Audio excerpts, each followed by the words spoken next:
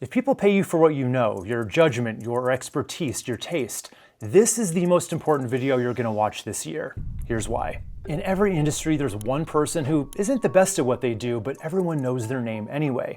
You can probably picture them right now. Their name comes up in rooms they're not in, they get the inbound leads, they get the speaking slot. And you've sat there more than once thinking, I'm better than that. And you're probably right, but it doesn't matter. The best known expert beats the best expert every single time, in every field, and it isn't even close. Here's the truth. There are two kinds of experts and almost nobody chooses which one they are. The first is the secret genius. They're brilliant at the work, head down, doing it in private, just waiting to get discovered. And every industry is full of them. Some of the best people you've ever worked with are secret geniuses, and most of them are gonna stay that way until the day they retire. And you know if you're one of them because your life has a certain shape to it. You know, every new client starts you back at zero, you explain your process from scratch again, you justify your price again.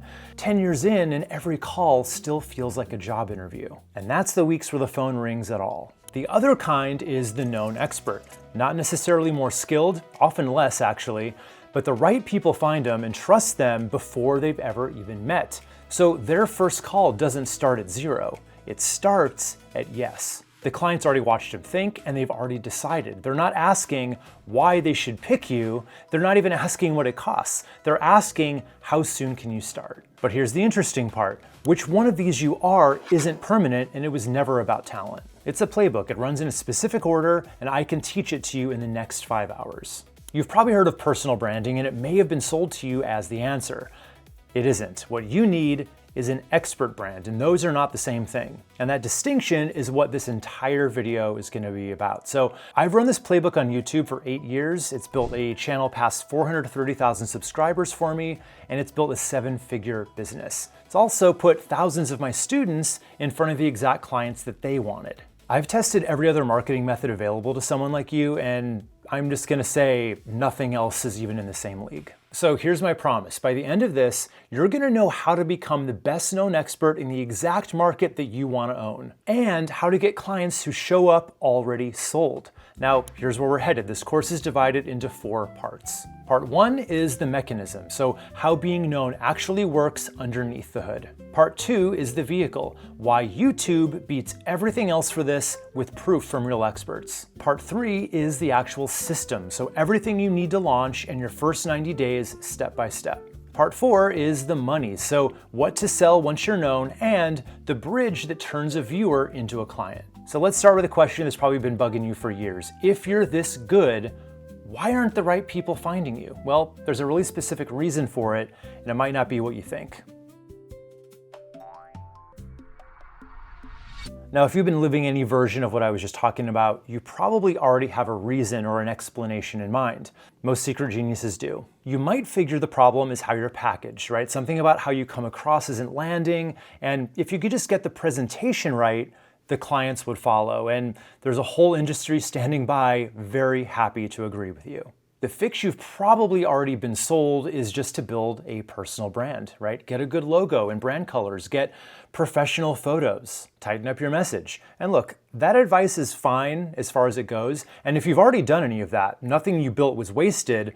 But let's just be really honest and really precise about what a great personal brand actually gets you when it's done right. It gets you exactly one thing. You get to control what people think when your name comes up.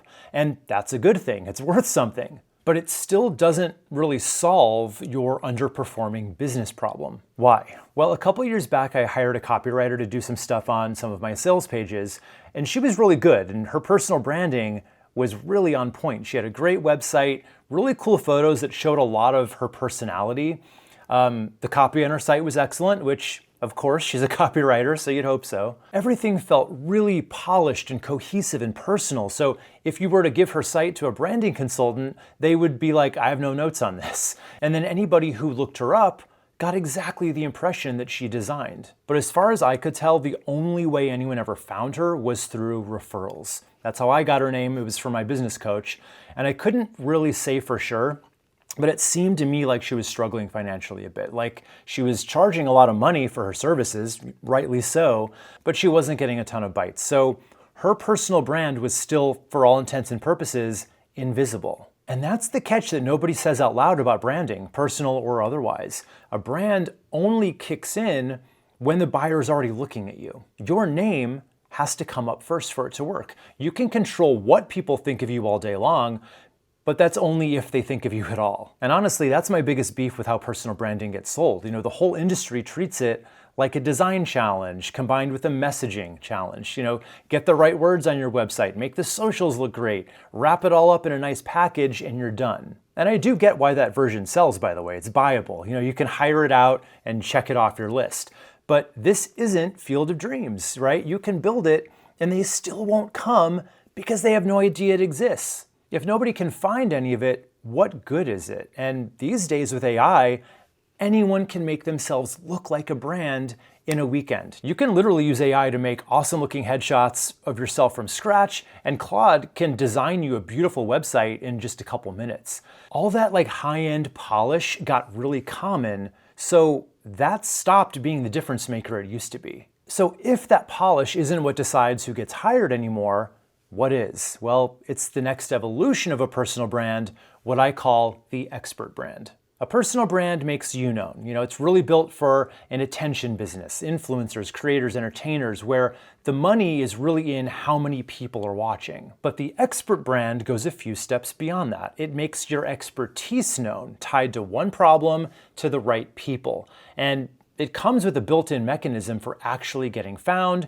so you're not relying on those referrals or just hoping someone comes across your social media accounts. An expert brand is built for a trust business where the money is in how much the right few people trust you. You're not becoming a personality or a lifestyle brand, you're becoming the answer to one very specific problem. And if you want to see what a fully built expert brand looks like at full scale, I'm sure you've heard of Alex Hormozi. If you run a business and you want to scale it, he's the guy. Dan Martell for buying back your time. Amy Porterfield's the go-to for online courses. Marie Forleo, she's like the ultimate girl boss, and she can show you exactly how to start a business from scratch. Russell Brunson's got sales funnels, and it's not even just all about business experts. Dave Ramsey, ask 100 people who to call about getting out of debt, and you're going to hear his name before you finish the question. Marie Kondo for organizing. She's the one who coined the phrase, if it doesn't spark joy, toss it out. None of those people has a trophy for being the #1 best in their field. There's not even any trophy like that to begin with.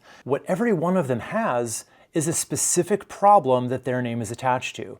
That's the expert brand version of known. Not famous to everybody, known by the exact people dealing with the thing they solve. Those people go looking for help, the name's already sitting in their head, and that's where the money comes from. Now I can already hear you like, okay Wes, that's Alex Hormozi, that's Dave Ramsey, I'm not gonna be that famous. And yeah, you're probably right, but you can relax about that because you don't need to even come close to their level to make this work for you. Experts at a teeny tiny fraction of that visibility are still running high 6- and 7-figure businesses right now, and that's the version we're building here. But those big names are useful to think about because they prove the pattern at full scale and because you already trust it. When you think of their topic, you think of them. That, at whatever size fits your business, is the goal. So if you're an expert, personal branding is not what you need to be focusing on. You need to be focusing on this because here's what an expert brand actually does for you. You get to live in your buyer's head before they ever contact you, which makes it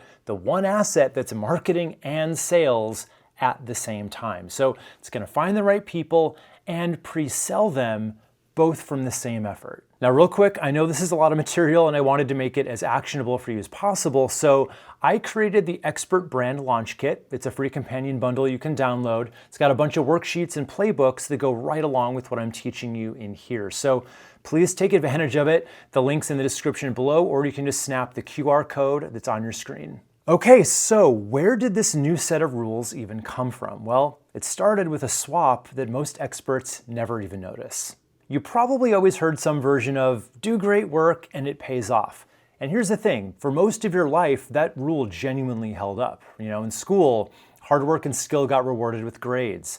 At your first job, it kept working. Good work got you hired, and then better work would get you promoted. So before I had my own business, I was a graphic designer, and I was, going after regular 9-to-5 design jobs, just like everybody else was. Now, I was mostly self-taught, and my portfolio was honestly padded with pretend projects because that's just what you do as a junior designer when you don't have real work to show yet. We all did that. But the work itself was genuinely good, and I ended up landing a job from one of the first interviews that I ever went on. And I landed it off of that portfolio, right? The quality of my work. And from there, I moved up to a better job, then into another one, and every single time, it was the work that got me in the door. Then I went out on my own with my own business, and the rule just stopped working for me. And it took me years to understand this, but I know why now. Every single person who had ever judged my work up to that point knew how to judge it, right? My teachers knew the subject they were grading me on. The design directors who interviewed me could flip through my portfolio and know within about 30 seconds whether or not I was any good. So skill kept paying off because skilled people were the ones doing the judging. But once I was working for myself, the old judges got swapped out for new ones. The people judging my work weren't design directors anymore. They were clients, and clients aren't usually great at judging the work itself. So in my case, these were micro business owners who couldn't really tell a strategic, highly converting website from one that was just pretty. And it's gonna be the same in your field, whatever it is. If you're a financial advisor, your clients can't really look at a portfolio and tell whether the thinking behind it's brilliant or just okay. If you're a coach, they can't tell how good your advice is just by hearing it. Whatever it is you do, the people paying you can't judge it the way another expert would. And honestly, if they could judge all that stuff, they probably wouldn't need to hire any of us in the first place. So in the absence of knowing how to judge your work, what do they do instead? Well, they just go with the most visible option because in their mind, visible means good. It means safe. There's a little thought running in the back of every buyer's head that says, well, if they got that known for this, they must be really great at it. And that one assumption, right or wrong, is running your entire industry right now, whether anybody admits it or not. And it's funny because being good probably isn't even the reason that the visible person got to where they are. And none of this is to say quality doesn't matter or that being good at what you do doesn't matter. It matters a lot. Being good is the fuel, but being visible and known is the engine. And most experts I meet are just sitting on a full tank of gas with no engine, wondering why the car won't start. So buyers hire the one they already know, which brings up the real question. What does being known actually mean? Because I promise you, it doesn't involve buying billboards or being on the New York Times bestseller list. It's much simpler than that, and it happens inside your buyer's head, and it goes a lot deeper than most people even think. So here's the framework this whole course is built on, because once you have this, everything else is going to click into place. So I want you to think about one single buyer, one person out there who could hire you someday. The question that decides everything is this: how deep inside that person's head do you live? Because it turns out there are 5 different levels, and each one is deeper than the last. So let me take you all the way down. At level 1, they can place you. This is the shallowest one, where your name and your thing are linked together. Like, oh yeah, she's the burnout coach for nurses, that kind of thing. And this is all personal branding gets you. You get to own the association. That's real and it's worth having, but it only works when something else brings you up. At level 2, they think of you on their own. Nobody has to bring you up anymore, right? The problem does it for them. What do I mean? Well, okay, let's say it's 11 o'clock at night, and the thing they've been dealing with flares up and your face just pops in their head. Wait, that guy talks about exactly this. And at level 3, going deeper, they think with your words. Your way of seeing the problem became their way of seeing it. They're explaining their own situation to people using your phrases, and they don't even notice that they're doing it. At this point, you're not just a name they know anymore. You're part of how they process their problem. At level 4, they feel like they actually know you. All the hours spent with you turns into something that to them feels like a real relationship. They know your stories. They know how you talk. They could tell you what you'd probably say about something. You're a stranger that they trust like a friend. And at level 5, the deepest one, you're already their choice. The decision got made before hopping on a call, before any comparison shopping, before you even knew this person existed. They show up pre-sold, and the call is just a formality. So the deeper you go, the more of the sale's already done before you ever talk to that person. At level 1, none of it's done. At level 5, all of it is. So this is why just putting your name and your message out there over and over only gets you to level 1. That's as deep as it reaches. Because all that repeating really does is help people who already had to find you on their own remember you. And the deeper levels aren't just about remembering. They're about the buyer spending real hours inside your thinking. A logo can't do that. A bio can't do that. A color palette, great, thoughtful messaging. None of that puts hours of you into somebody's life. But the known expert is somebody who lives deep in the right people's heads, not just at level 1. That copywriter I worked with, she lived at level 1, graded her work, filed away neatly, waiting for someone to think of her. But we want to get past level 1 into the right people's heads, which brings up the first big question you have to answer. Whose heads? Because it turns out being known comes in different sizes, and only one size actually pays. So let me be really clear about what being the known expert means, because when most people hear known, their mind jumps to the giant names out there. The Hormozis, the Gary V's, or whoever the equivalent is in their own industry. That one person who's just everywhere on every stage, every podcast, every feed. And they think, that's not me. You know, those guys are experts at being out there, running a media machine. I'm an expert at the actual work. I'm just trying to grow my business. Good, that instinct is correct. The thing is, best known doesn't necessarily mean known by the most people. It means being known best by the right people. Imagine there were 3 doctors in the same city, right? The first doctor is everywhere. He's doing medical segments on the local news. He sponsors all the little league teams, and his face is on, park benches and billboards. Everybody in town knows his name, but his waiting room's half empty because most of those people already have a doctor. They just recognize his face. That's what we call wide fame. You're known by tons of people, most of whom just aren't in the market for what you're selling. Now, the second doctor, he's well known in the medical community. He speaks at conferences, he publishes papers, and other doctors really respect him. But his peers don't pay his bills. Patients do. That's peer fame, and it's really more about vanity and recognition than anything else. Then there's doctor number 3, and most people in her town have never even heard of her, but every single person in that city and 5 other towns nearby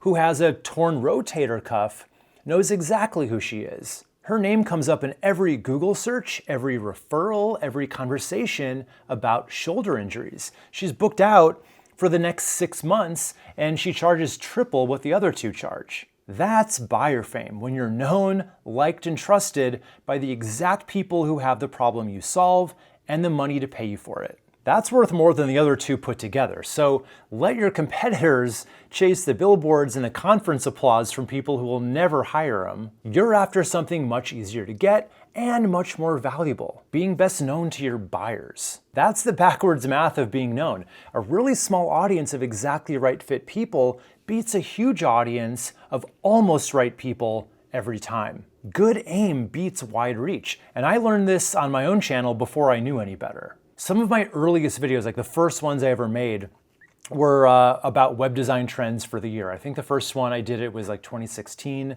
So it was 2016 web design trends. And those videos actually got a ton of views right out of the gate. Just one teeny problem: who watches a video about web design trends? Other web designers, right? My peers, the people who could actually hire me, business owners with websites that weren't bringing in clients. They didn't care about web design trends. So what I was doing was building peer fame, the wrong one, and calling it marketing. My clients weren't even in the room. And Alex Hormozi actually proved this recently too. He's got way more data to look at than any of us. So he pulled up his top content from the previous quarter. One video had 1.2 million views, another had 1 million, then 800,000, 500,000, and on down. Really big numbers.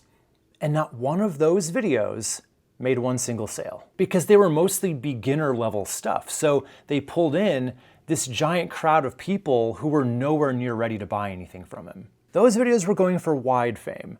Then he looked at which single video from the quarter brought in the most revenue of all of them. And that one only had 278,000, which sounds like a lot, but not for him. And that content was about customer segmentation or something like that. So it's much deeper strategy stuff. And by its very nature, that kind of topic is only going to attract people who are already in, running a real business that's mature enough to care about that kind of thing. So it's a much smaller audience, but it had way more buying power. And I've seen this play out even at the tiny end of the scale. So there's a registered dietitian. She's got fewer than 6,000 subscribers, and her posts barely get any engagement at all. We're talking, 9 likes, 18 likes, maybe 20 on a good day, yet she's making over $1 million a year. How's she doing that with those numbers? Well, it's because she's not posting about general nutrition or weight loss, the stuff that would attract those bigger, broader audiences. Instead, she teaches other registered dietitians how to bill insurance better. So her audience is teeny tiny, but almost every single person in it is the exact person she's selling to. So it's a small pool, but it's full of buyers. She owns that audience and they know her, which means you should actually expect something that feels a little strange when you start down this road. Your best, most profitable work might look kind of unimpressive from the outside. And I know that can feel uncomfortable, but most of the time, that's not a sign that you're doing it wrong. It's a sign that you're aiming at exactly the right people. So buyer fame's the target, and buyer fame has a trick to it. So you don't really aim at people at all. You aim at a problem. It's really simple. You just want to attach your name to one problem, and you do it so tightly that when somebody actually has that problem, you're not just one name on a list that they're comparing. You're the answer to the question that they're asking. So you become, in a way, the only real option. Here's what I mean. So there's a therapist named Ross Rosenberg. Now, out of everything that a therapist could possibly choose to treat, he went all in on one specific problem: why certain people keep falling for narcissists over and over again, and how they can finally break out of that cycle. And he got so known for it that he actually gave the pattern its own name: the human magnet syndrome. And today, his teachings have more than 34 million views. His books have sold 200,000 copies in 12 different languages. And his podcast sits in the top 2% of all podcasts in the world. And all of that grew out of one problem he decided to own. Now, he's not the most famous therapist alive. I don't even know who that would be, like Dr. Phil or Freud, I don't know. But he doesn't need to be the most famous, because to the exact people living with that exact pain, he's their guy. Their narcissist problem is what brings him to mind. So that's really the target we're going for here. Not just more people, more of the right people all gathered around one specific problem. And that turns this whole big idea into something that you can actually decide right now, wherever you happen to be sitting. Who exactly do you want to be known by? And I don't mean a demographic here. I don't mean, professionals from age 30 to 55. I mean one kind of person with one kind of problem, and specifically the problem you get paid to solve. And here's why getting this right matters so much. So when the person paying attention to you is the same person who can hire you, everything you put out is doing two jobs at once. It's growing your name and it's filling your pipeline from the exact same effort. So let's say we've got a business coach. We'll call her Dana, and Dana coaches gym owners how to get and keep more members for their gym. Now, if the people paying attention to Dana are actual gym owners, then every single thing she makes is doing both of those jobs at the same time. But let's imagine a different version of Dana who decides that what she really wants is a big audience. So she starts posting motivation and productivity content, and maybe even general business advice that any business owner could use, that kind of thing. And it sort of works, right? She builds a following, she gets comments, she gets likes. The problem is that almost nobody in that big audience actually owns a gym, and none of them are out there shopping for a business coach. So that's what an audience of the wrong people does for you. Pretty much nothing, right? The attention's there, but the business never comes. You've probably seen experts stuck in exactly that same spot, wondering why none of this is turning into revenue. But we're not going to let that happen to you. So how do you actually find your person? Well, it comes down to 3 questions that you can probably answer for yourself right now. Question 1, whose problems do you solve best? Where do your best results come from? Not just who you could help, because almost every expert could technically help a really wide range of people. I want you to concentrate on whose problems you solve so well that the results still make you a little proud when you think about them. Question 2, which clients do you love working with? Because this is going to bring you more of whoever you aim it at. So if 50 more of those people showed up tomorrow, would you love your business? If the honest answer is, well, some of them, then you haven't found your person yet. Question 3, What do they say their problem is? Not what your industry calls it. What do they call it in their own words on the first phone call before you've taught them any of your vocabulary words? So here's what those answers might look like. So let's say we've got a financial advisor named Tom, okay? Whose problems does Tom solve best? Maybe it's pre-retirees, people in their late 50s and early 60s who are scared of running out of money. The results he's gotten for them are the ones he's proudest of. Which clients does he love? Well, it's that 60-year-old couple with a decent nest egg and they don't have a plan. Not the 30-year-old day trader looking for stock picks, because the day trader pays just as well, but Tom hangs up from those calls just completely wiped out. Okay, so concentrating on that 60-year-old couple now. What do those couples say their problem is? Because not once in Tom's career has a couple walked in asking for a decumulation strategy, right? That's the industry's word. They say, can we actually afford to retire?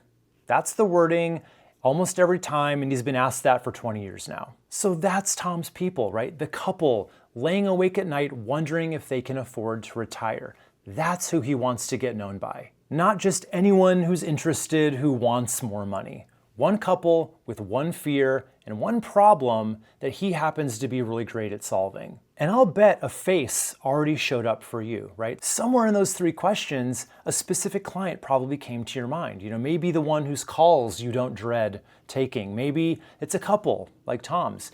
You don't have to be sure yet, but if somebody surfaced, that's worth trusting, because that person was never just going to come from a list of options. They come up the way yours just did. A real face out of your real years of experience. And by the way, you've been inside a live example of all this from the second you started this video. I made this whole thing for one viewer, the expert who's great at the work and invisible to the market. So if you've had the feeling somewhere along the way that this video seems weirdly specific to your exact situation, that wasn't a coincidence. It's what it feels like to be somebody's chosen person. And the cool thing is, your future audience can have that same feeling about you. So once you know whose head you want to live in, the obvious question is, how do you actually get in there? Past level 1, down into the deeper levels where the selling happens before you ever even show up. Now, if you're like a lot of established experts, when I ask how new clients find you, the answer I get a lot is referrals. Maybe your whole business runs on them, and that's great. A referral is a gift, and nobody's telling you to turn them down. But a referral is somebody else bringing you up, which is that first shallow level again. You only exist when a friend's memory happens to fire off. You can't control it or turn up a dial when your calendar starts to look empty. And this has been studied. 83% of happy clients will tell you that they would gladly refer you to a friend. 29% of them actually do. That gap is the feast or famine cycle you've been living in. So referrals are a gift, not an engine. So when one shows up, take it, do great work, and enjoy it. Same goes for networking, by the way, because a room full of handshakes is really just referrals that you went out and collected in person. You're still depending on someone's memory to fire later. So we're just gonna be done pretending that gift is a plan, right? The plan has to be something you can actually control, something that takes strangers past level 1 without a friend having to make the introduction for you. Remember what those deeper levels need. The buyer has to spend real time with your actual thinking. So this whole system runs on content. And I want to be specific about what that word means here, because the version I'm talking about isn't the chaotic, be everywhere, hustle and grind version that all the marketing bros love to preach at you. This is a calm, steady rhythm of showing your thinking in public at a pace that a busy person with a real business can sustain for years. It's not posting every day, it's not chasing trends, and it's certainly not trying to be everywhere at once. That is a hamster wheel, and it burns people out. And guess what? Burned out people quit. What I'm teaching you here is a long-term plan, so everything about it has to be built at a pace you can actually keep. But let's talk about what your content actually has to show people, because here's the twist. It's not information, not anymore. And to explain why, we need to talk about AI. Because there's a question hanging over every expert business right now. Your clients can ask AI anything they want, anytime they want for free. So what exactly do they need you for now? And that's not hypothetical. The question is a real answer, so let's get into it. So here's what happened.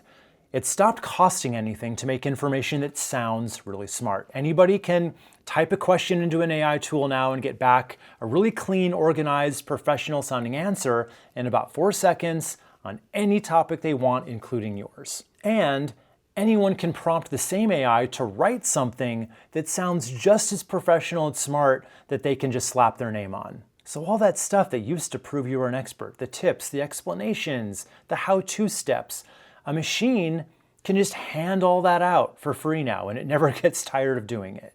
And I know exactly what that AI written stuff is worth because I was there even before ChatGPT came on the scene. I tried to have an AI write for me early on. I think it was called like Jasper or Jarvis or something back then, which was just way worse than we have now. But I still see it all the time in my student scripts when they lean on ChatGPT or now Claude way too hard without putting enough of themselves and their own ideas in first.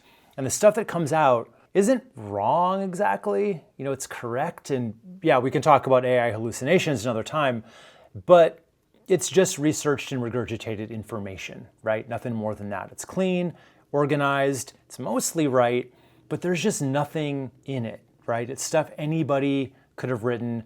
And that brings up a bigger question. If a machine just hands out that kind of information for free now, as much as anybody wants all day long, what were people ever paying experts for in the first place? The thing is, information was never the product, not even before AI came along. The information was really just the wrapper around the thing that your clients were actually buying. What's that? Well, I think we've all been in this situation before. Imagine you're at a wine shop, you're picking out a bottle for dinner tonight, or maybe you're going to someone's house, you're bringing it over as a gift. But if you're like me and you like wine, but you don't really know wine, you've got 2 ways to pick a bottle out. So you can stand there and read every label on every shelf and try to guess which one is going to be best. Or the owner of the shop can walk over, ask you what you're having for dinner, how much you want to spend, whether you like, sweet or dry, and then just hand you the exact right bottle, right?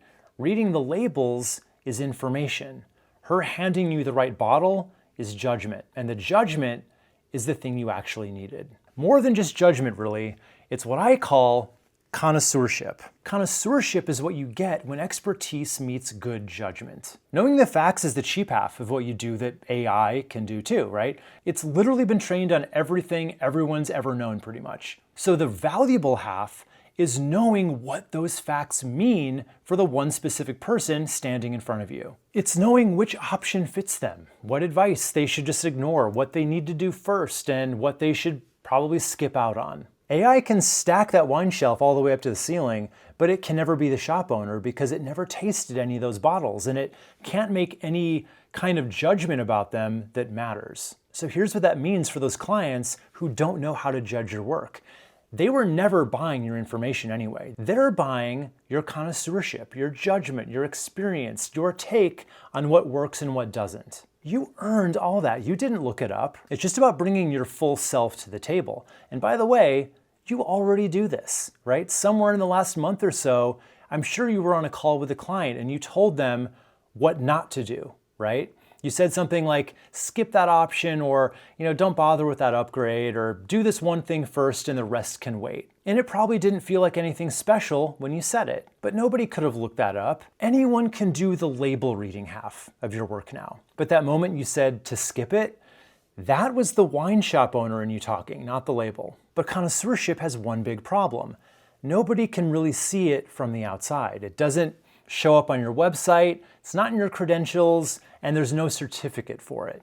The only way anybody ever finds out you have it is by watching you actually use it. And right now, the only people who ever get to watch you use it are the clients who already hired you. That skip it moment that we just talked about probably happened on a private Zoom call, and the only person who saw it was that person who was already paying you, which means with everybody else on Earth, you're still stuck at level 1. Nobody gets deeper than that with you off of your About Us page on your website. Now, if you want to see what it looks like when an expert uses their judgment right out in the open, there's a dermatologist named Dr. Dre with one of the biggest skincare audiences in the world. Is she the single best dermatologist alive? I have no idea. I wouldn't even begin to know how to measure that.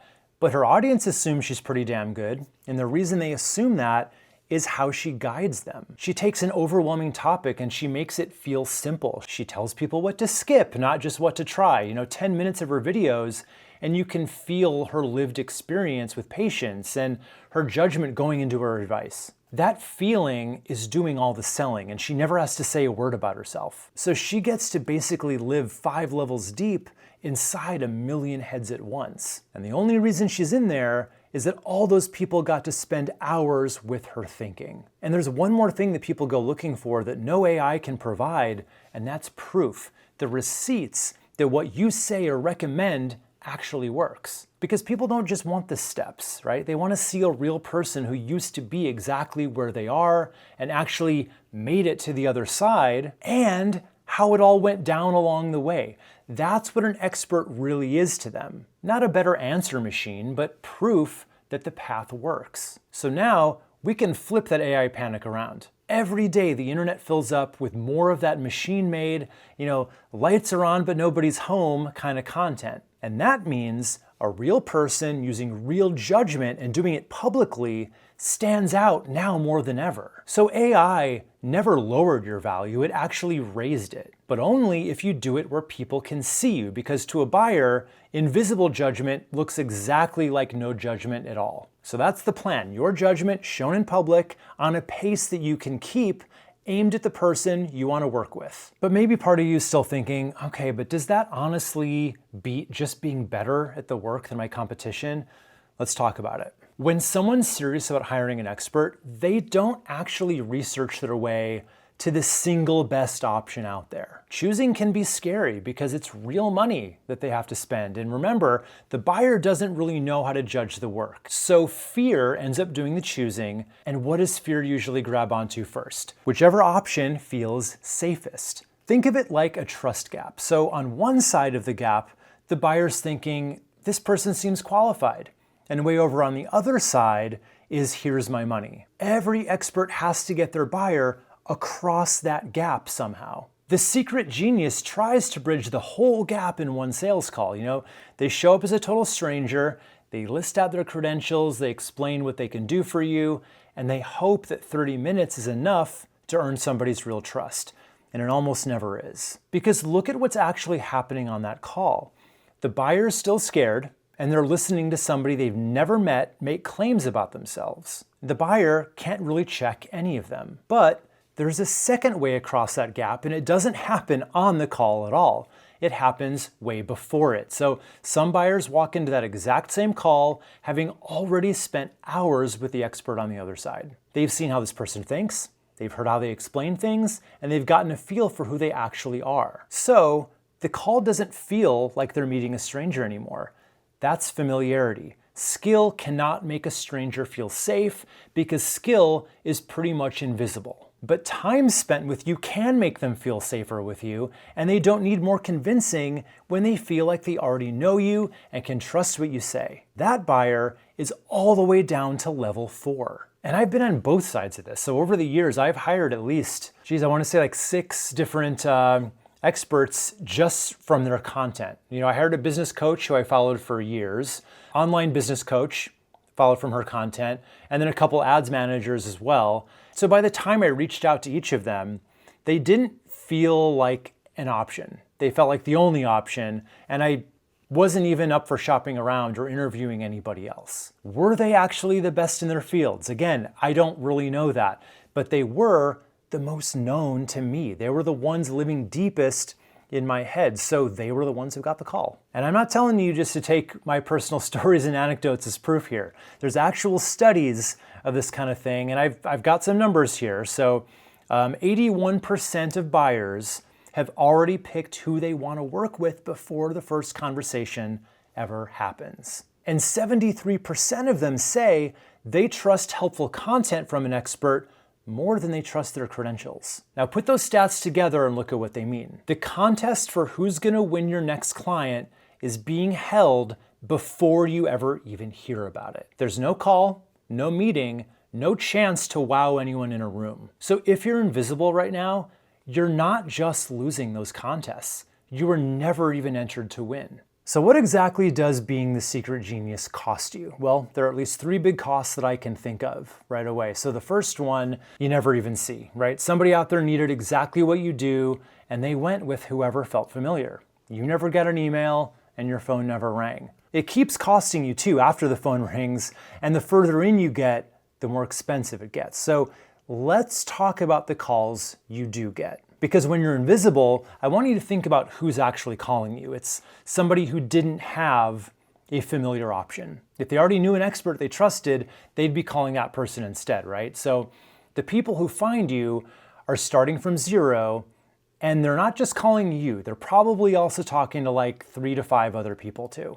And remember what's going on inside that buyer, right? They're still scared, real money is still on the line, and they still can't judge the work. But this time, nobody at the table feels like a safe option. So the fear that normally grabs onto the safe, familiar option has nothing to grab in this case. It needs some other way now to compare everyone. And there's only one thing left that buyer can actually see and understand, which is the price. And that's the second cost. I call it the commodity trap. So when people can't see your expertise, they can't weigh it out and compare it against your competition. And when they can't weigh it, price just becomes the whole conversation. And by the way, this doesn't even mean that clients are cheap by nature.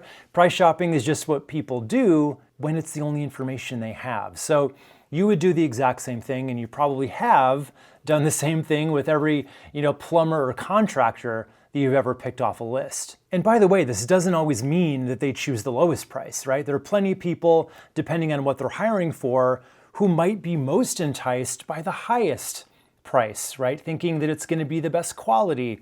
And then there's a lot of people who will default to going with the middle price because they think there's some kind of balance in that option. Either way though, price becomes their biggest deciding factor. And you felt this trap as the expert, even if you didn't have a name for it. You've been on those calls, right? They're polite, but they stay distant. You hear, "So what do you charge?" in about the first 5 minutes before you've even finished explaining what you do, right? And you find out you're stacked up against, 2 other quotes, and after you send the proposal, they just ghost you. And under all of it, there's that grinding feeling where you were the best option they talked to, and still the call never ever feels like it. You've been priced like a commodity because to that buyer, you're nothing more than a name, a title, and a price, and so is everybody else on their list. That is the definition of a commodity. And these days, that commodity category starts at free because even the free AI tools out there can give out the information half of what you do. And during my invisible years, I just remember hearing, yeah, but how much do you charge? Just basically on repeat. I mean, they didn't say it like that, but it's how I heard it. Like they were just super dismissive. So to set this up, like 10 years ago, I ran my own little web design studio in LA. I said we a lot, even though we was just me in my 1-bedroom apartment. And I'd even finagled my way into the top 3 on Google for the search phrase web design Los Angeles, which meant I got a lot of inquiry emails and the phone rang a lot.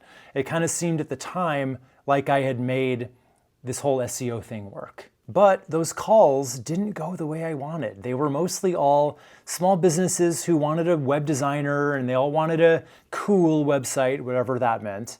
But what I actually sold by then was website strategy, not just design, but what I sold was all based on buyer psychology and copywriting and structure, all the invisible things that make a website actually do something for your business. And all that stuff is worth way more than cool, but it's also the kind of value that a caller can't really see or evaluate. So I would try to explain it, and honestly, back then I wasn't great at explaining it. I'm not exactly a salesman, and I was even worse at it back then. So every single call turned into this 30-minute audition where I had to prove from zero that I was worth more than the other 2 quotes they were talking to. So I'd always get the sticker shock reaction. Then they would basically grill me why I was worth that price, which, by the way, wasn't even out of whack with what other places were charging. I got all the, why should we hire you kind of questions. And one guy actually said that if he hired me, he wanted me to literally come into their office and they'd be like watching me work the whole time. The trust was just not there. And by the way, that was a contract job, like not as an employee. Like they were just hiring me to design their website. He wanted me to come in the office. That isn't done. So all that to say, I was Top 3 in Google, my phone was ringing off the hook, and I was still just another search result to every single person who called. Being findable is not the same thing as being known, and I had to learn that difference the long, hard way. And I ended up spending years on calls like that. Now, you might think actually landing one of those jobs ends the trap. It usually doesn't. And that's the third cost. The trap follows you through the end of the project or engagement. Because think about what that client actually bought. They didn't buy your judgment because they never really saw it yet. They bought a price from a stranger. And we already know it builds real trust, time spent with you, and this client never spent any. So on day one of the project, none of that trust exists yet. They're handing real money to somebody that they don't fully believe in, and that shows up in how they treat everything you do. I had a logo client back then that I'll never forget. So he came in really sure of what he wanted and very sure of what he didn't. And that's fine. And I did the exploratory process, weeks of work, and I presented him a whole bunch of concepts, and I thought they were pretty strong. And because one concept in that folder touched on a direction that he had ruled out, which, I explained my reasoning, he pretty much exploded on the call. It didn't even matter that I'd given him at least a dozen other directions, because I don't even think he was mad about the one concept. He was showing me that in his mind, my expertise was up for debate. His opinion about design and my opinion about design carried the exact same weight in that room. This is a man with zero background in design. I think he owned a business in the housing industry or something. It's been a while, I don't remember. Anyway, I'd been doing this kind of work for years, but he had never watched me think, and that was on me. He'd never seen the judgment that he was paying for. So to him, I wasn't an expert that he had chosen. I was just the quote that he said yes to. And he fired me on that same Skype call. And I remember hanging up feeling super embarrassed and frustrated. I remember the exact question that I was asking myself for the rest of that day. What is it going to take for people to finally take me seriously? That's the real cost of being invisible. When nobody can see your expertise, even the people who pay you treat it like a suggestion. Here's the thing about that story though. Nothing in it says the work was bad. The work was strong and there were concepts in there that would have worked really well. The skill wasn't missing and it probably isn't for you either. Being invisible says nothing about how good you are. It only says nobody can see how good you are yet. And unlike talent, nobody can see me yet is a completely fixable problem. It actually might be the most fixable problem in your whole business. So there's this mortgage broker, Kyle, who teaches everything about home loans right out in the open on his YouTube channel. Things like, what lenders look for, what the fine print hides, the mistakes that cost buyers real money. Now, again, is Kyle the best mortgage broker in the world? Maybe, maybe not. But since he started teaching mortgage stuff publicly, Kyle has gone on record saying he has lost a grand total of 3 clients to competitors. 3 clients in his entire run. For his viewers, the trust gaps closed before they ever send that first email. That's what teaching out in the open does. The person who explains the problem best is assumed to be the person who can solve it best. And you may have heard of Marcus Sheridan. He actually wrote the book, They Ask You Answer. It's one of my favorite business books of all time. But before he wrote that, way back in 2008, he installed swimming pools for a living. Or at least he owned the company. I don't know if he was doing the installation, but he owned the company. I think it's called like River Pools and Spas or something. Business is fine, but then, if you remember 2008, what happened? The housing market crashed, right? So his pool company's phone pretty much stopped ringing, and customers who already put down deposits started calling to pull the money back out. So he lost about $250,000 in deposits in like 48 hours or something crazy like that. And his company was pretty much just days away from going under. Now here's what he didn't do. He didn't buy some course on building better pools. He was already good, so that was never the problem. The problem was that his customers had disappeared and the advertising that used to keep the phone ringing cost money. And money was exactly what he didn't have anymore. Because I want you to think about who was still shopping for a swimming pool in 2008. Almost nobody. And the ones who were had become the most careful buyers on earth. They were researching everything online long before they'd get on the phone with anybody. And that's where it clicked for him. Marcus was sitting on the one asset that the crash didn't take away from him. his connoisseurship. Every prospect who ever called asked him the same questions. What does a pool really cost? What can go wrong? And he'd been answering those questions for years, one buyer at a time in private. Meanwhile, those careful buyers were Googling those exact questions and finding nothing because nobody in that industry was answering them in public. So that's what he did. He published the answers where anyone searching could find them, which cost him nothing but time, and time was about the only thing he had left to spend. And he didn't just stick to the comfortable questions either. He was answering what pools really cost, what goes wrong, the stuff that everybody else made you call them to answer. Marcus just became the one guy in the whole industry who would just tell you. And I'll let the numbers tell you what happened next. Buyers who went through 30 or more of his answers before ever calling closed about 80% of the time. Buyers who hadn't, that was closer to about 25%, which was the industry average. And one single answer, the honest cost breakdown that nobody else in the industry would touch, took him less than an hour to put together. It gets credit for more than $35 million in business over the years it kept working. 1 hour to make $35 million. And his company came out of the worst housing crash of our lifetime stronger than it went in. So he didn't get better. His content made him known. The known expert always beats the secret genius. And skill doesn't even break the tie because the tie gets settled before skill is ever seen. Buyers can only pick from what they can see. So I've got good news and bad news for you. The bad news is someone less skilled than you working out in public will beat you every time. But the good news is you can beat someone more skilled than you the exact same way.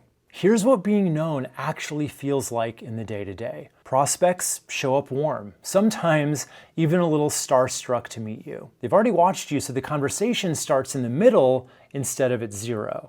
Nobody asks you to prove yourself.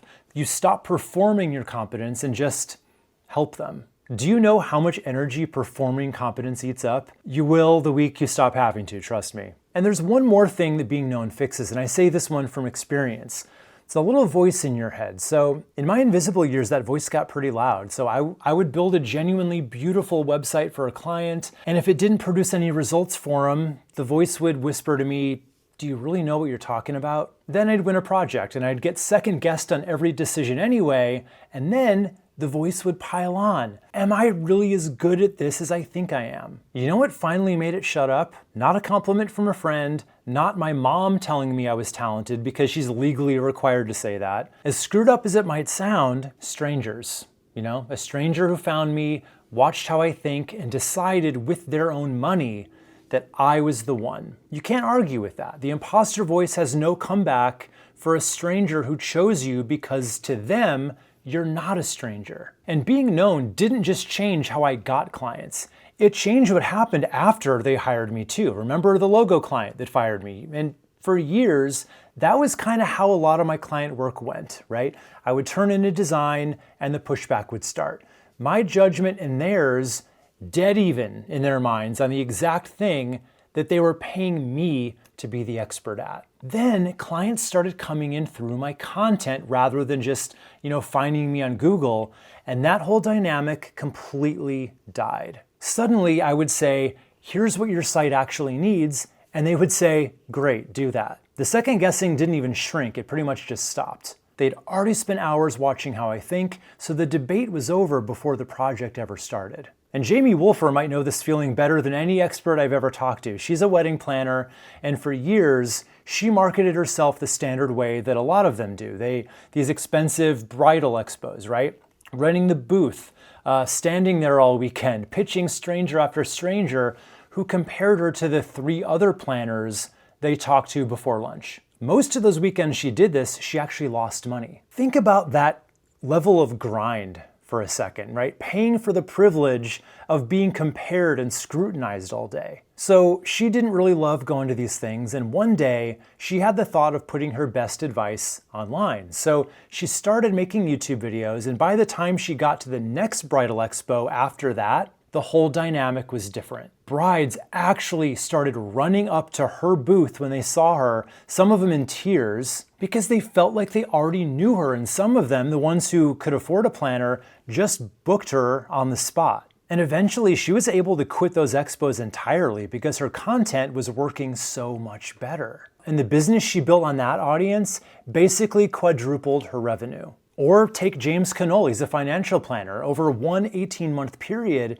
his videos brought in more than 4,000 inquiries. The wait list just to get on a call with him was over 4 months long. That's what being known can do to your calendar. The known expert gets the trust before the first sales call ever happens and gets a better working life to go with it. The secret genius, on the other hand, waits to be discovered and just keeps waiting. Now, real quick before we go on, you probably clicked on this video because you wanted to build your business, but what you understand now is bigger than that. You understand how your industry actually picks its winners, and most experts go their entire careers without ever figuring that out. Not because they're not smart enough, but because nobody ever explained it to them. So now that I've explained it to you, you're already well ahead of most of your competition, and we haven't even gotten to the how-to part yet. Which brings us to the question that this whole video is about. How does a genuinely good expert actually become the known one? Well, it starts with a choice. You need one vehicle, one platform where the right people can find you, watch you think, and get to know you, thousands of people all at once. That's how you get past that first shallow level in anybody's head where they can barely place you, and down into the deeper ones where the sale gets made.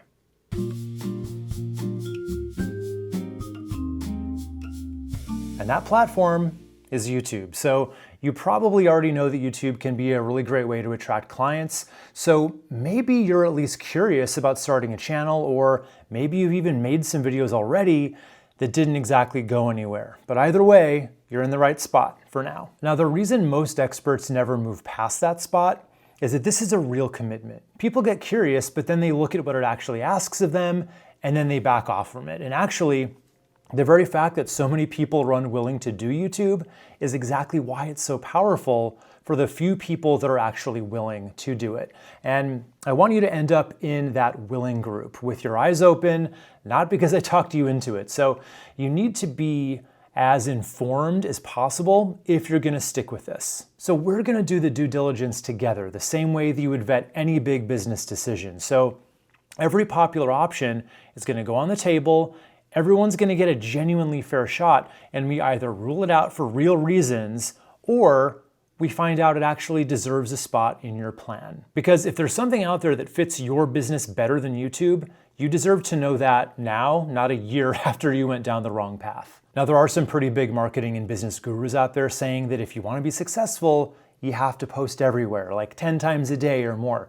Gary Vee, he's been preaching the, be everywhere thing for over a decade. And honestly, it's not that he's wrong. I'm sure if you posted everywhere 10 times a day, you'd probably eventually break through. But it's just kind of like a financial advisor looking at a broke person and saying, you know what you should do? You should be saving half of your money every single month. Technically, yeah, that'd be great advice, and it would absolutely work if the person had the money, but they don't, so it's never actually gonna happen. So it's the same thing as posting everywhere all the time.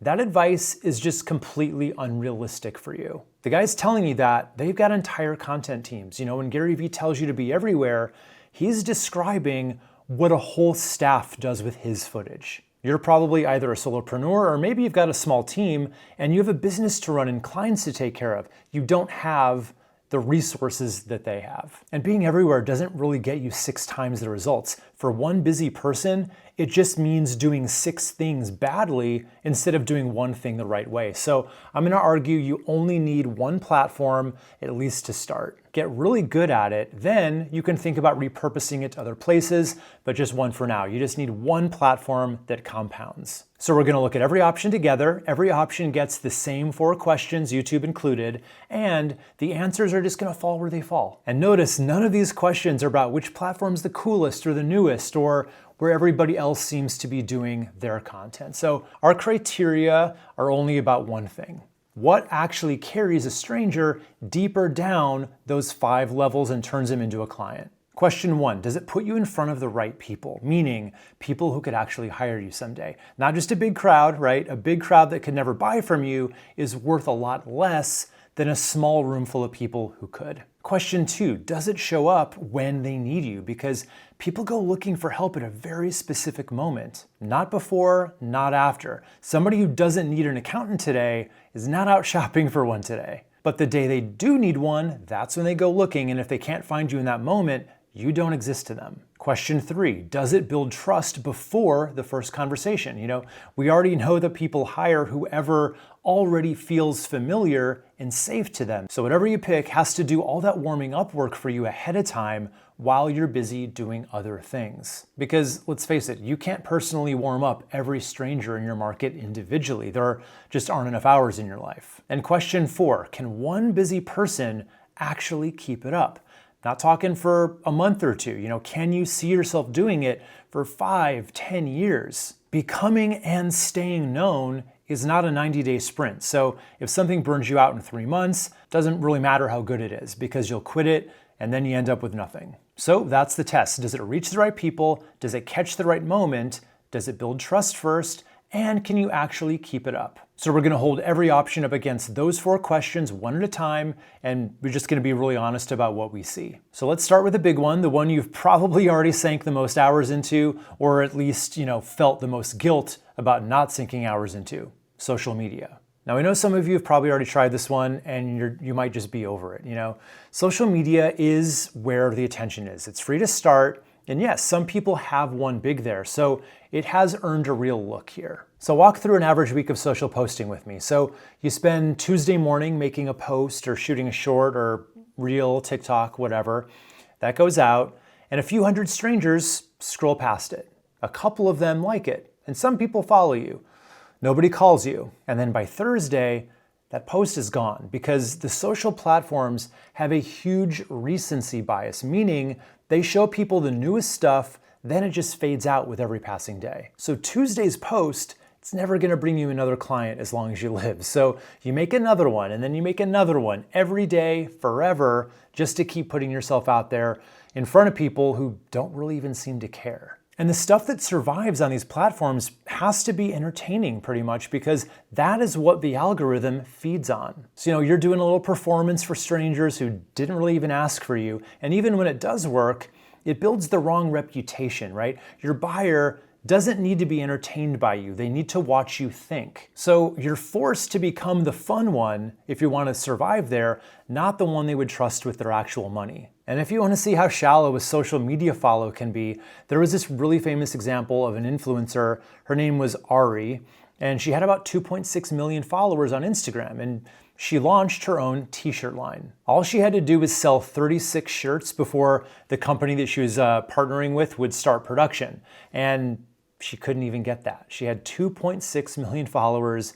Not even 36 of them would spend 20 bucks on a shirt that she was selling. And a t-shirt, that's about the easiest sale there is. Somebody hiring an expert is deciding to spend thousands of dollars on a serious problem. If those followers wouldn't even buy a $20 shirt, imagine how hard it's gonna be to sell them on your consulting package or $1,000 course. And even in the best case, there's a number that social just can't get around. Google actually studied this, and they found that building trust takes about 7 hours spent with you. So think about the last professional you hired, the last coach, accountant, the last anybody really.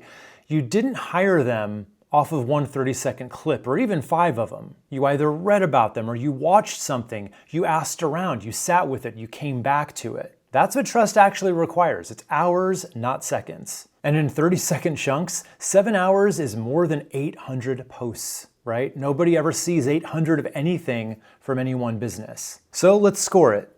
Right people? Some actually. These platforms really are smart about interests. You post about retirement planning, and they're gonna find you people who engage with retirement content. And a few of your actual buyers are gonna be in that pool somewhere. But most of your people that are engaging with your topic day in and day out, they're probably more just people who like the subject, not people who are shopping for help with it. The right moment. No, nobody scrolls Instagram at the moment they need professional help. Trust before the call. We just did that math. 800 clips, no. And can one busy person keep it up? Multiple posts every single day forever that each die in about 48 hours.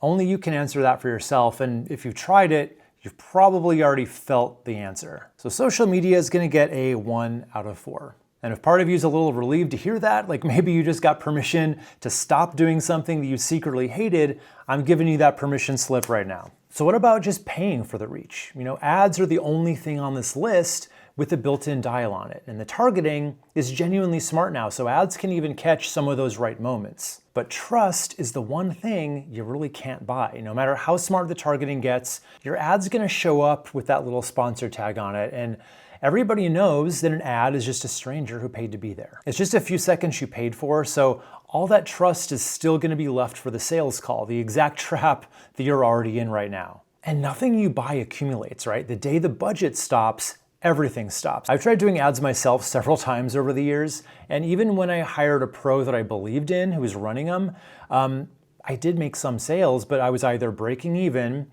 or sometimes just taking a loss. The math just never worked for what I sell. It can be tricky if it's too low of a price because then you don't really make your money back, and it's definitely tricky at too high a price because people don't trust you enough to pay you a lot yet. So when we talk about can you keep up with them, there's two things here. First, you're gonna need to keep making new ad creative. Like even if you work with someone, they're gonna bother you all the time saying, we need 20 new videos this week or 20 new images for the ads. So you have to keep supplying those to them. And it's also about, can you afford to keep running them? And honestly, if you can get ads to work for you and be profitable, that's great. I would do it all day long. They just tend to be hard for experts to sell what we sell. So ads are going to score a 2 out of 4. They can find the right person, sometimes at the right moment. Unfortunately, that's where it ends for it. But if you manage to make them profitable, go ahead and add a point. Then that brings us to what built my first business, Google search. Remember my little LA web design studio I was talking about before? I was in the top 3 on Google, which meant my phone was ringing all the time. And that's search doing its 2 best tricks. It's the right people finding you at the right moment when they're looking. But every one of those calls was still an audition, remember, because findable is not the same as trusted. But it got even worse because the story continues when I ended up moving to Chicago in 2015 from LA. So new city, new market, and every established studio here had years of Google rankings built up before I got here. It just seemed like the agencies in Chicago were way more businessy, right? My LA competition seemed, they just seemed a lot more creative focused, cool websites, design awards, just like, vibes first. The Chicago agencies just seemed way more savvy on what mattered. Like they had been doing SEO seriously at a level nobody I'd competed with in LA ever bothered to do. That's my theory anyway. Plus, SEO itself had just gotten a lot harder in the years between, more crowded, more competitive. So the head start that I'd spent years building in LA, it didn't carry over at all to Chicago. I tried to do everything I knew that had worked for me for years, and I couldn't even crack the top 20. And the big nerdy SEO joke is, where's the best place to hide a dead body? On page 2 of Google. So the phone went quiet, my leads pretty much completely dried up, years of work gone because I had the bright idea to move. But the more I thought about it, the more I started to see that those rankings were never really mine to begin with. I was renting them. And the landlord, Google, can change the rules anytime it wants. And if your competition can outdo you, which all it really takes is just a higher budget, you are wiped off the map. So it was a bad bet then, and it's even worse today. I mean, look at what a search result page looks like now. AI answer boxes, ads, forums, with the actual websites buried underneath. So even if you worked your ass off to get to number 1, you're still way down here. So Google search is gonna score the same 2 out of 4 that ads do. Right people, at the right moment, but the trust and the keeping up with it just isn't there. But there is one strange exception on that page, one thing that Google still puts right up near the top of a lot of searches, and you may know where I'm going with this, but we'll come back to it in a bit. Okay, next is written content. So I'm talking articles, guest posts, those long LinkedIn essays, maybe even writing a book. And writing can absolutely make you look like an expert. The problem is what happens inside the reader's head. They take the insight and they leave the you behind. Think about the last article that genuinely helped you with something. Maybe you loved the advice and you actually used it, but try to remember who wrote it. The words did their job, but the author never made it up into your memory. And there's a real reason that happens, because there's this pretty famous study by a guy named Albert Mehrabian, and what he found is that only about 7% of communication is the actual words. The rest of it is tone of voice and body language. So a reader is only ever getting about 7% of you. The other 93%, the part that makes somebody actually feel like they've met you, that never makes it onto the page. And that missing 93% is exactly where the trust lives. So scientists have a name for this kind of bond that you build with someone that you watch and listen to over time. They call it a parasocial relationship. That basically just means like a one-sided friendship that people tend to develop with celebrities. You've probably developed one or two of these yourself. Somebody you've watched or listened to for so long that they feel like there's someone you know, even though you've never met them. That bond feels real, and it's exactly the kind of trust that makes hiring someone feel safe. The thing is, people need to be able to see you, or at the very least hear you, for that kind of thing to form. Written words don't build that same kind of connection. Nobody's ever had a one-sided friendship with an article, no matter how many of them they read. And even setting all that aside, the practical math here is rough. So let's imagine you wrote a book, right? That's so many months to possibly years of your life, usually to make a few hundred sales. That's just the math on that. So that's if you wrote a book. But let's face it, articles were the first thing to become obsolete once Google started answering questions with its own AI that's actually been trained on those articles. So that little box at the top of a Google search, that now answers the questions before anybody even clicks through to read what you wrote on your website. And sure, written materials can still land in front of the right person, but not usually when someone's looking for it. AI just replaced it for search. So it can't really build the bond you need, and you probably could sustain writing articles, especially with AI helping you, but if nobody's gonna find or read them, why bother? So I'm gonna give writing a 1, possibly a 2 if I'm being extra generous, which brings me to podcasts. Now, I'm gonna be giving podcasts the most credit of anything so far because they actually deserve it. When someone listens to your podcast, they're spending real time with you. I'm talking an hour or even more than that sometimes with your voice in their ears while they're driving, walking the dog at the gym, whatever they're doing. And real trust gets built in hours like that. And those 7 hours can actually happen there pretty fast. But podcasts do have one fatal flaw that kind of kills everything. New people just usually don't find them. A podcast is kind of like a library with no librarian. Your episodes are just sitting on a shelf waiting for someone who already knows your show to come looking for it. So a podcast makes the people who already found you trust you more, but it can't really make strangers find you for the first time, which is why podcasters tend to end up marketing their podcasts on social media anyway, and now you're back on that treadmill. So let's score the podcast. Trust before the conversation? Yes, it's best on the list by a mile so far, genuinely. Can you keep it up? Also yes. Talking into a microphone once a week is actually pretty doable, but the right people and the right moment, no and no, because nobody new ever shows up. So that's 2 passes and 2 fails. And look at which 2. Podcasts pass exactly the questions that Google search fails, and Google search passes exactly the questions that podcasts fail, which means we now know exactly what we're looking for. Something with a podcast depth, where people spend real time with you, and something with a search engine's discovery, where strangers can find you at the exact moment that they need help. Something that doesn't disappear in a day, that you can actually keep up with and control. And one of the most successful podcasters I know figured this out too recently. So I don't know if you've ever heard of Amy Porterfield, but she was actually a pretty huge inspiration for me and helped me make my pivot from relying solely on client work to selling what I know in the form of digital courses. I first found her on her podcast. It was probably 10 years ago. It's one of the biggest marketing podcasts in the world, and she's got, I think, tens of millions of downloads. And she did it audio only for more than 10 years. And she really didn't just avoid video. She really vocally avoided it. She'd always say how she never felt comfortable on video. She wasn't comfortable with her weight and she just didn't want to show up like that and have to do all of her makeup and all the stuff that women feel like they have to do on video. And her podcast truly built an empire for her. So if anybody on earth had proof that you could become a known expert without video, it was her. But then earlier this year, she announced on her podcast that she was going to be going all in on YouTube. Why? What changed? I mean, nobody talked her into it. She just saw her own numbers and that made up her mind for her. So her podcast, she had found, was still feeding the audience that she already had, but it had pretty much stopped bringing any new people in, even with her name on it. And she is a pretty big name now. Strangers just weren't finding their way in anymore. And I love this quote that she said when she was telling people that she was going to finally do the thing that she'd been scared of for years. She said, "Your comfort zone can't be your strategy." And I love that quote. That's just the most perfect encapsulation of YouTube, right? Don't let your fear stop you from doing the thing that works. So if one of the biggest, most successful podcasts saw the need to pivot over to YouTube, that's pretty telling. But this isn't about her story or, any one person's opinion.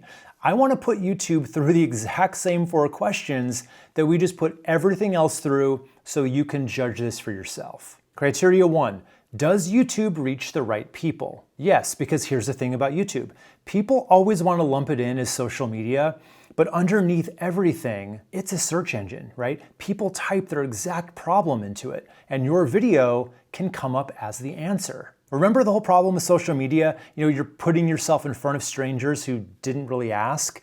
This is the opposite of that. They came looking and there you were. Finding you was their idea, just like with the Google search. And then it gets even better because the algorithm is watching all of this. It looks at who watched your video, it learns what those people have in common, and it goes out and it finds more people just like them, and it puts your video in front of them too. So the prospecting runs in the background while you're off doing other stuff. Strangers that have the exact same problem that you solve are delivered to your videos day after day without you doing anything after making it and posting it. Criteria 2, does it show up when they need you? Well, the moment they need you is the search. Somebody's problem finally gets annoying enough or scary enough that they sit down and they type it out. Maybe it's a Sunday night and the thing that they've been putting off all month just boiled over, whatever it was. That exact moment, the one that referrals can only reach by luck and social media can't reach at all, that's the moment that YouTube shows them your video. And the person whose video comes up in that search, that doesn't feel like an ad to them. It feels like help right when they need it. All right, criteria 3,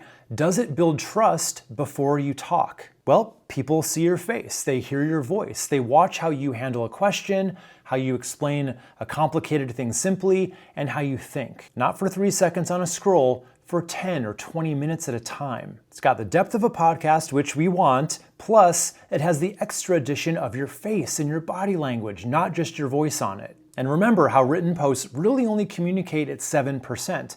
With video, you're giving them the whole 100%. And there's a second half to that 7 hours idea because the hours don't usually show up all at once. They stack up across separate encounters with you. So we call those touch points. And the research says you need to make around 11 of them on average. But touch points aren't really created equal. They can be weighted depending on the quality and depth of where each is coming from. So a text post that's scrolling by somewhere, let's just call that 1 point. But a 15-minute video where somebody's watching your face, they're hearing your voice and following your thinking through their exact problem, that's not even just a few points. That's a different category of touch point altogether because all the signals that someone uses to size you up is running the whole time. I call this touch point density. In other words, how much trust does one interaction actually build? Because by that math, one good video, that's gonna beat dozens of posts and emails put together.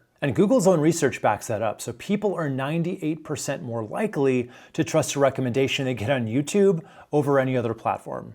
And here's where this is gonna get really good for you. So the 7 hours and the 11 touch points are what trust costs when it's built out of traditional encounters. Things like posts, ads, emails. But when you rack up enough dense touch points, some buyers won't need the full 7 hours at all. So that trust threshold just comes early because every encounter they had with you was doing so much more heavy lifting. So those really dense touch points you get with video, they don't just build more trust. they build it faster, and that shortens your whole sales cycle. So yeah, YouTube can build lots of trust.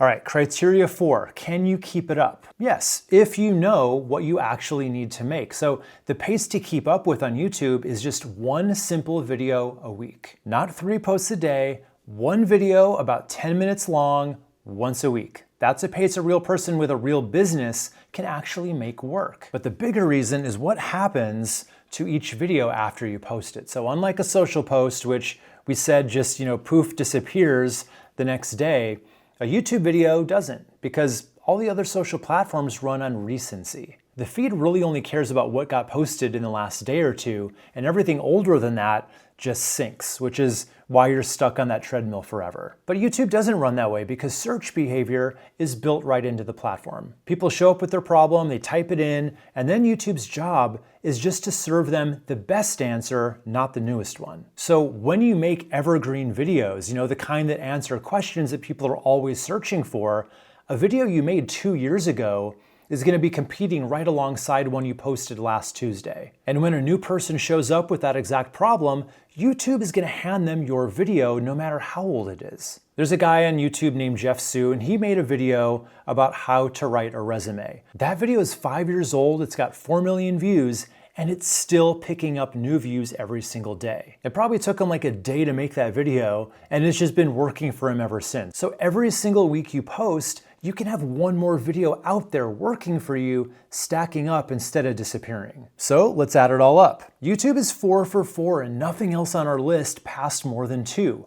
This is where known experts are born. Now, a few years back, I read a book that really changed how I think about business. It's called 10x is easier than 2x. I don't know if you've heard of that or read it, but if not, the idea is really simple. So it just says that if you set out to double your business, you're mostly going to end up doing more of what you're already doing. More posting, more outreach, more calls, more hours squeezed out of the same week. But if you were to set out to 10x your business, more of the same stuff can't get you there, right? A goal that big pretty much forces you to find a completely different path. And the surprising part that the book argues is that the bigger goal is actually the easier one, because instead of just pushing a little harder on everything you're doing, you basically drop most of it and you go all in on the one thing that's got the biggest upside. And I've used this idea in my business more than once. So I've basically tripled my business twice over the years. And both times I actually was able to do that, it came from walking away from something that was working okay and just going all in on something new. It was never from grinding harder at the stuff that I was already doing. And if you're an expert who isn't on YouTube yet, this is about as pure a 10x play as you can find. Every other option we went through is pretty much a 2x play, right? Where growing just means giving it more of your time. This is the one where you change direction once and then everything after that changes with you. And it gets better from here because YouTube itself made a shift a while back that plays right into your hands. Now, it wouldn't be a video about YouTube without a Mr. Beast story. I'm sorry, and I promise this is the only one. So if you don't know Mr. Beast, he's the biggest creator on YouTube. I think he still is, but he's got 380 million subscribers or something crazy like that.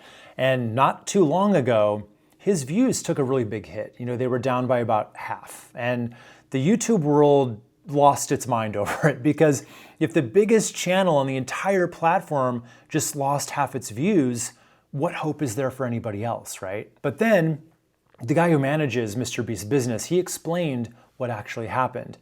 People didn't actually leave YouTube. The algorithm had changed. In a pretty smart way, actually. It stopped pushing the giant entertainment channels to everybody, and it started routing viewers to the more niche down topics that they actually care about. So if you watch business videos, you get shown more business videos. If you watch more fitness videos, you get more fitness. I happen to be pretty much square in the, cruise video crosshairs, so they show me a ton of videos about cruises. But just notice how backwards all that panic was, right? Everybody looked at the biggest channel losing views and thought that that meant the whole platform was shrinking. And nobody asked the obvious follow-up question. Where did those views go? And make no mistakes, YouTube's overall views actually went up, so somebody got them, and that somebody was thousands of smaller, more specific channels. So the opportunity didn't shrink, it just moved toward experts, channels exactly like the one that you'd be starting. And one more thing, because this is where it gets almost unfair. So your videos won't just be working on YouTube. Remember a few minutes ago when I said that Google is now putting something else pretty high in the search results page, usually above website listings? They're putting YouTube videos there because Google owns YouTube and it knows that for a lot of searches, even on Google, people would want a video to answer it. So while it's burying websites under the AI boxes and ads and forums, it gives your videos that super coveted top of fold real estate that it took away from the websites. And there's actually one more distribution channel that didn't even exist a couple years ago, and it's growing fast: AI itself. Because AI doesn't just answer questions anymore, it recommends people. I don't know if you know this, but almost 30% of Google's AI answer boxes include a YouTube video because the AI reads everything you say in the video. So the same answer box that's pushing websites out is also showcasing YouTube videos. And that's actually leading to real business for people. There's a guy, Jonathan Scarden, and he owns a gutter installation business in Tennessee. I think it's a few other states as well.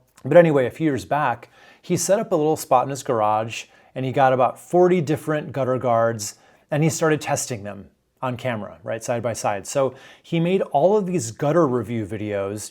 He put them up on YouTube, and yes, people did find the reviews on YouTube and they watched him and they hired him, but those videos also got pulled into the AI models. So somebody out there shopping for gutter guards, they ask Gemini or ChatGPT or Claude, whatever AI they're using, they ask it for a recommendation about who can do the installation in Tennessee for me. And because the AI systems were trained on all of his videos and they know what states he works in, they recommend him over and over again.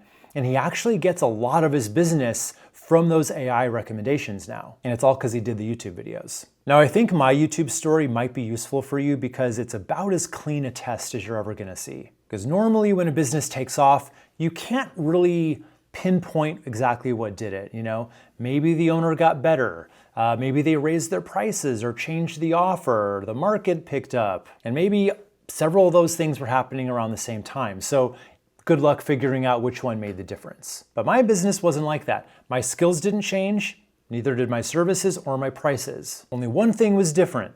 Before, I didn't do YouTube, then I did do YouTube. So when the results flipped, and they flipped pretty hard, we know exactly what caused it. So let's go back to when I moved my web design business from LA to Chicago. My Google rankings were gone, wasn't even in the top 20 anymore, and I pretty much stopped getting any new inquiries from my website. And I want you to understand how scared I was. This was not like, business is a little slow this quarter. The way I'd gotten business for years, the only way I really knew how, just didn't work anymore. I was like, do I need to get a job? And that thought gave me serious anxiety. I loved working for myself, so it wasn't just money stress. It felt like the ground was moving underneath me. So here's the dumb truth about how my YouTube channel started, and I'm telling you this part just so that you can hear how unimpressive it was. It was basically just a Hail Mary SEO play to try to get my site back in the top 3. Because I had heard that putting YouTube videos on your website could help your Google rankings. Google likes pages with video on them, and they own YouTube. And I was hearing, for whatever reason, uploading a video to YouTube, then embedding it on your site was supposed to work for better SEO. So the early videos I made, they were just meant to prop up my website, and nobody was even really supposed to even watch them. I didn't really believe in YouTube, and I wasn't ready to make videos. I only did it because I was out of better ideas. And I want that on the record right now, because later in this video, you might be tempted to think that this all worked out for me because somehow I'm built for this, and I promise you, I was not. I was just a scared web designer, kind of trying to claw my way back into Google's good graces. So I just started making these little videos that were answering the most common questions that my clients were always asking me, and other things that I thought would just make good videos. Remember I told you I made ones about website trends that only other web designers ever watched. Point is, I didn't really have a plan, but after maybe 3 or 4 months of posting these kind of videos, something else happened. People started finding me on YouTube itself, not even through my website. Strangers in other cities were watching videos that I'd made to impress Google, and they were scheduling consultations with me. And those phone calls that I would get from the people who found me on YouTube were a night and day difference to how they'd gone before. Remember how I said the old calls were pretty much just me auditioning where I had to prove myself from zero every single time, and it always came back to the price question. But these new calls opened with things that I had never heard in my life. Things like, I can't believe I'm really talking to you. I feel like I know you. One guy even said, oh my God, you're real. I mean, he was probably joking, but still people were like genuinely excited to be talking to me because they'd been watching me. They'd been learning from me for months. And think about what those sentences actually are, because that is those deep levels being said out loud from real buyers. For someone to say, I feel like I know you, that's the definition of level 4. And I hadn't been doing anything for those months other than my usual work and a few extra hours a week making that week's video. They'd been watching them while I was just going about my business, working and living my life. But by the time we got on the phone or on Skype, they were already 90% sold.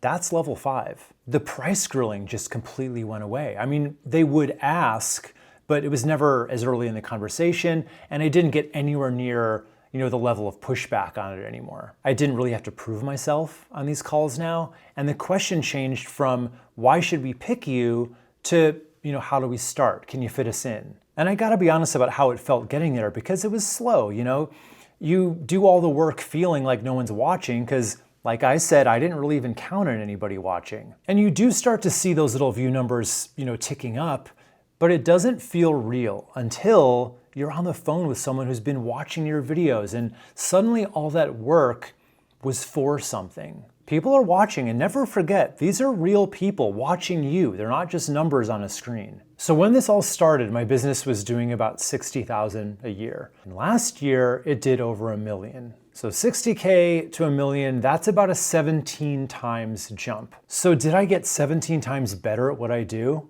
Hell no. Well, honestly, the one thing I did get better at was making videos, but that part is inevitable. You just get better at anything you keep doing. But what grew my business was the visibility I was racking up. Video after video stacking up over the years. That is what made me known. But I know what's probably going through your head right about now, because it goes through everybody's head at this exact spot. So some version of, sure, it worked for you, you're a marketing guy. This is literally your field. Fair enough. So I want to show you what this looks like for real experts more like you, right? People who started late, started small, in fields that looked full, and what happened when they went for it anyway. And I want to start with the number that stops more smart experts than anything, 500. As in, 500 hours of video gets uploaded to YouTube every single minute. You hear that and the math feels finished before you even start, right? It's too crowded, you're too late. How could anyone new possibly get noticed in all of that? That number is real, so I'm not gonna wave it away or tell you it's fake. And 500 hours a minute is a genuinely enormous amount of video. And if that just put a little knot in your stomach, if you were thinking of trying this before, it's a reasonable reaction to have. But that number really only tells you about the supply. What it leaves out is the demand side and what happens to all those uploads after their first week. And that's the part that works completely in your favor. So 500 hours per minute makes it sound like you'd be competing against an endless army of videos. So let's actually follow that army for a minute just to see what happens to it. About half of all new channels never make it past their third video. Think about that. 3 videos in, half the army is already off the table. Keep going, and about 90% of the channels never post more than 10 videos, which means if you just upload 11 videos, congratulations, you're statistically in the top 10% of active channels on YouTube. And business channels quit even faster than the regular ones, or they never really even got started in the first place. Go take a look at most company YouTube channels sometime. I wouldn't actually even call most of them channels. They're more like these filing cabinets full of HR training videos and raw webinar recordings from 2019 with like 24 views on them. And can I say, I find those channels weirdly fascinating because every one of them is a company that knew it should be doing this, right? Somebody in a meeting said, we need to be on YouTube. Then everybody nodded along, so they uploaded their 3 videos, and then the whole idea just died. Multiply that meeting across every industry in the whole world, and that's a huge slice of your so-called competition. We're talking probably millions of channels that got abandoned before anybody ever even knew they existed. So yeah, the crowd at the front door of the party is huge, but the crowd that's still standing there at video number 11, it's almost nobody. All that quitting, all those abandoned channels, all that noise is exactly what keeps serious people scared, and it's exactly what makes the handful of people who keep posting stand out so much. You don't have to beat the crowd to the party, you just have to still be there after it ends. So let me show you what it looks like when a real expert just keeps showing up. I have a student in my YouTube to Clients Academy named David Jackson. So David runs an SEO agency out of a pretty small town in Kansas. And for about 10 years, he did it the hard way, going to local networking events, relying on referrals, and calling up all of his old contacts just to drum up new business with them. And some of those months he'd get 4 or 5 referrals and think, this is awesome, business is doing good. And then those are the months when you kind of stop marketing, right? Because you think it's always going to be this good. So then for the next couple months, it'd be like, 1 or 2 leads. And then he was scrambling to go networking again. And all the leads he would get, they came into the consultation asking the same thing. Say it with me. How much does it cost? Just give me the price. And he told me himself his close rate was terrible because those people weren't comparing expertise. They were comparing prices, and there will always be someone out there who's going to beat you on price. Now, David was thinking about starting a YouTube channel for over a year. He talked about it all the time, but he never pressed record because he was afraid he wouldn't know what to say and afraid that he would sound like everyone else. Like how many other people were talking about SEO on YouTube, myself included. I used to talk about that. And that year where he was just kind of hemming and hawing, that cost him real money week after week, and he got nothing back for it. And if you've been thinking about this for a while yourself, you know exactly what that year felt like. But one day he's like, enough's enough, I'm gonna record a video. And that video that he made could not have been any simpler. He just opened up a screen, put himself in a little box in the corner, and he walked through exactly what his agency does for a client, click by click from his living room. And his first video was just 30 minutes of him optimizing a Google business profile. That's it. No studio, no editor, no hook formula, just a screen, a little box, and an expert who knows what he's doing. And the first few months were quiet, and this is the stretch where most people give up because it feels like nothing's happening, right? It's the exact spot where half of all new channels quit, but David kept posting anyway. Then around month 4, the inquiries started coming in, and they pretty quickly started ramping up to where he was getting, 2 to 4 a week, every week with no ads, no paying for leads, nothing like that, all from the videos. And understand what happened at month 4.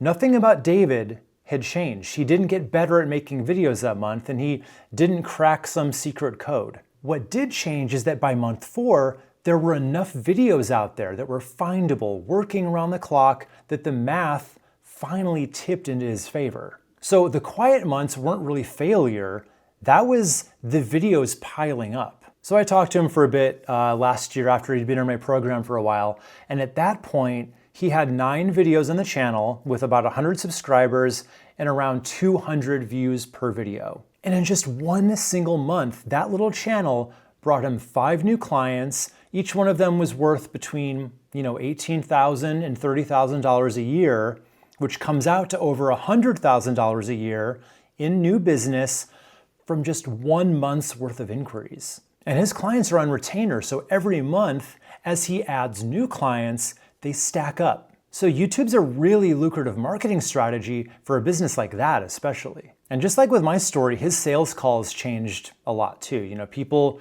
who come through YouTube weren't asking him for the price anymore. They're asking him for direction and for his opinion because they've already decided he's the guy and they just want to know what to do next. And he got to that point with just 9 videos. And remember, 90% of channels never get past 10. So David was pulling in 6 figures of new business before he even reached the wall where most people quit. Now, I'm not saying it would be the same for you. There are a lot of factors at play here, but he wasn't doing anything all that special, and his videos are still really simple. And he's stuck with it. He's up to about 40 videos now, and he doesn't even post every week, and he still gets all the business he can handle. So here's how I want you to think about competition from now on. You are never competing with 500 hours a minute. The gaming channels aren't your competition, and neither are the makeup tutorials or, that weekend phone video with 12 views. Your real competition is the small handful of channels in your specific lane that kept going past video 10. Go look at it sometime. In most expert niches, that's maybe 5 or 10 channels and that's it. Not millions of creators, but a group that you could fit around a table. That is the whole army that 500 hours number had you picturing. And even that little group is softer than it looks, because in some niches, half of those channels haven't even posted in like a year or more. So yeah, they're on the list, but they're not exactly in the race. And I know the next thought, because I'd have it too, you might be thinking, okay, but those 5 or 10 channels, they're ahead of me. They have the head start on me now. Sure, and every single one of them started behind somebody else too, right? The list isn't closed, but it is short because it costs the one thing most people won't pay. You have to keep posting past video 10 through the quiet months after everybody else stops. And think back a little bit ago to that little flinch that you might have felt when I told you that YouTube's the best way to build your expert brand. A lot of people watching this probably felt that little flinch too, and they probably left right then and there. Multiply that across every expert who's ever considered doing this. That is why your lane is open. The crowd thins itself out all on its own all the time. Most people can't get past the discomfort and the camera fear, so they never start. Or they make 3 or 4 videos, don't see results, and then quit. Which means the few people who can stomach it end up with the whole field to themselves. And look at what's actually guarding the door here. It isn't talent or money, and it isn't some head start you missed 5 years ago. The only thing standing between most experts and this whole opportunity is nothing more than a feeling. Think about how rare that is, because almost every other edge in business costs something real, like money or connections or a decade of grinding. But this one's guarded by a feeling that's going to be strongest in your first few videos that then fades. So the best known expert in your industry is not necessarily going to be the most talented person in it. It's just going to be one of the handful of people who didn't let their comfort zone dictate their strategy, and they kept showing up. So the math says there's plenty of room for you, but I know the thought that survives all that math, because room isn't really what keeps most experts hidden. Even if there's space for you, why would anyone want to watch you? I hate how I look on camera. I'm just not interesting. Nobody cares what I have to say. If any of that's going on in your head, you're so not alone. I think this is the biggest reason that people have for never starting a channel. I have students making great money from their channels who still feel a version of it every time they hit record. And you know what I say to them? Do you have friends? Do you have clients? Are there people who call you for advice and end up staying on the phone longer than they planned because talking to you about this stuff actually helps them? Is there somebody in your life, either a friend or a client, who, whenever a certain kind of problem shows up, you're the call they make? I'm going to guess yes, which means people already choose to listen to you on purpose. Some of them literally pay you for it, right? You didn't get to where you are without being genuinely useful to talk to, because you can't build an expertise business any other way. The evidence that people want to hear from you, it's right there. It's in every client who stayed longer than the hour they booked, and every friend who says, can I ask you something about XYZ before they even say hello? You have years of proof that you're worth listening to. You just never counted it as proof because it happened one person at a time. And the people on YouTube, they're not a different species of human. They're just more of the same people. The only difference is they haven't met you yet. So the question was never, why would anyone listen to me? Because people already do. The real question should be, How do more of them find me? And that's not a personality problem. That's just a visibility problem, which is a much less scary problem to have. A personality problem would mean something's wrong with you and you'd have to become somebody else to fix it. A visibility problem just means the right people can't see you yet, and fixing that just takes a camera and the right topic. And whatever, big personality standard is sitting in your head, nobody's asking you for that and nobody even wants it. When somebody with a real problem finds your video, they're only asking one question, and it's not, is this person charming or funny? It's, does this person get my problem and can they help me with it? That's it. Charisma doesn't answer their question. Real expertise and connoisseurship does. Your regular office, your normal way of explaining things, the little stumbles here and there, none of it's going to cost you the viewer, because a real person is exactly what they came looking for, especially with all the AI stuff that's out there now. They just want your real, whatever that looks like. And this is not just me blowing sunshine at you, because there's actual real research behind this. It's called the pratfall effect. When someone's clearly competent, small imperfections make people like them more, not less. The occasional or little mistake, the natural pauses, those things build trust because they're really human, right? Or you could just edit them out if you wanted. It's not like anything you record has to go out unfiltered. You get to control that. So it's just one less thing to be afraid of. And if your version of the fear is about how you look, I can prove that one doesn't matter either, with your own watch history, actually. I get these comments all the time on my channel, people saying like, I'll start once I lose 10 pounds. And I actually had one guy say just flat out that nobody wants to look at his ugly face. And I think he was just being self-depreciating, but I really hate when people say things like that about themselves, and it's just not even true. But I did say I was gonna prove this, so here's the test. So I want you to think of every channel you actually watch, and then ask yourself, how many of them do you watch because you think the person's hot? None, right? You watch them because the content's good, or they teach you something, or they're just fun to have on. And not only do you not watch them for their looks, I'm gonna go a step further and guess that you've never once even thought about their looks. They are way more worried about how they look than you are, and it's gonna be the same for you when you go to record as well. And I get it, we as humans, we just have a weird thing about seeing ourselves. I was this exact same way when I started. I actually dreaded the editing part because that meant I had to actually watch myself back. And when you're not used to seeing yourself, it's just weird. And I do think it's easier now for most people than it used to be, just because we're so used to being on Zoom calls, thanks pandemic. And I think we do tend to fixate on ourselves on the calls. We tend to look at our own little square a lot. So you're probably a lot more comfortable seeing yourself now than I was then. And just know, if you do feel uncomfortable, so did every single YouTuber you can think of. Every one of them cringed at their own footage, and they just made their videos anyway. So that feeling is not a sign you shouldn't do this. It's just a sign you're a human person.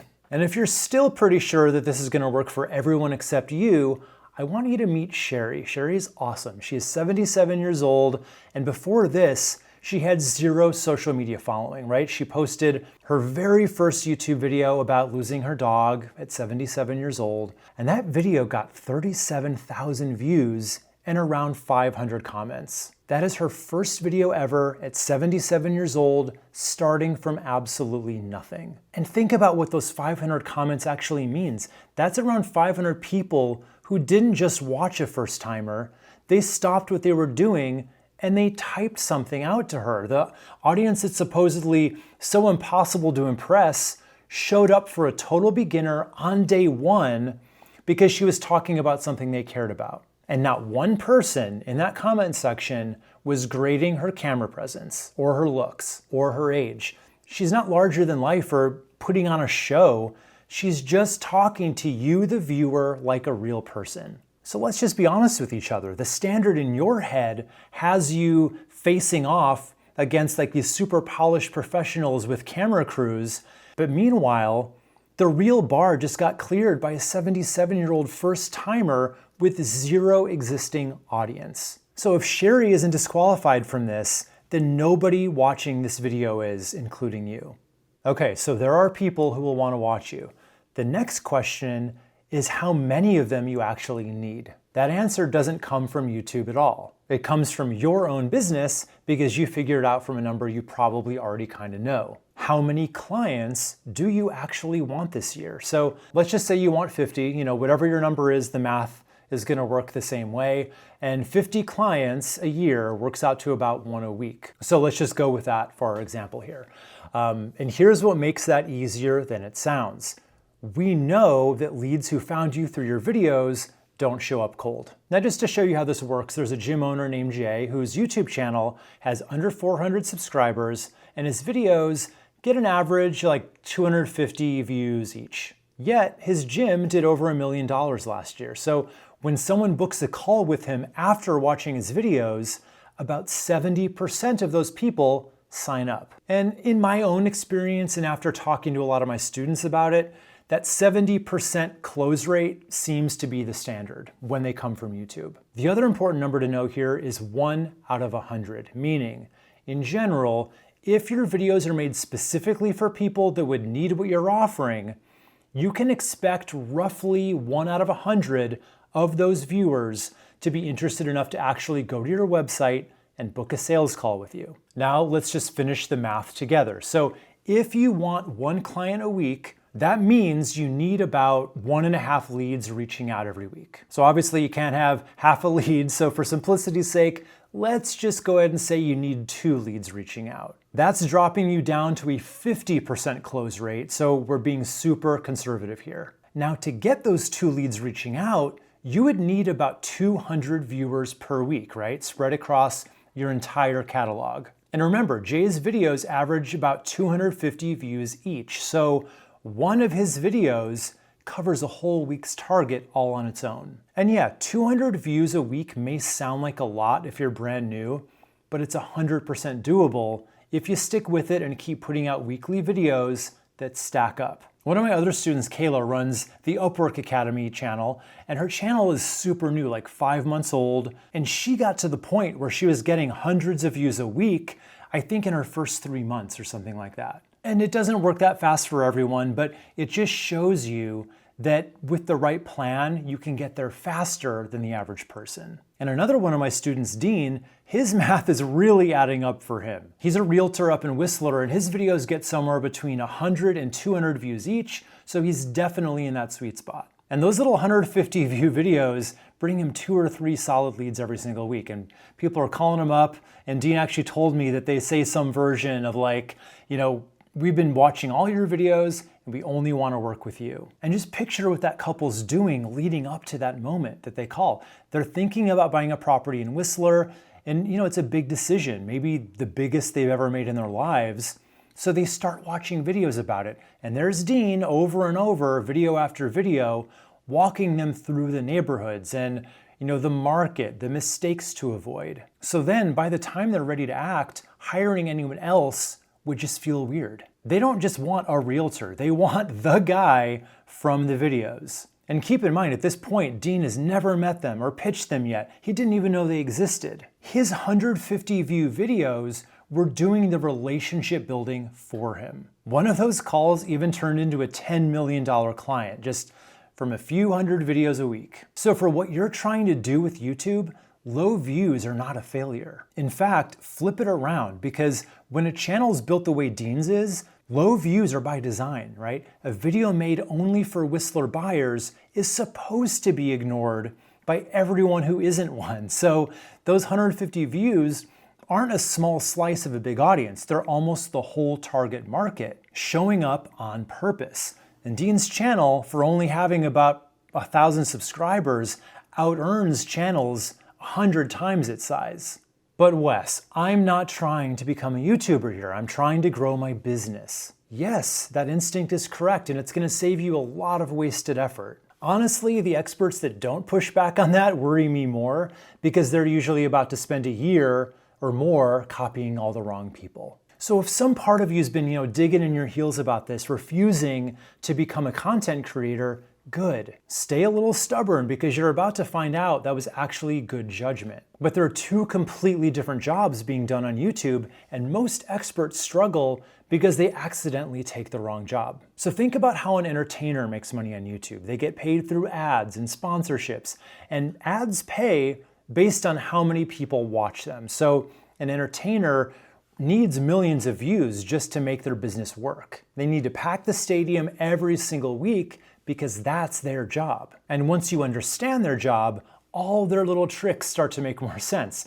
The crazy editing, the clickbait, the constant uploads. None of that's a personality quirk on their part. It's what the ad business needs from them. And honestly, they're doing their job well. Now think about your job. You're not selling eyeballs to advertisers. You are selling your expertise to clients. And one single client is worth more to you than a million random views. And I'm not even exaggerating when I say that. When an entertainer gets a view, money comes with it because the view itself is the product the advertiser's paying for. Your money, on the other hand, only shows up in one way, and that's through a client. And one client pays your actual bills, and a good one keeps paying them. So you don't need the stadium at all. You need a few hundred of the right people watching. And let's put some actual dollars on the entertainer's side of this, because the numbers are actually almost funny, right? The creator economy pays somewhere around $2 for every 1,000 views. And that's talking about the money that YouTube pays on, entertainment videos and AdSense money. And it's about the same in brand deals as well. So $2 per 1,000 views, that is the going rate for attention right now. So let's run the same math on your business model.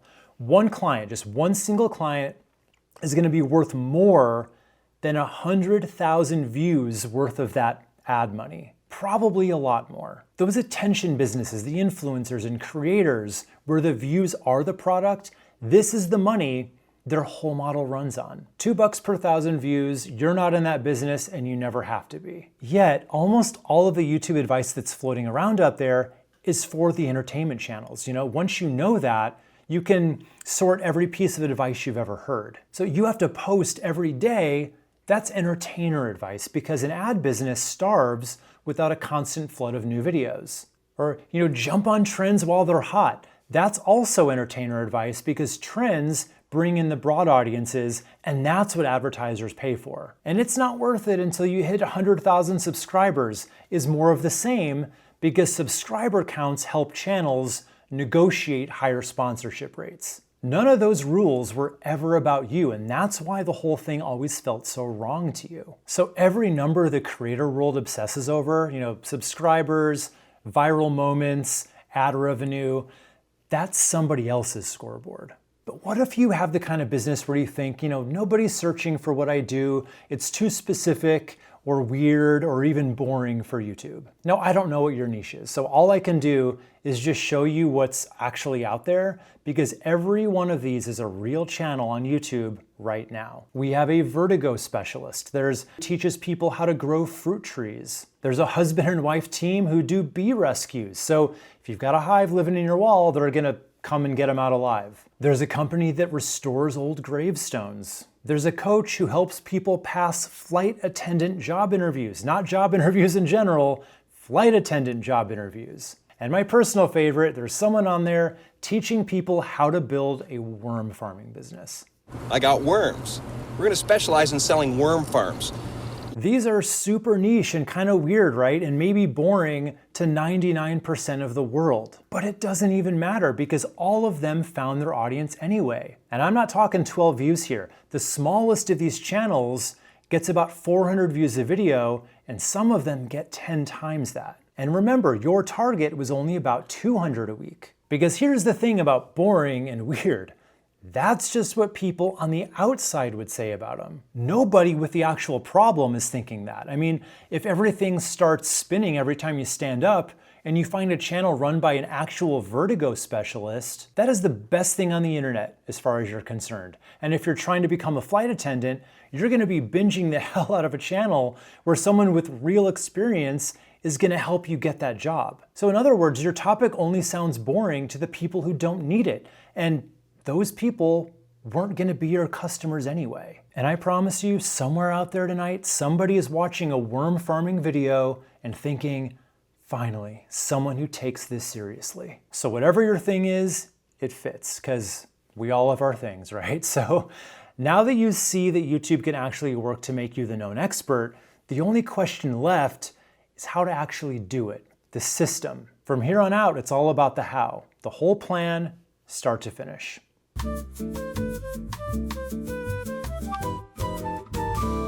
Now, there are two things that are both true at the same time. First, it's never been easier to put yourself out there. You've got a phone, you can start a channel for free, and technically, you could be on YouTube in the next 10 minutes. There's no application, no interview, and nobody checks your credentials at the door.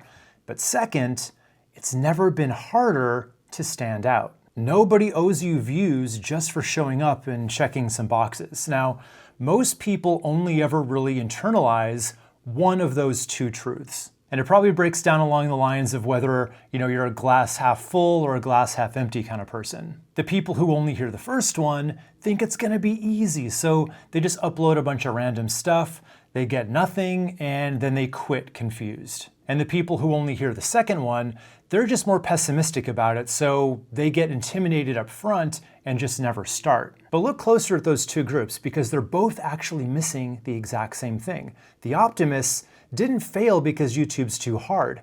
They failed because they walked in with no plan, and a bunch of random uploads is exactly what no plan looks like. And the pessimists didn't stay out of it because they were wrong about it being hard. They stayed out because hard with no path in front of you just looks like a wall. So one group needed a plan and didn't know it, and the other group would have started if they'd had one. And that's what separates the channels that work from the ones that die off. It was never talent or, luck or a fancy camera. It's just a plan, and the rest of this video is all about that plan. Before the first step, though, I do want to set up the expectation that none of what's coming up is about becoming a YouTuber, right?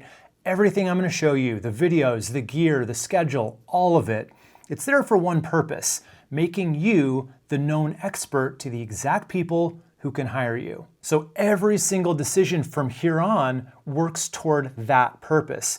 If something grows a channel but doesn't grow a business, it's not going to be in this plan. And you're going to see me throw away a lot of really popular advice for exactly that reason. In fact, the very first decision coming up is one of those, so you're going to see this working right away. And here's what's coming up ahead. So you already picked the person your channel's for earlier, so we're going to pick up where you left off there. And everything ahead is really just doing one job, and that job happens inside your buyer's head. So the topics we're going to pick are going to get your name attached to their problem. The camera is going to turn you from just a name they saw once into a person they feel like they've met before. And the way the videos work together is what's going to stack up the hours that turn watching into trust stacking. You'll see exactly what to film first. We're going to solve the camera problem once and for all. And you're going to learn what makes your videos impossible to copy, how they chain together into a real funnel, how to fit all of this into your life that's already full, what gear you actually need, and the honest timeline of what happens when. So by the end, you're gonna know every step of the way. So let's get into it, starting with the very first decision you're gonna face. Should you be doing shorts, longs, or both? So you may think that shorts are the best place to start because, maybe you heard that they get more views and subscribers and they just get more attention than long form videos do. But here's the problem with shorts. They're basically the same thing as the social media post that we talked about earlier. A short gets its little burst of views, sometimes even a really big burst, and then it's gone, usually within a day or two. And think about what a short actually is. It's 30 seconds, maybe 60. And remember what trust actually costs.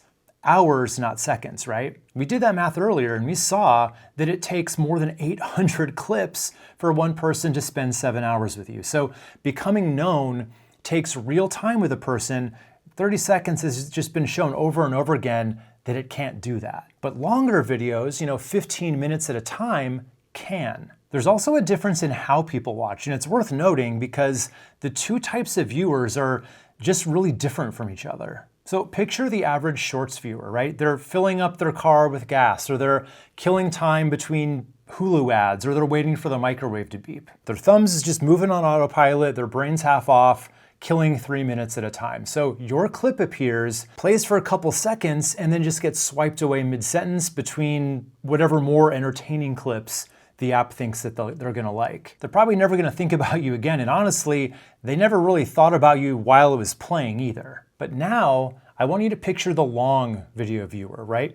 They typed a problem into a search bar. Your title matched their problem, and they chose to watch you. They're sitting still in the moment, giving you real attention because they want help with something that's been bothering them. One of those viewers can become a client, and the other one barely knows you exist. And just so you can really see the difference here, there's a music teacher named Charles Cornell, and he blew up on short form video practically overnight with millions of views and hundreds of thousands of followers, which, to most people, that's the goal they dream about. But he's gone on record and said himself that almost nothing came out of all of that attention business-wise. So the money and the student signups were basically zero. So think about how confusing that had to be from the inside, right? He had done the thing that everybody's chasing, and he won on the visible numbers. But the business those numbers were supposed to build just never showed up. So he rebuilt his whole approach around deep, long-form YouTube education instead. Real videos where somebody could actually sit with him and learn. And that's what finally turned viewers into a real business for him. The big flashy numbers couldn't pay his bills, but the long videos could. And notice, we're talking about the same expert with the same exact knowledge on both sides of that story. The only thing that changed was the format. And that one change was the difference between an audience that swipes away and one that buys. And honestly, that's the story pretty much everywhere. Shorts get views, sometimes a lot of them, but that's where the story usually ends. My own students come into our small group sessions all the time, and they say things like, my shorts are getting so many more views. Why shouldn't I just be making them anymore? And then I just say, well, are they scheduling sessions with you? Are they booking with you? And then the answer every time is no. So then when they go through the program and they actually do the kinds of videos they're supposed to make, the longer ones, 8 to 15 minutes, that's when they start getting the clients. Shorts just aren't it. Now, the big channels post clips all the time, and plenty of experts copy them. And for the ones copying, the honest question is just, how's that working out for you? Now, if your whole business is built around just getting attention, maybe it's okay, but I don't even know what kind of business that would be, right? Even if you're just an entertainment channel and all you want is ad money, what YouTube pays on short form per view is laughably low. I think it's 100 times less than the ad money you'd get from long form. And I do kind of get the impulse to, chop up your longer videos into shorts. The idea being, if you already made the video, why not get some more traction out of it? But again, people just kind of swipe past it and don't register you, so it doesn't really move the needle much to begin with. And B, it's not like that doesn't take up any time, right? Sure, a lot of channels have teams doing the chopping for them, which maybe you have someone on your team that could do that for you, maybe not. Even if you did, you still have to pay that person, and is that really the best use of their time and your money? I'd argue no. So even the popular middle path, taking your long videos and chopping them up into little clips, isn't really worth your time when you're building. It steals your hours and it steals your attention and it buys almost nothing back. I always say if you've got the time and energy to slice up last week's video, you've got the energy to make next week's full video, and that one's always going to be worth way more. Just remember which one goes on the shelf. The long video is another book in your library, still working years from now, and the clips are pretty much gone before the week is over. Now, there is one good thing I can say about shorts. It's pretty good for practicing your on-camera skills. Because when you're brand new and recording yourself still feels scary, shorts are pretty low stakes. They're quick, they get you the reps of talking to a lens, and nobody really expects anything in the way of production value from a short, which makes it a really forgiving place to be bad for a little while. I actually think it's a pretty good idea for any new YouTuber to just, pull out your phone every day for a month and make a quick short. I wouldn't even bother editing it or adding text or anything if you don't have time. It's not really meant to go viral. It's literally just practice for you. So use them as a warm-up if you want. Just know that they're practice, not strategy. Okay, so you're going to be concentrating on making long videos, which brings up the question everybody asks next.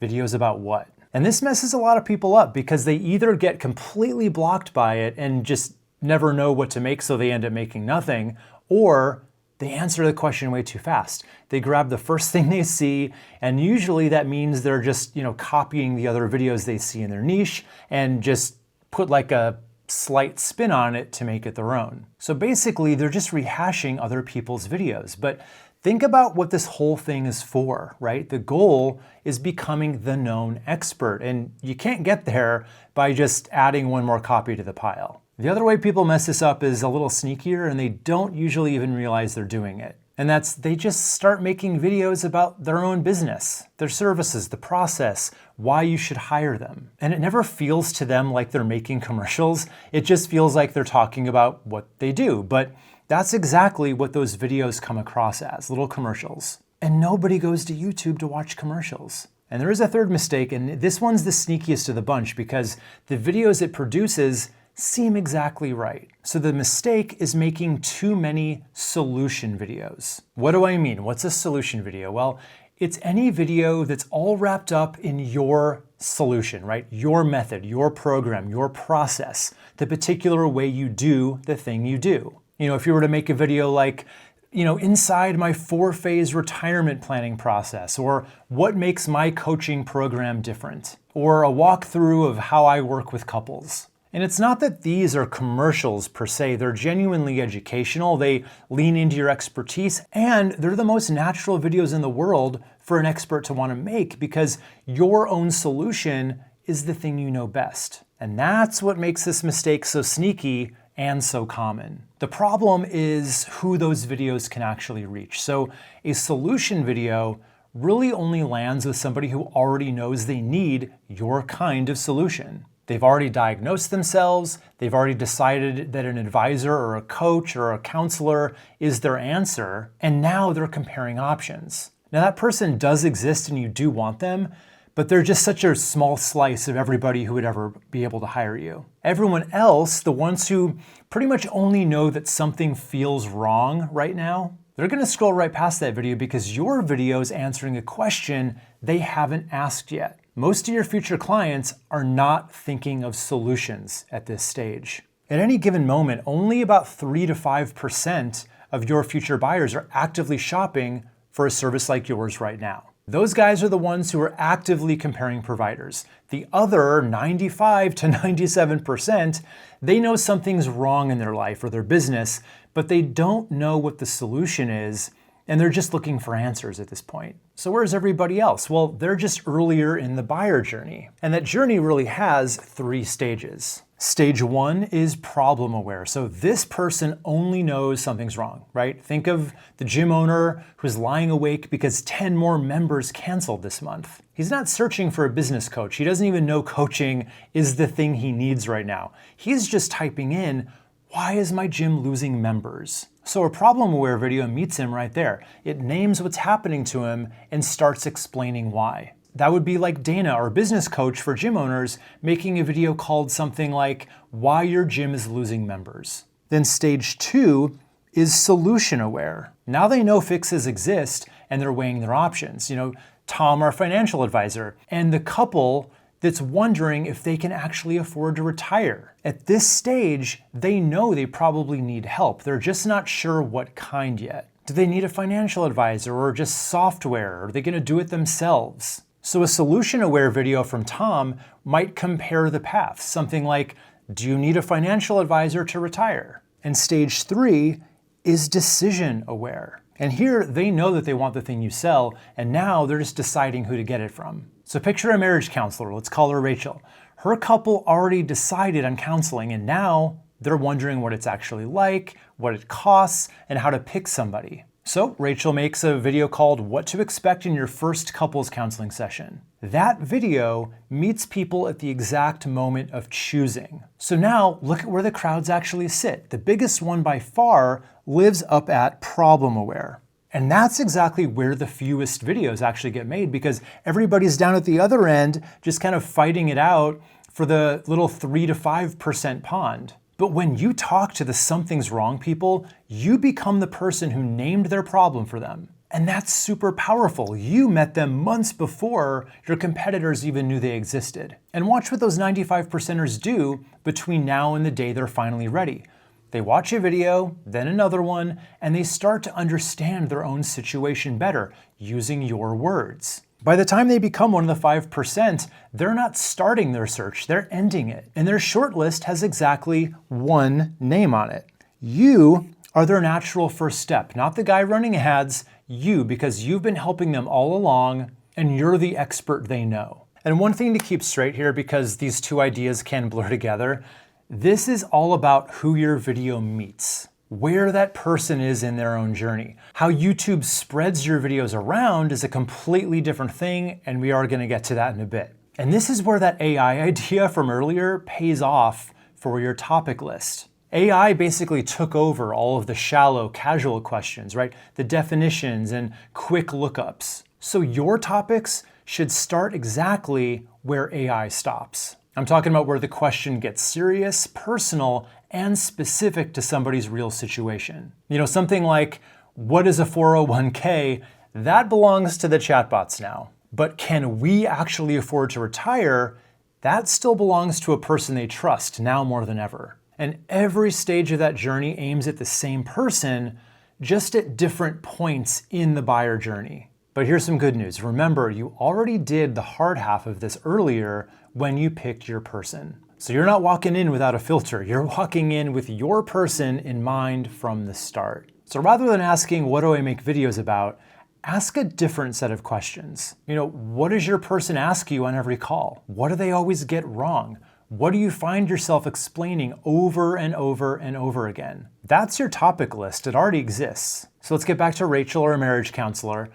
What do couples ask Rachel in almost every first session? Probably things like, is it normal to fight this much? Or how do I get my husband to actually open up? Or like, can you just tell him he's wrong?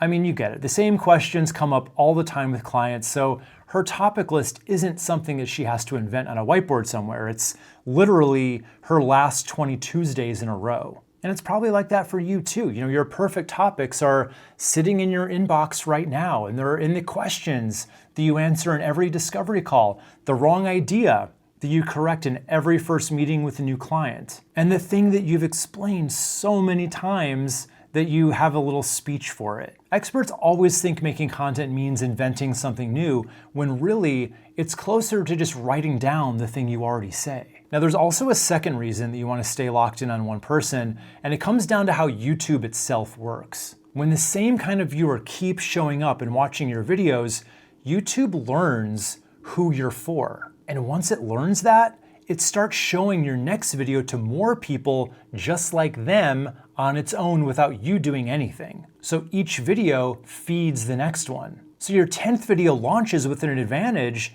that your first one didn't have, because YouTube already kind of knows who to show it to now. It's that snowball finally starting to roll. But watch what happens if our marriage counselor starts bouncing between different audiences. So one week she posts a video for couples who can't stop fighting.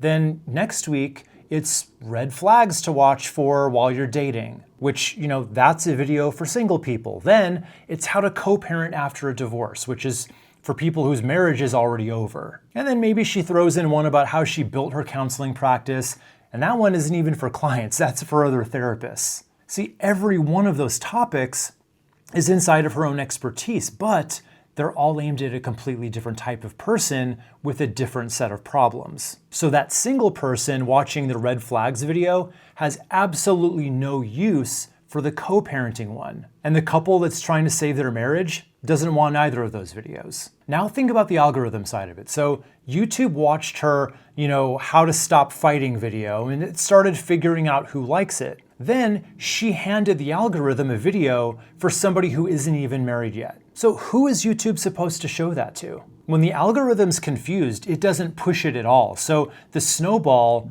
just stalls out. And every time you switch audiences, you just throw away everything the algorithm had learned from your last few videos. Now, I watched this exact thing play out up close. There's a relationship coach named Meadow DeVore who I was in a YouTube mastermind group with.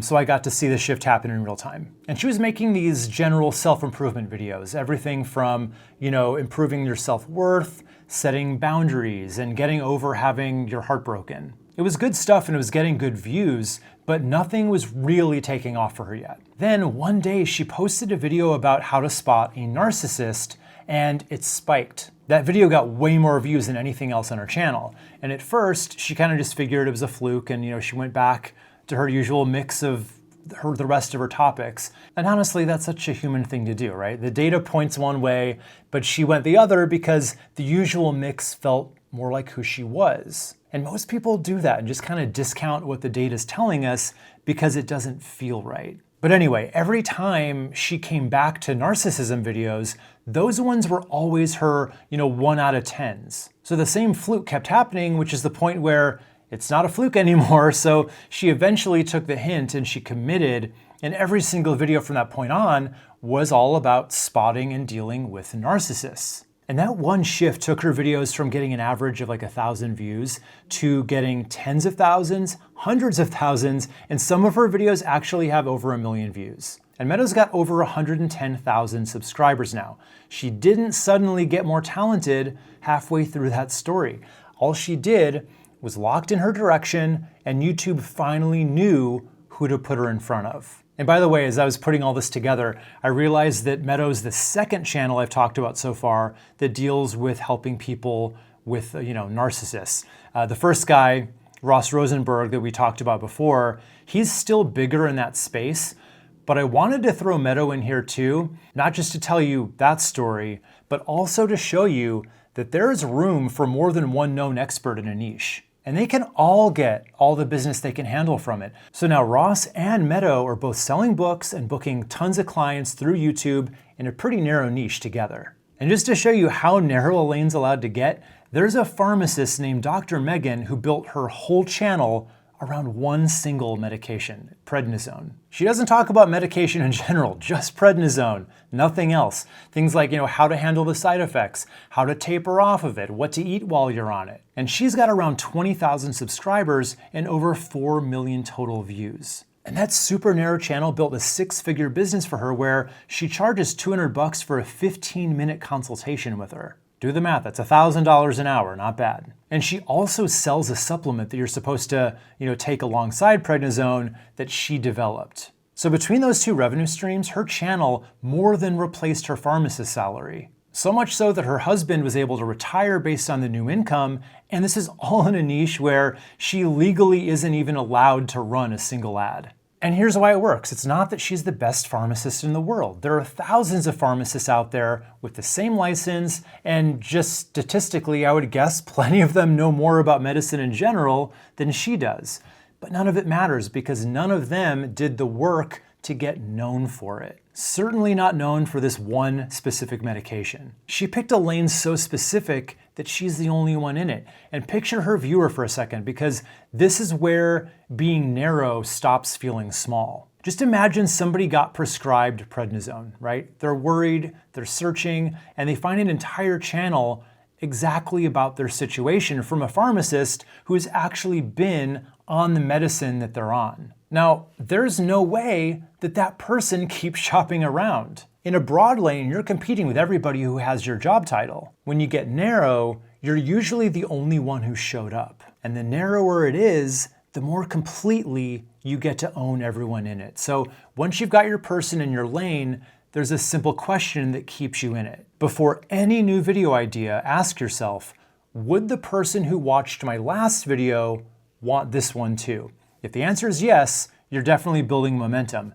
But if the answer is no, that idea probably belongs on a different channel. Doesn't mean it's a bad idea, it's just not the video you should be making right now. So think of Dana, our gym business coach. So let's say that she gets to brainstorming and she has a video idea about her favorite productivity apps and she's excited about it. She'd actually enjoy making that video. But would the gym owner who watched her last video about filling their gym want a personal productivity video? Probably not, because that's a different viewer with a different need. It's a fun idea, but for a different channel. So she lets it go and she makes a different next video that's much more specifically for her person. That little gut check takes about 10 seconds before every video, and it protects everything that the last 10 videos you made taught the algorithm about who you're for. And that makes it the best, cheapest insurance in this whole plan. And I know that staying on a narrow path can feel like you're giving something up, right? Like you're closing a door on people who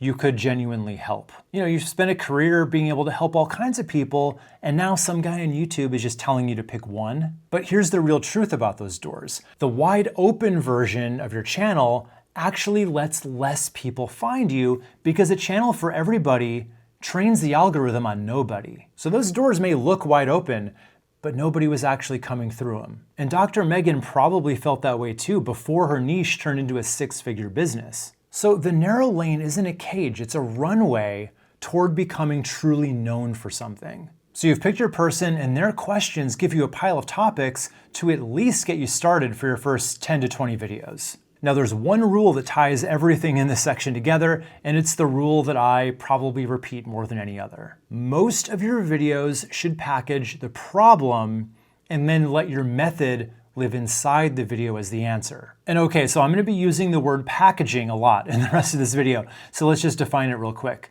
Your packaging is the part that people see before they click, AKA your title and thumbnail. Together, those things are your packaging. It's the storefront window. So their problem goes in the front window, and then your method, your approach, your actual solution, all of that waits for them inside. Now watch how this plays out for Dana. So her instinct might be to make a video that's all about her own framework that she came up with, that she calls the momentum method. And her idea is to title it something like The Momentum Method Explained. And that method might genuinely be the best one on earth, right? Her clients could swear by it because it actually works at keeping their members active. But nobody out there has ever typed momentum method into a search bar because Dana made the name up.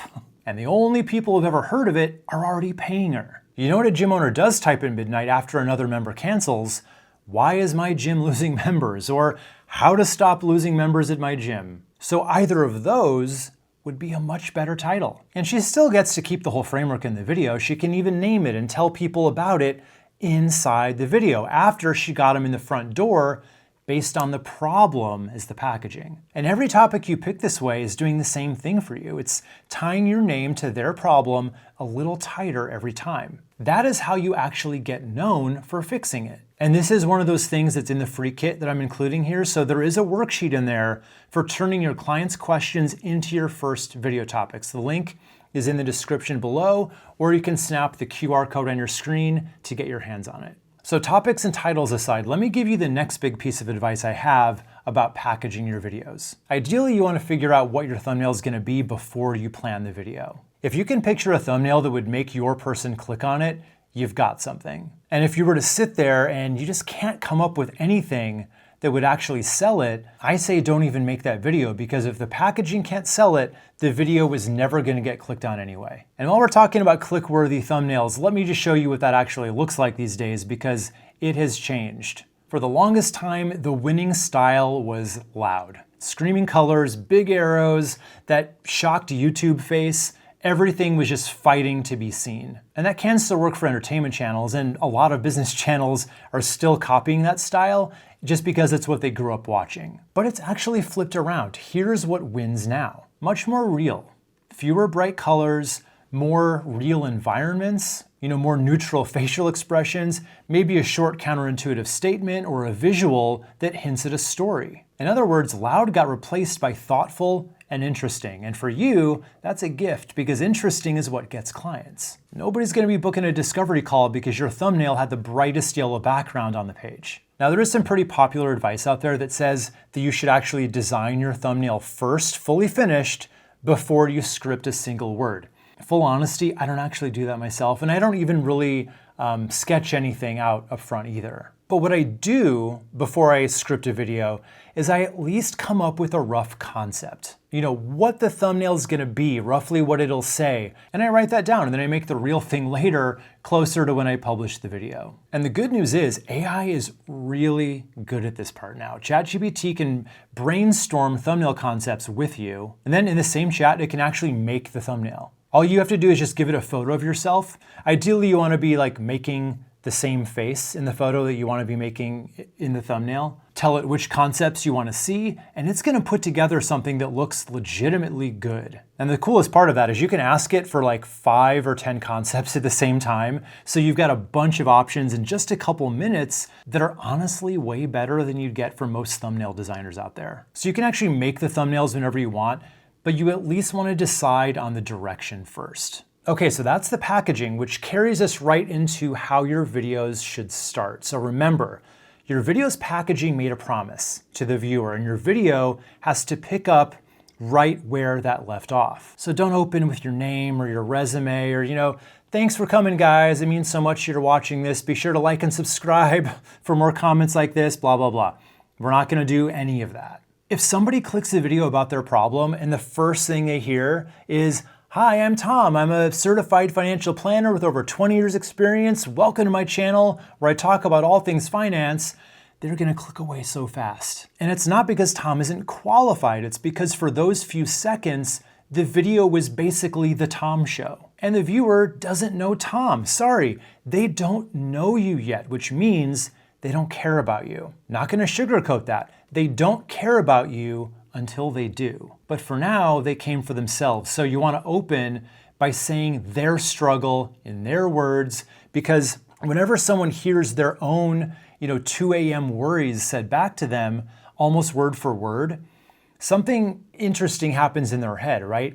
They start thinking, this person gets me. And that thought in the first 30 seconds of your video is worth more than any credentials you could ever list out. So Tom's video should open with something like, if you're in your 60s, you've been saving for 30 years, and you still aren't sure you actually have enough saved to retire, this video is for you. And that couple that Tom's talking to, they just heard the question that they keep wondering to each other come out of a stranger's mouth. The credentials can come later in a single easy sentence, but the recognition has to come first. And let me tell you exactly where later is, because there is a right spot for it. Your credentials should come fairly early, just not first. We've already talked about why. But once they know you get their situation, that's when you can slip them in. And that's the way you want to do it. It should feel more like a story as opposed to a resume. So instead of saying, I'm a certified planner with 2 decades of experience, it really should be more like, in my 20 years of doing this with couples, here's what I keep seeing. Or even just something as simple as,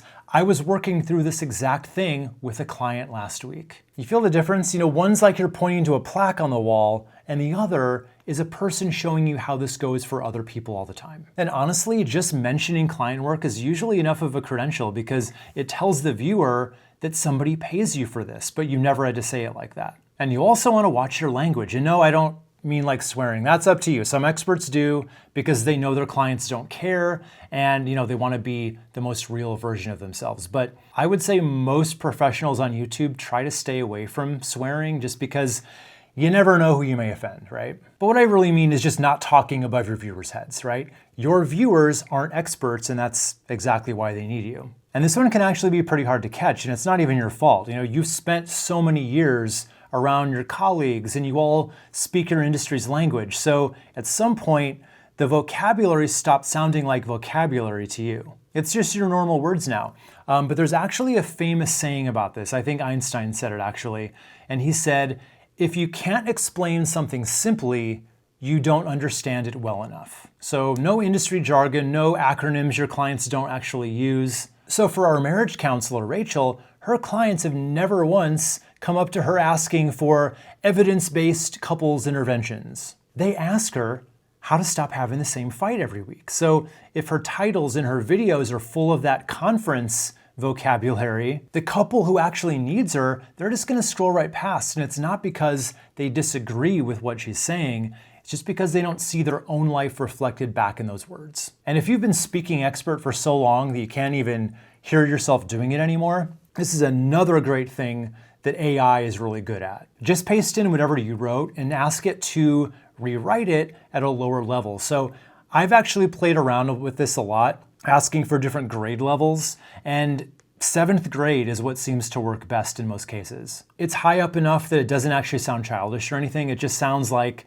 the words that a real person would say in a normal conversation. So it's gonna be easy to understand, and your viewers are subconsciously gonna appreciate that. So yeah, plug your words into Claude. Claude is the better writer, at least right now it is. And it's gonna do a nice little rewrite for you. Okay, so that's your packaging and your language handled. And all of it's doing the same thing, just making sure that the right person can look at your video and know in a second that it's about their problem, which leaves the one thing that's still standing between you and all of it, the camera. Now you may be kind of scared of talking to a camera if you're not used to it, or at the very least you might be nervous. So let's talk about that, because what feels like one big fear is actually two separate ones, and they each have a different answer. Fear number one is, I'm not good on camera. But fear number two is, what if people see me fail? So let's take those one at a time. First of all, being good on camera isn't really what you think it is, not for the known expert anyway. It's not a performance, and it's not about having big energy. Our only job on YouTube is holding on to one person who already came looking for us. Some of the most successful known experts on YouTube are actually pretty soft-spoken and calm, and honestly, you might even call some of them boring. But they win anyway because of one skill.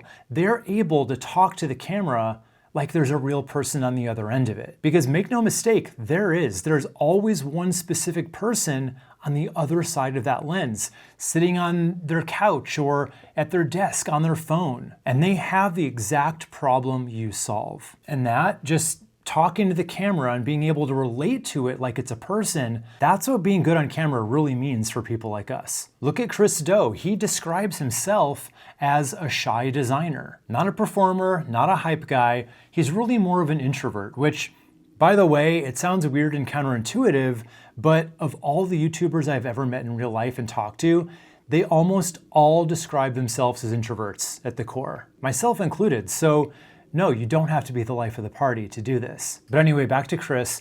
He built a multi-million-dollar design agency. Then he became one of the most known creative educators alive. He didn't get there by getting louder. He just got there by being able to talk to one viewer at a time like a person. And somewhere along the way, that shy, calm way about him stopped being a limitation and actually became part of why people trust him. So if being good on camera really required having big energy and TV polish, a success story like Chris's could never have even happened. And let me tell you how the cringe actually starts to fade away, because I lived through all of this myself. So remember when I said how much I dreaded watching myself back when I was editing my videos when I was getting started?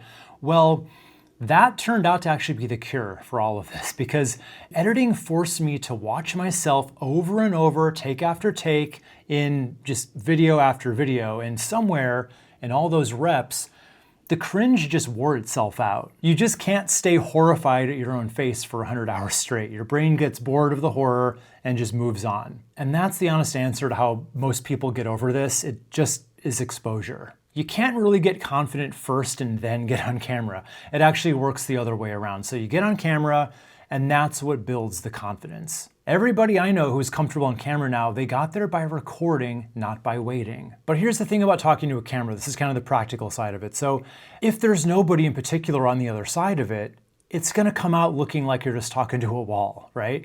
Same thing if you're just pretending to talk to some, abstract version of your viewers as a whole. And your viewers can feel that. They can't really tell you what's off, but the connection isn't going to be there because you weren't actually talking to anyone. Have you ever seen behind the scenes footage of actors filming in, a big effects movie like Jurassic World or Independence Day or something, and they have to act like they're scared of a tennis ball and a stick because the dinosaur is going to be added in later? And those performances can come out really bad sometimes, and the actors actually hate doing it that way. Turns out it's just really hard to have a genuine reaction to a tennis ball. And these are trained actors, you're not. And a lens with nobody behind it is your version of the tennis ball on a stick. So What you need is a way to trick yourself into seeing the dinosaur. You need the person on the other side of that lens to feel as real as possible. So the single best camera tip I can give you is to think of one client you know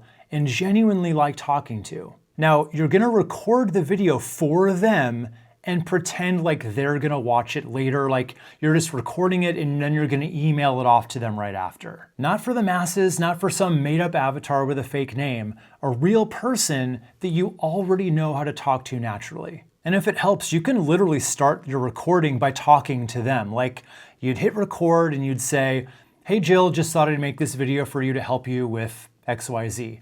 Take a beat, then start the actual video." So you then edit the first line out later so nobody ever sees it. But now you're not performing for a lens anymore. You're 10 seconds into a conversation with Jill and your brain just keeps talking to her for the rest of the take. And it works because you've probably done something like that before, right? If you've ever recorded a voice memo or a quick video for a specific person, I'll bet you sounded completely natural while you were doing that. No script, no nerves, no weird presenter voice. You were just talking to someone you know, like normally. And the camera's the same thing in both situations. The only thing that changed was who you believed was on the other side of it. Because the natural voice you have, that was never missing. It just needs a person for you to aim it at. Now, this is very different from the advice that I used to give on this. There's a saying that a lot of YouTuber experts say, which is basically that the camera cuts your personality by half. So you have to compensate for that. Now, obviously, there's nothing about a camera that, physically takes away half your personality. It's more just in how the average person reacts to the camera and how people tend to, shrink in front of it at first. So I used to tell people that they should actually dial their personality up on camera to compensate and just be a little bigger than felt comfortable to, do that on purpose. But I gotta say, I don't know that I really believe in that approach anymore because the evidence just kept disagreeing with me. I've watched too many experts win by just relating to their viewer instead of performing for them. It's more about dialing yourself in and focusing rather than projecting out. So unless big is genuinely your real natural self, don't be big. You don't even need to be 1% bigger than you naturally are. You're not a game show host. You're a person who's talking to another person. That's what creates the bond, that parasocial relationship we talked about before. Performing puts the viewer in an audience, right? They watch you the way they'd watch a show from a distance, kind of at an arm's length. But relating puts the viewer into a conversation with you. They're not watching some expert perform. The experience feels more like they're sitting across the table from you at a restaurant or a happy hour, being able to pick your brain. That's the scenario that builds the most familiarity and makes you feel like the expert they can actually trust. So focusing on talking to one person isn't just a camera trick for your nerves. It's literally the trust building part itself happening on camera. Okay, but now let's get back around to fear number 2, which is what if I fail and what if people see me fail? So this is a weird one because the advice I'm about to give you is gonna sound good and bad at the same time. And that advice is nobody's actually watching you yet. So if you fail, literally nobody's gonna see it. And when I say that to my students, I always get back this uncomfortable laughter that's like, well, if nobody's watching, why are we even doing this? And I get it, but people not watching in the beginning is actually a blessing, not a curse. It's built-in protection because YouTube makes you learn a bunch of new skills all at once. Scripting, being on camera, titles, thumbnails, just all of the strategy of it. And odds are, you're not gonna be good at any of them on day one. Nobody is. I mean, just imagine if you've never picked up a basketball a day in your life and then someone throws you out into an NBA game. It's a sold-out arena in front of 20,000 fans.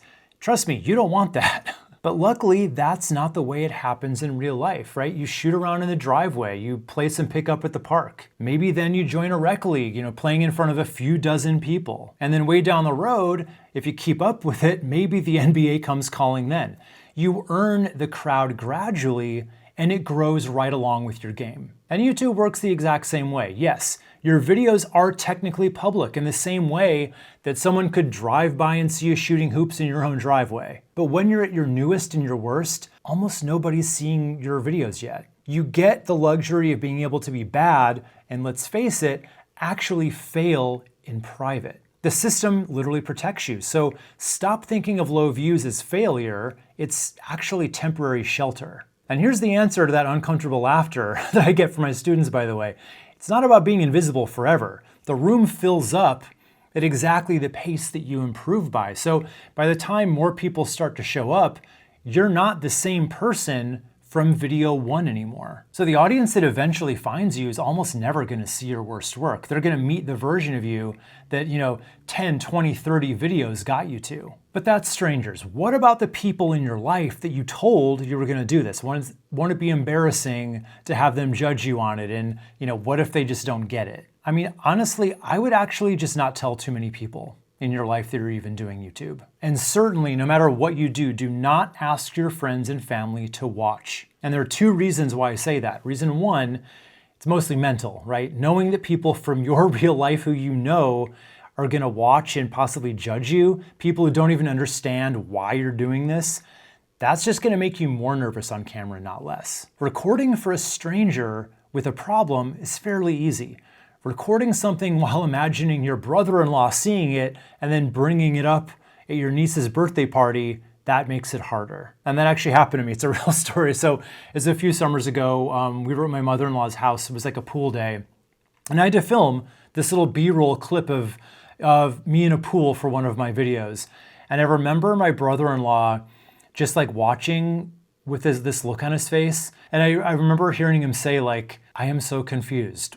I thought he does marketing stuff. What is he doing? And even now, my family still doesn't totally get what I'm doing on YouTube, and they probably never will, and that's fine. You're not doing this for your friends, and you're only doing it for your family in the sense of what this can provide for them. They were never the audience, so their feedback is pretty much useless anyway. They'll usually just try to be supportive and say, the video looked great. I don't understand what you're talking about, but you looked very professional.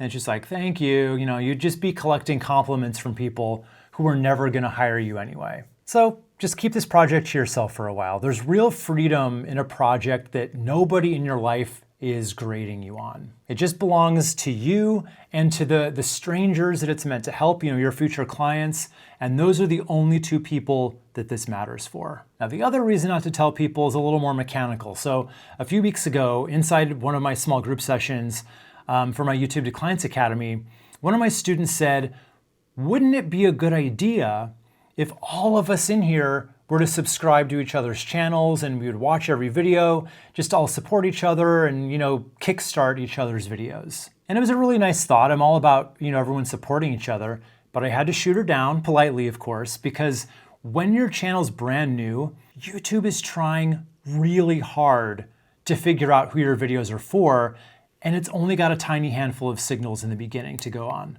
So that means your first views are its first clues. So if those early signals are 5 random friends or 10 random people that you're in a coaching group with, and they all have completely different viewing habits, your cousin who watches gaming videos, your mom who watches cooking shows, the whole picture just gets scrambled up and YouTube never figures out who your real audience is. So these like friendly or supportive views don't kickstart a new channel. They actually jam it up.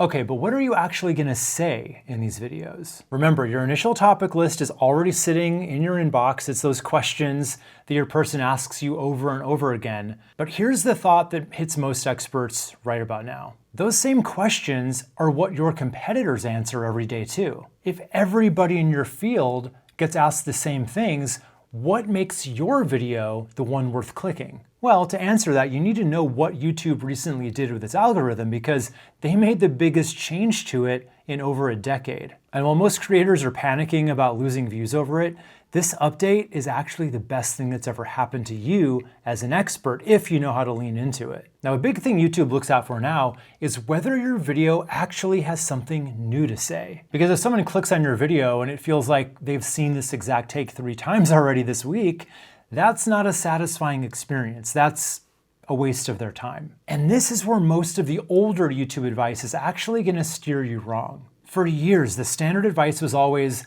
Find what's already working in your niche and copy it. Just, make your own version of it, add your personality. That's gonna make it different enough. And honestly, that trick used to work, but now YouTube's system got a lot smarter about what's actually in a video, and it rewards videos that say something that other videos haven't said. And it holds back the ones that are just a rehash. So if your video sounds like 10 other videos or just sounds like something AI could have written, it's just not gonna get shown very much. So let me show you how the system actually knows what's in a video according to YouTube's own engineers. So the new algorithm tags every video with 8 unique tokens or markers. And the easiest way to see how this is gonna work is on a real video. So there's a tax attorney named Jasmine DeLucci, and she's got a video called Why Choosing Between an LLC and an S Corp is Costing You Money. So on that particular video, token 1 is the category. That's the most top level one, and it's pretty much either entertainment or, in this case, education. Token 2 is the niche, business. Token 3 is the sub-niche, tax strategy.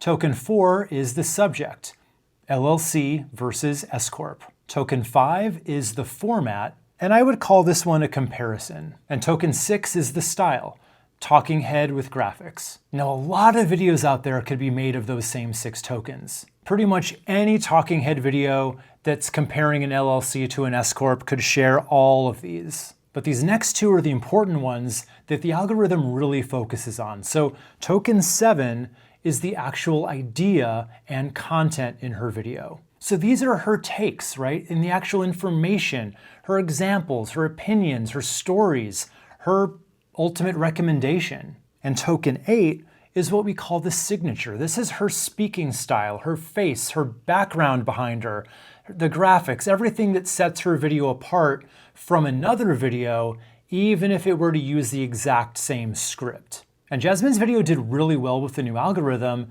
because she had ideas and takes that YouTube hadn't really seen before. She actually goes against the grain. Her advice is that you don't actually have to choose between an LLC and an S Corp. You can have both. So when this happens, when YouTube identifies a new idea, they draw a circle around that video, and they call this the conflict radius. Her video owns that territory now. If you were to copy her video exactly, or even really closely, yours is gonna land right inside of her conflict radius. And guess what? YouTube limits how many people will ever see it. The closer you get to the center of her conflict radius, meaning the closer your video comes to hers, the worse your chances of YouTube ever showing your video to anybody. But the more you differentiate it, the different stories, different examples used, different opinions than her, the more it moves away from the center, your odds start to go up. But if you bring enough of a new angle or a hot take or information that her video didn't cover, you can land outside that circle, and then they draw a new one around yours. We call this information gain. And info gain is what lets you claim your own territory so that YouTube pushes you. Now, everything I just explained happens under the hood, right? You're never gonna actually see a token or a circle drawn around your video anywhere on YouTube, but you can see the results with your own 2 eyes. So recently I went down a rabbit hole studying all the outlier videos on business channels across all kinds of niches. And if you've never heard the term outlier video before, these are just the ones that blew up way bigger than everything else on their channel. So if your videos usually get like 20 views and then you have one that got like 100 or 1,000, that would be an outlier for you. So anyway, I wanted to figure out for myself what all these outliers and all these different niches had in common. And you could probably already guess what I found. Almost every single one of those outliers had something new and novel about it. Info gain over and over again. Sometimes it was custom research that the creator had done themselves. Sometimes it was a brand new method that nobody was talking about yet. But the problem with both of those things is they're hard. Running your own research can take months, and inventing a brand new method isn't just something you decide to do on a random Wednesday. So how do you give your videos info gain and make sure they land inside their own circle without having to do much work on them? Well, there are 5 different ways to do it, and not one of them requires really having a brand new idea from you. So the first way is to lean on your own hot takes. So the goal here is just anywhere Your experience taught you something different. Like, what's some advice you used to give and then stopped? Or the stuff you'll say to a client in private, but you would never hear anyone speaking on a stage saying it at a conference. And the best way to share those takes on camera is through your stories, because your takes came from somewhere. Something happened, you watched it happen, and it changed your mind. But this is a really important distinction to make. To YouTube, your story is not necessarily the new thing. It's all about the lesson that that story lands on.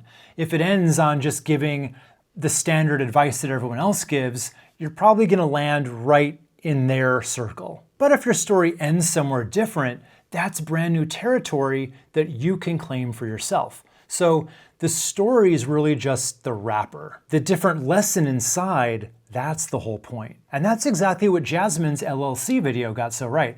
Her lesson was different than what most people in her niche would say. And I'm sure you've got your own version of that. Every field has all the standard advice that you secretly disagree with. And if you don't think you have anything like that, I would actually just open up either Claude or ChatGPT, turn on voice mode, and tell it you want it to help you uncover your own hot take opinions on your industry. And it's gonna be able to ask you some pretty interesting questions to get you there. Okay, way number 2 is my favorite, and it might be the most powerful thing in this whole section. And I actually stumbled onto it when I was digging through all of those outlier videos, because at some point, I just looked over at my bookshelf and I saw the book Radical Candor. I saw Building a Story Brand and Purple Cow by Seth Godin. And it hit me, these books aren't really about new concepts, right? They took pretty common business and marketing ideas and just gave them names and made them feel brandable, like the author owned them. And once I saw that pattern, I started seeing it everywhere, not just in books,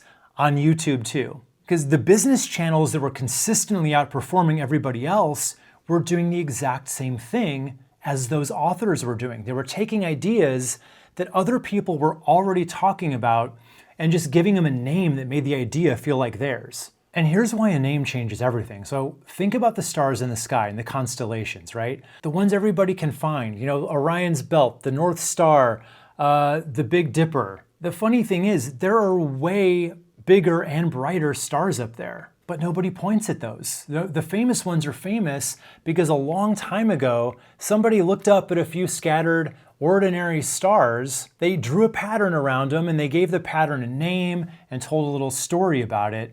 And then from there on, those were the stars that people navigated by. Not the brightest ones, the named ones. And that's exactly what naming does for your advice. Right now, your best advice is scattered across your field like loose stars. Other experts may say pieces of it, but nobody owns it. The moment you draw the pattern and put a name on it, people can remember it and attribute it to you. So all you gotta do is take an idea that you already teach and give it a name. That's it. The idea doesn't even have to be new, because honestly, there aren't a whole lot of new ideas anymore, right?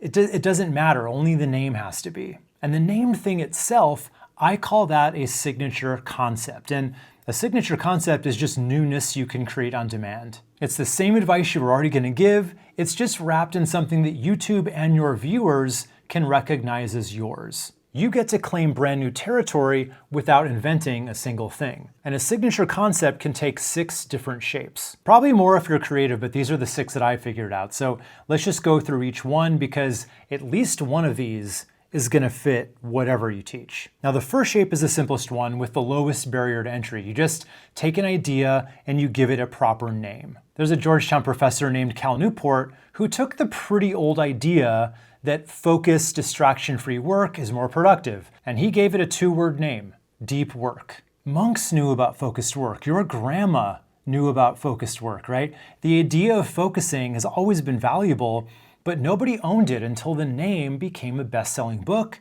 and a whole movement that he now owns. He even named the opposite thing, calling it shallow work, so now that's his too. And one of those books from my bookshelf was doing the exact same thing. So Kim Scott took something that good managers have always known, that you can be honest with your team in a productive way. And she put a name on it. It's what she calls Radical Candor. That name turned into a best-selling book, and it's just a phrase that people now use in offices all over the world. And I don't know if you ever watched the show Silicon Valley, but there was a whole running joke in an episode about that phrase, so it definitely caught on. So the second shape takes it a step further. So instead of just naming an idea, you compress a whole method into a single word where every letter stands for a step, aka an acronym. FIRE is a perfect example of an acronym. It stands for Financial Independence, Retire Early. And it's now a huge concept in the finance world.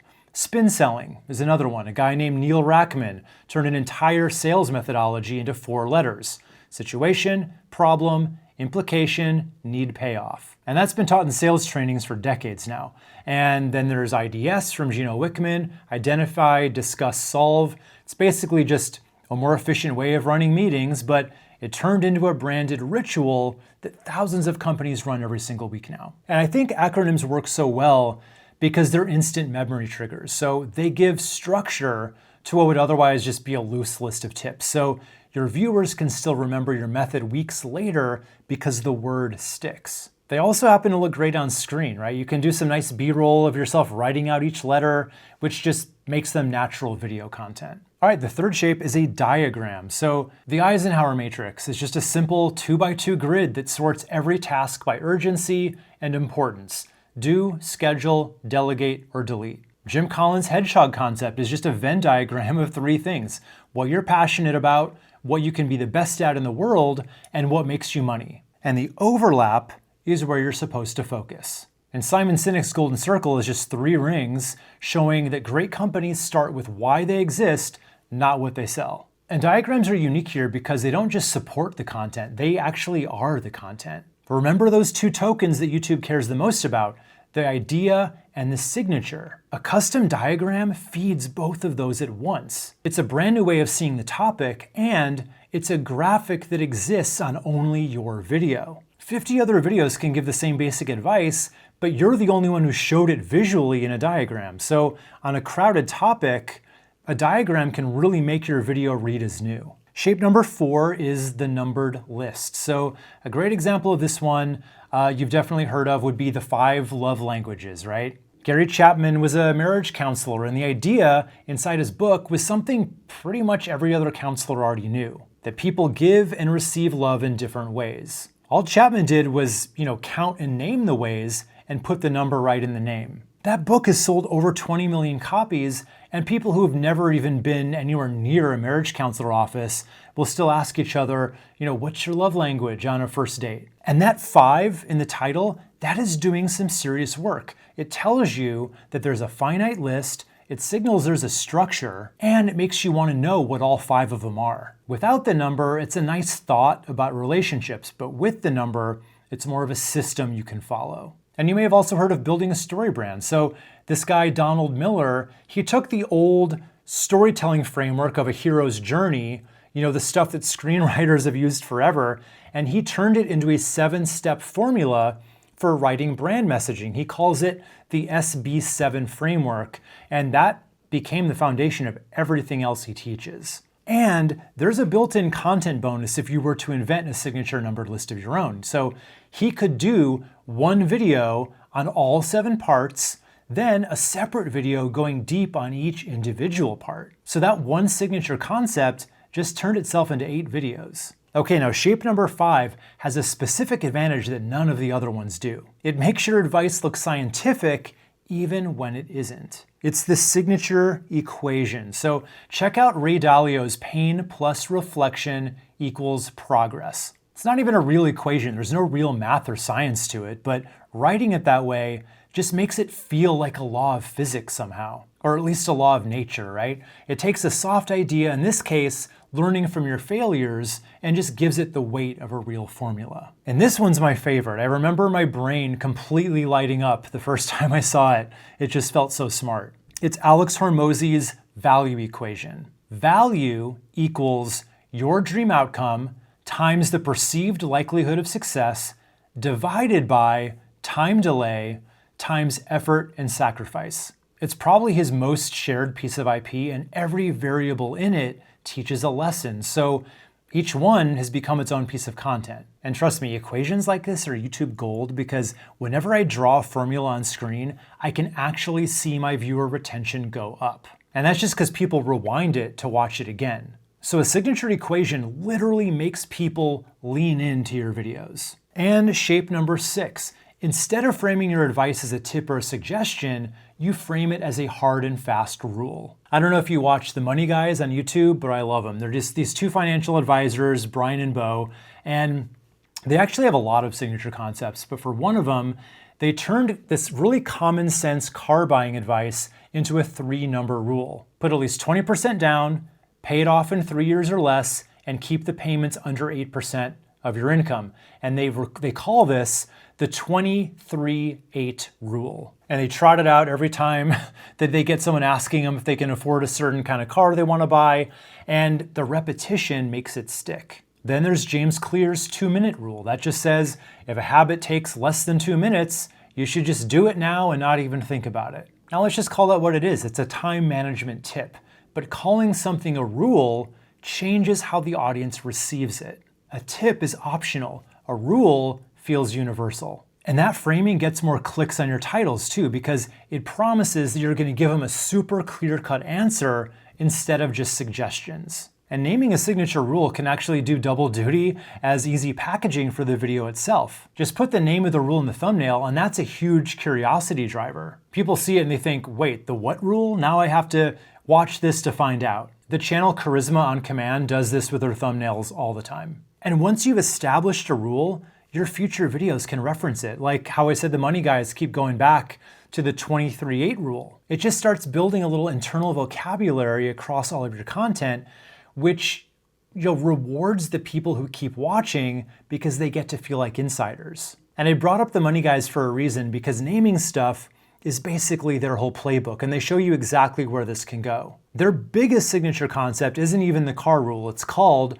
the financial order of operations. They call it the FOO for short. And what is it really? It's advice about which order to put your money in. Fill up this account before that one, finish this goal before that goal. It's solid advice, and it would be completely forgettable without the name. And every financial advisor out there watching this right now probably says some version of it themselves to their clients. But with the name, it feels like a law of nature. When they do live videos, viewers even ask questions about the FOO, and they bring it up by name. So that name turned ordinary sequencing advice into a brand. And that helped turn them from a regular advisory firm to one of the biggest financial advice brands anywhere. So back in 2017, when they weren't known experts yet, their firm managed about $115 million in assets. Today, they're quite well known, not the most well known in the money niche, mind you, but their dollars under management number is closer to $1.4 billion. All from getting themselves known. And I actually include signature concepts in my videos all the time. I can tell you they do make a big difference. In fact, the term signature concept is my own signature concept. And way earlier, I told you about the idea of connoisseurship, which is also mine. And the thing is, don't tell anybody, I'm not great at coming up with these names on my own, but I don't have to be, and neither do you, because AI is weirdly good at it. Especially Claude. So it's really great at just thinking through something and coming up with a creative name or how to turn a concept into a visual diagram or an equation. Just all you have to do is just give it the concept that you already teach. Just tell it what it does for people and ask for 10 options. Most of them are just going to be like whatever to bad, right? But then a few are going to surprise you. Then you just keep the one that sounds the most perfect. Okay, so if you're keeping track, we're still going through the ways that you can create info gain in your videos. Signature concepts was just way number 2. So moving along to way 3, you can jump on the news. So whenever there's a new development breaking in your field, like a rule change or some big study, a major announcement, there is a window where your audience wants answers. Now, you're not going to have that window to yourself, so let's be honest about how this really goes. There'll probably be a few channels in your niche that's going to have something up the same day, but most are going to take up to a week or 2 to get around to it, and you don't even have to beat the fast ones. You just have to be quicker than most, because your video isn't going to be there to just break the news anyway. The news itself gets covered within a few hours.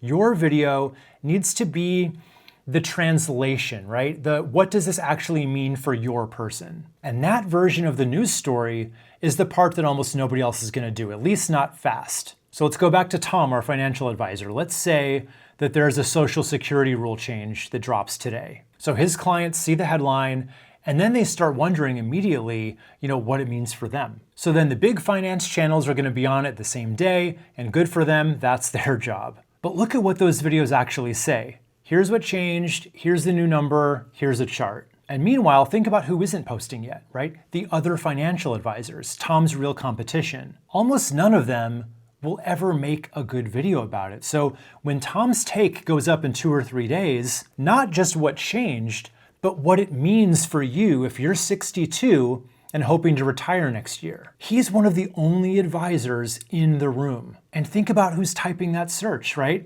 It's Tom's exact client. They saw the headline and they want to know what it means for their own retirement. The news clips don't tell them that, but Tom's video does, and that's how a stranger meets their new advisor. And I've actually done this one myself. So when ChatGPT 5 came out last year, I know there's been so many since then, but at that point it was one of the biggest AI stories. Everyone was super gassed up about it, and the tech and the AI news channels were all over it within hours. And I think my video didn't even go up until about a week later. So I definitely was not the first one at that party, but I remember working all weekend on it.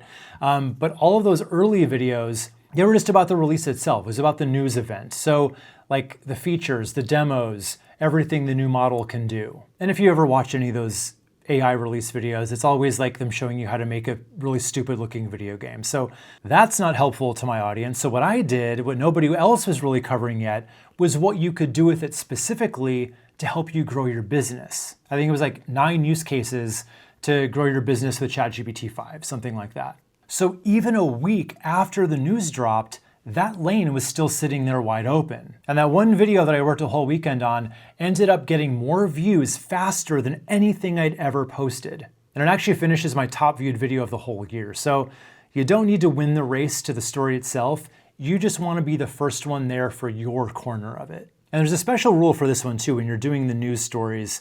This is the one place where speed beats polish, because these videos aren't going to really be evergreen. They're not going to keep pulling in views for years the way your other videos can. A news video, even if you're covering your angle of it, it's going to get a big burst for a week, maybe 2 if you're lucky, and then it's going to be pretty much done. So no, it just doesn't really make a whole lot of sense to spend 2 weeks polishing a video that only has 2 good weeks to live. And your viewers get that too, right? When you're handing someone something that's new, they're surprisingly forgiving about the rough edges because they would rather have your take today than a prettier version of it next month. So for these videos and these videos only, I would skip the full script and just work off of some notes, just turn the camera on, give your honest take, and get it out the door. And I'm not suggesting you become a news channel here either. This shouldn't be your focus.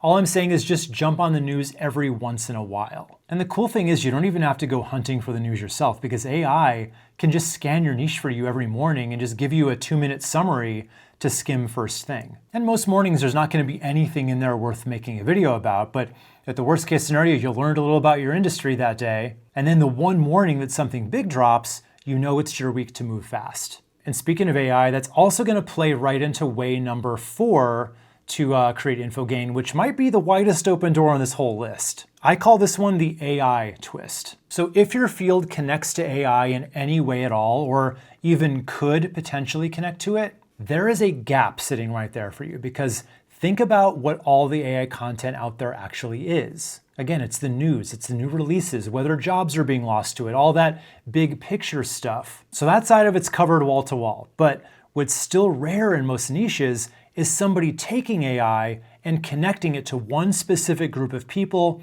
showing them what they could actually use it for. So the twist is, you're not making another video about AI, you're making a video about what AI can do for your person.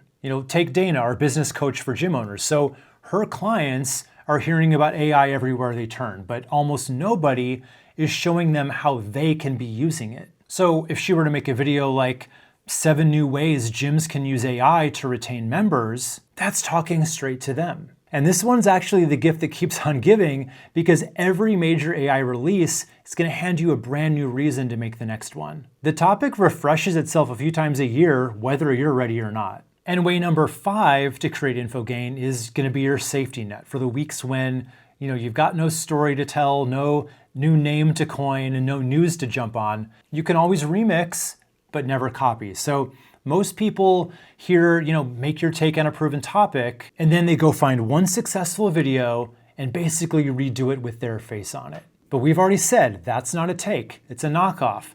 And YouTube is gonna see that it's the same, and they're not gonna punish you for it. They don't really do that.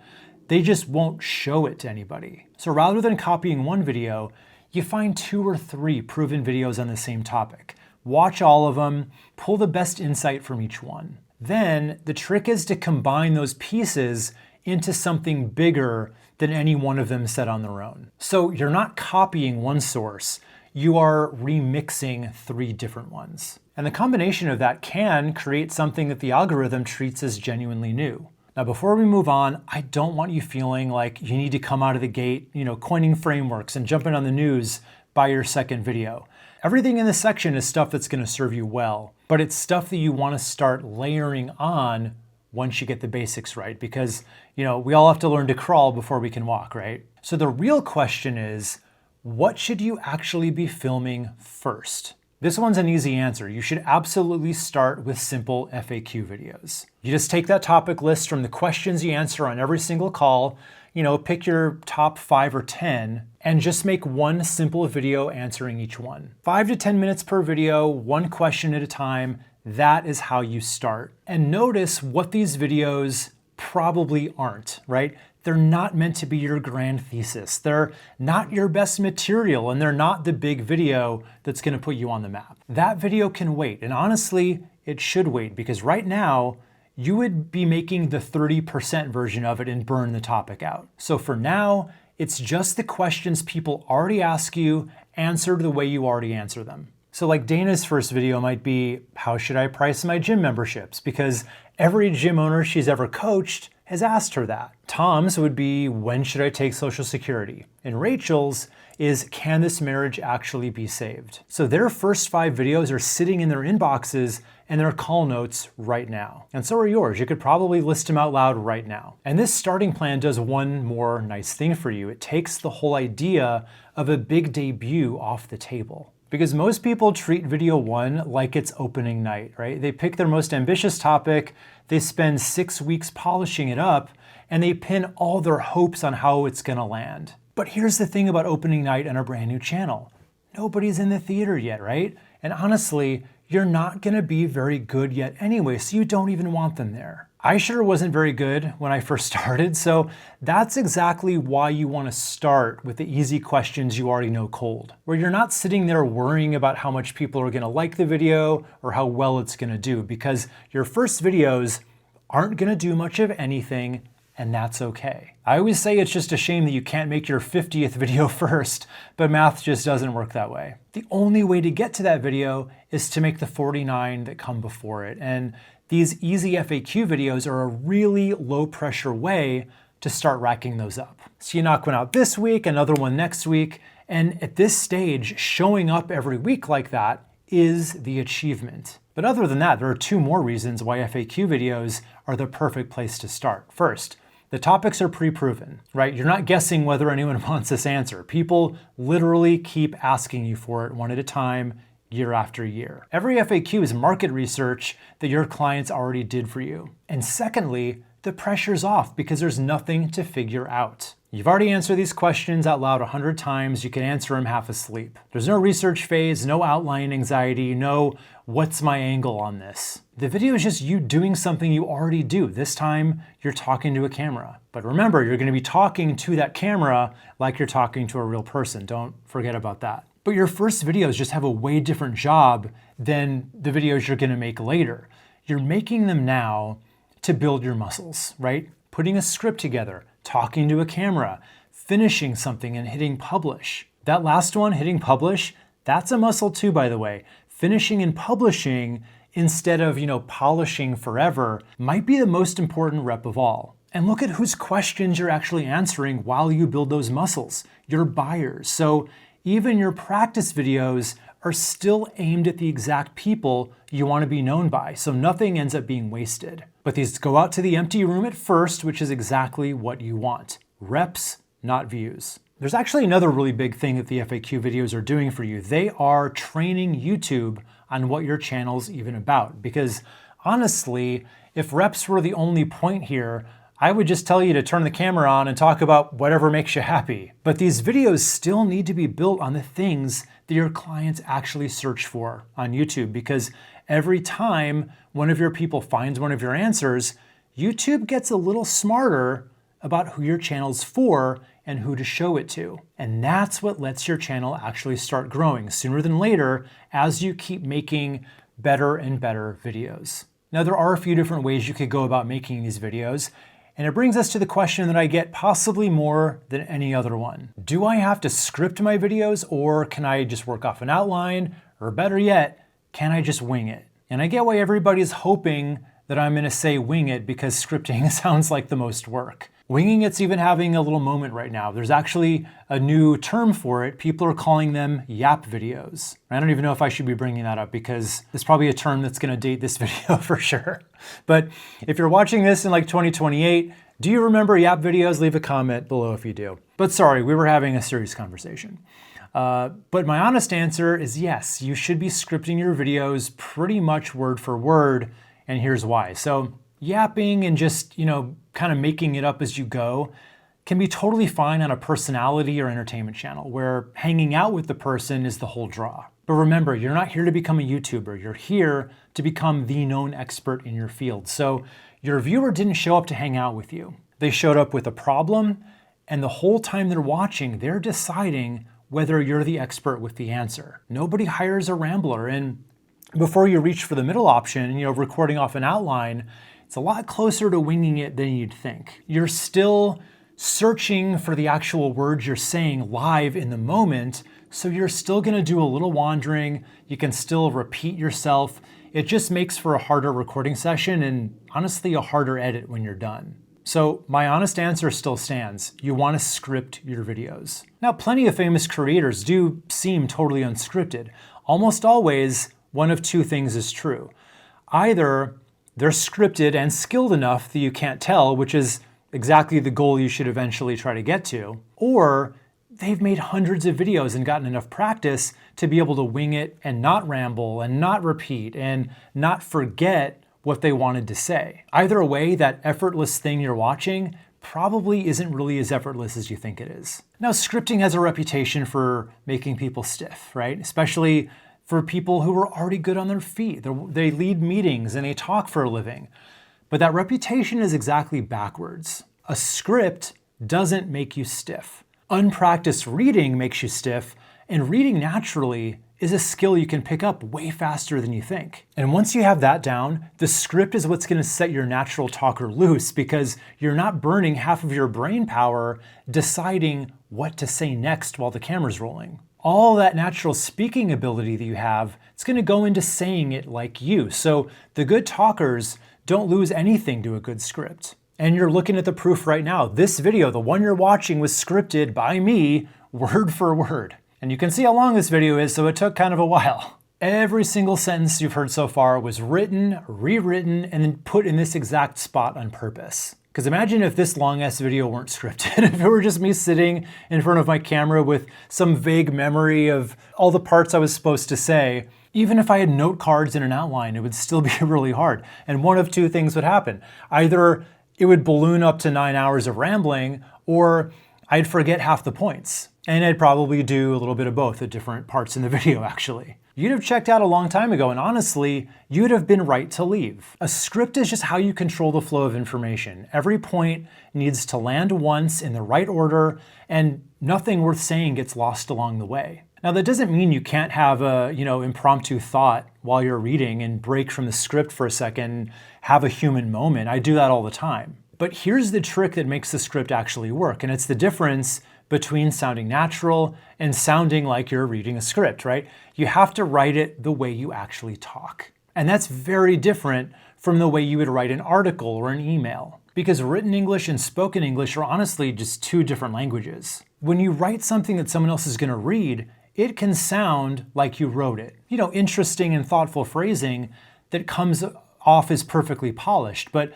nobody sits across the table from a friend and says, in light of these considerations. That's weird. If you said that, you wouldn't have friends anymore. So when you're writing your script, You want to use the exact phrases that you would say across a table from someone. Your words, your rhythm, little connector words that get you from one sentence to the next. And there's an easy test for this. You just want to read a line out loud, and if your mouth stumbles or it just feels stiff coming out, it's too written, right? So you want to rewrite it the way that you would actually say it. Your mouth already knows the difference, even when your typing fingers forget it. So now you might be like, wait, so I have to write it out word for word like I'd say it, then what? I have to memorize the whole thing? If you think I memorized this whole script, you are out of your mind.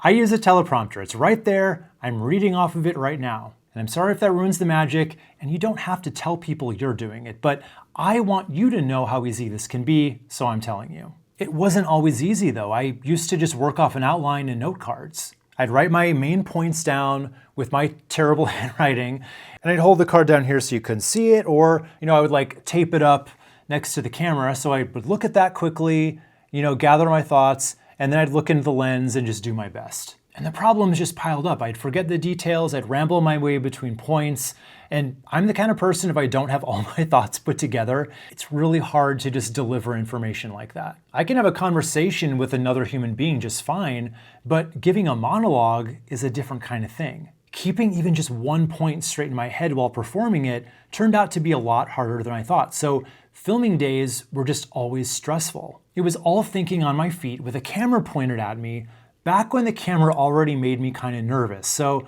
it was two hard jobs at once. Remembering everything and concentrating on saying it like I was talking to someone, both at the same time. And all that rambling just meant doing take after take, which got me flustered in the moment. Plus, all those takes meant editing took about double the time it should have. Back then I was still editing my own videos, so every time I rambled or had to retake something, it took more time for me twice. Once in front of the camera, and then again at the desk when I was scrubbing through my own takes and trying to decide which one to keep and which one to delete. So then I was like, enough is enough. I'm gonna get a teleprompter. I'd, been told teleprompters were the way to go. So I went to the Apple store and looked for a teleprompter app. The problem is almost all of them work the same way, and it kind of sucks. The way most teleprompter apps work is they scroll at one fixed speed. I mean, you can set the speed to whatever speed you want, but however fast it goes, that's how fast it's going with or without you. So either you find yourself racing to keep up with the screen, or it really drags and you just feel yourself talking weirdly slow. And even if you get it just the right speed, if you make a mistake, which I do all the time still, it just keeps going and then you have to back it up, right? It's just a pain. But then I found one teleprompter app that actually listens to you and it keeps pace with your voice. It was so much better. And ever since I found that, my recording days are just way easier. It's night and day. Because now, I don't really have to think about the words at all when I film. The words are already handled. My whole job on a recording day is the performance of it. And when I say performance, remember, I don't mean big or put on.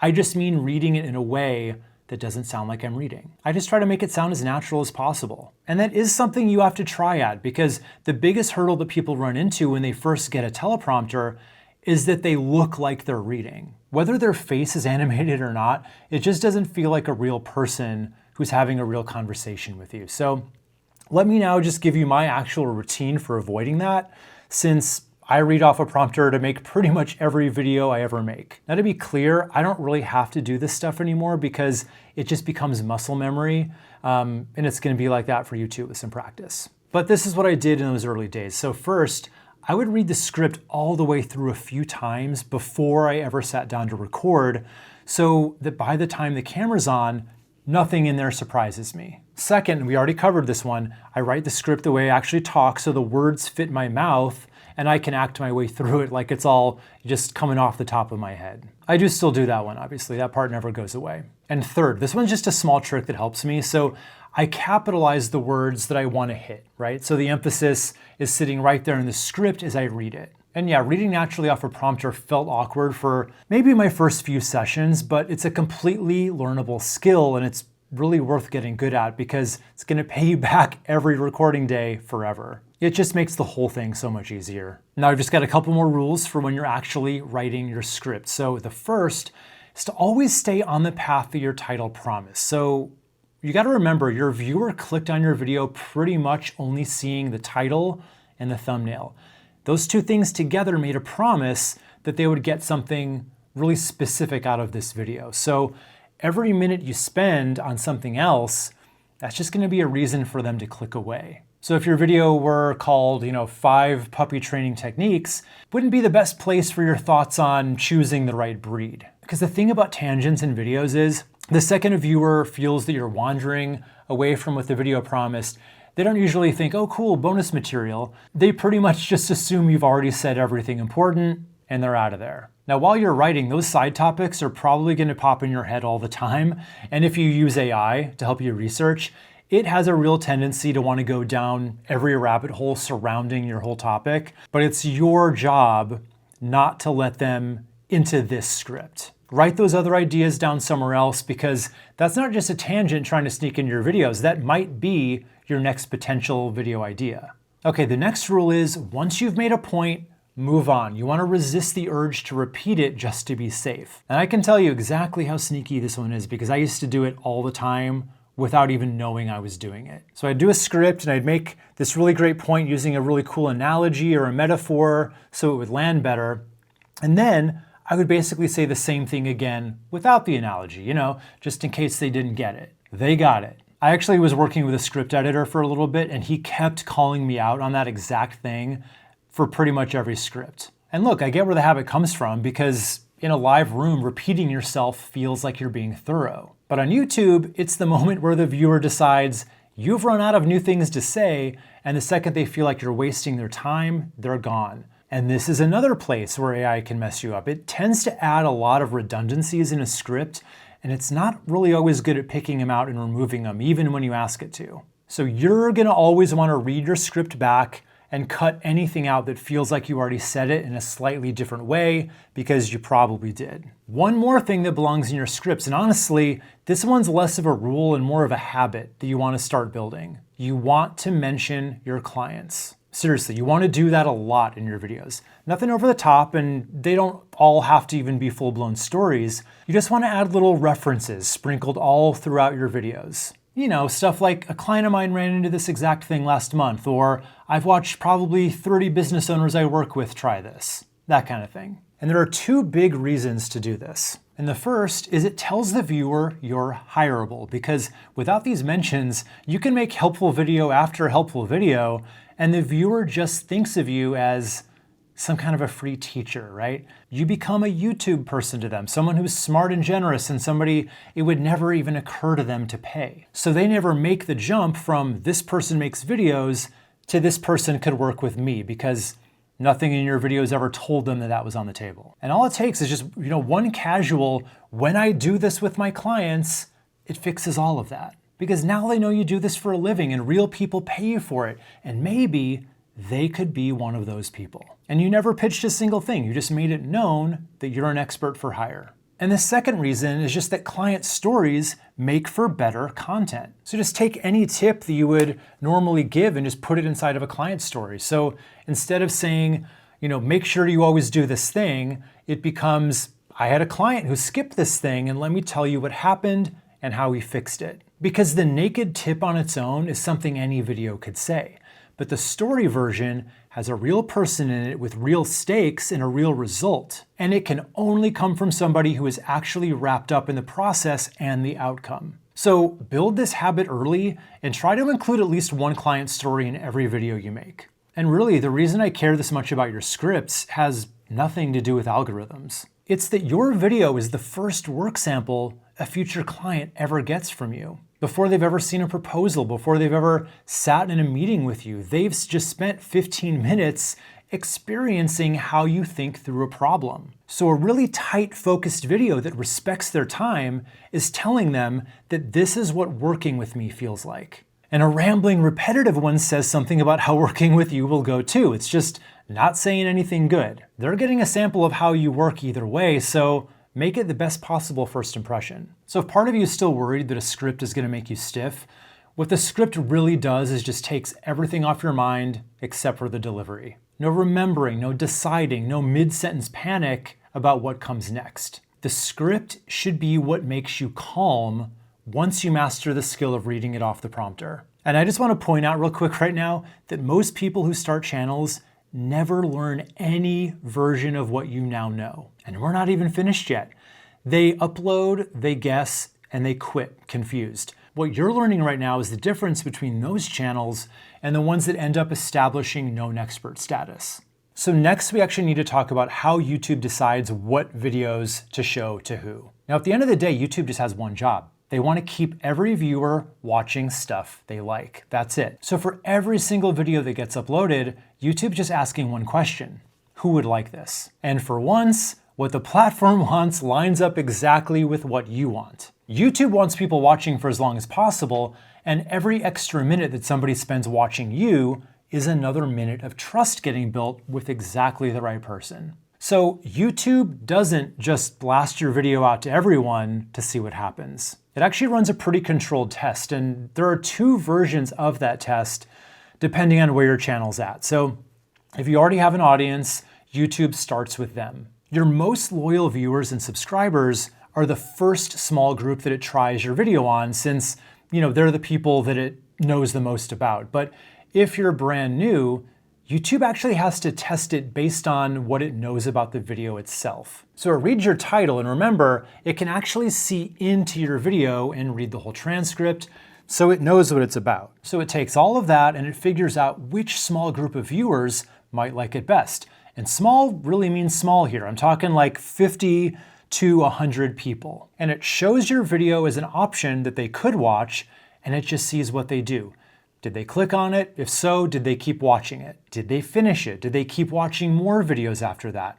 If the signals are good, it's going to show your video to a bigger group. And if those signals are good again, it goes even wider. And that's what blowing up is. It's actually not luck, and it's not some viral lottery. It's just a video passing test after test with the group getting bigger every time. And as soon as the signal comes back weak, the testing pretty much just stops. And by the way, you've been on the other side of this thousands of times without even knowing it. Every video that YouTube has ever recommended to you was pretty much a test just like this. And you were part of the test group. You either clicked on it or you didn't. You stayed or you left. You got to decide the fate of that video, just like other people on YouTube get to decide the fate of yours. So when your videos go out, they're not being judged by some mysterious black box algorithm. They're being judged by real people and how they're reacting to it. So where do those tests actually take place? It's mostly on the YouTube homepage. And what that looks like has changed a lot. So back in 2016, this is what your YouTube homepage looked like. It was 6 videos across, 5 rows deep. So it's about 30 thumbnails all competing for your attention at the same time. By 2020, it dropped to 4 across. Still a wall of options, still pretty chaotic looking, but now we're at 3. So we got a row of 3 long-form videos, then a row of shorts, another row of 3 more shorts, and so on. So YouTube is hand selecting a small number of videos per person based on their watch history. They're not just throwing 30 options at someone and hoping they pick yours out of a hat. And this top row here, that's almost always going to be videos from creators you've already watched. And a lot of creators are pretty upset about this new design. All they see are fewer long-form slots with shorts eating up homepage space. But this isn't necessarily bad news for you. It all has to do with something called the paradox of choice. So there was this pretty famous study from the 70s that gave one group of shoppers 24 different types of jam to choose from. And then another group just got 6 options. Now, you would think that more options would lead to more people finding the one they want and more people would buy.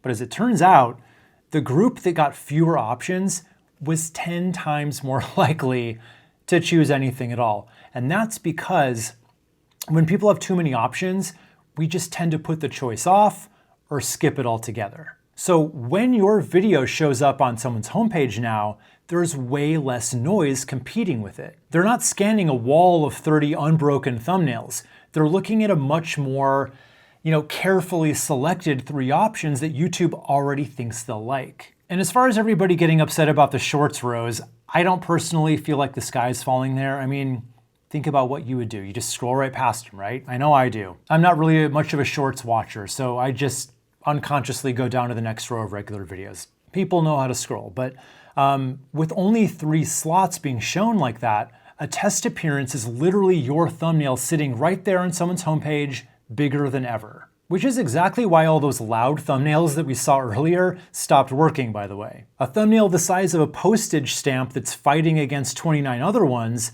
had to scream to stand out. But a big slot with only 2 next door neighbors only has to be interesting. But there is a real catch for new channels, and it explains something that frustrates most beginners. Those first groups that YouTube tests your videos on, they're really just educated guesses on YouTube's part. And good guessing takes data. Because, don't know if you know, but YouTube doesn't run on vibes, it runs on data and only that. So a big established channel has years of data under its hood, right? YouTube knows exactly who watches them. But your brand new channel has basically 0 data on it. So YouTube doesn't know who you are, who you're for, or who might love you. So it can't really pick a smart test group to start with yet. And that's why it can feel like it's not showing you to anybody in the beginning. It's just not in the business of gambling with its viewers' time on an unknown stranger. It's not punishment. It's just missing data. And I gotta warn you about those early months because I know exactly what you're gonna be doing during them. You'll be checking your stats, obsessively refreshing the page. And I'm not even calling you out on it. Literally everybody does it. You post video number 3, hour later, you're refreshing the numbers, then again before bed, then the first thing you wake up in the morning, hoping something happened overnight. And the numbers barely move and it feels like the whole thing is broken.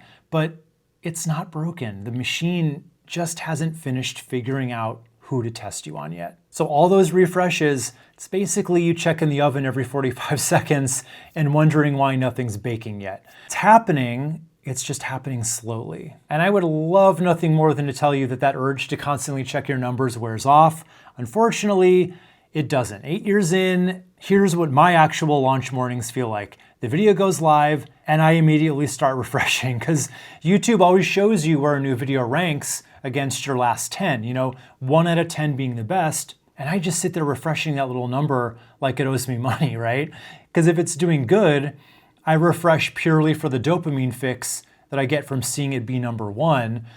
But if it's doing bad, I refresh it too, just in case something changed in the last 15 seconds. I admit it's not helpful behavior, but it is extremely human behavior. I am getting a little bit better about it, but it's still there every Tuesday morning when I upload something.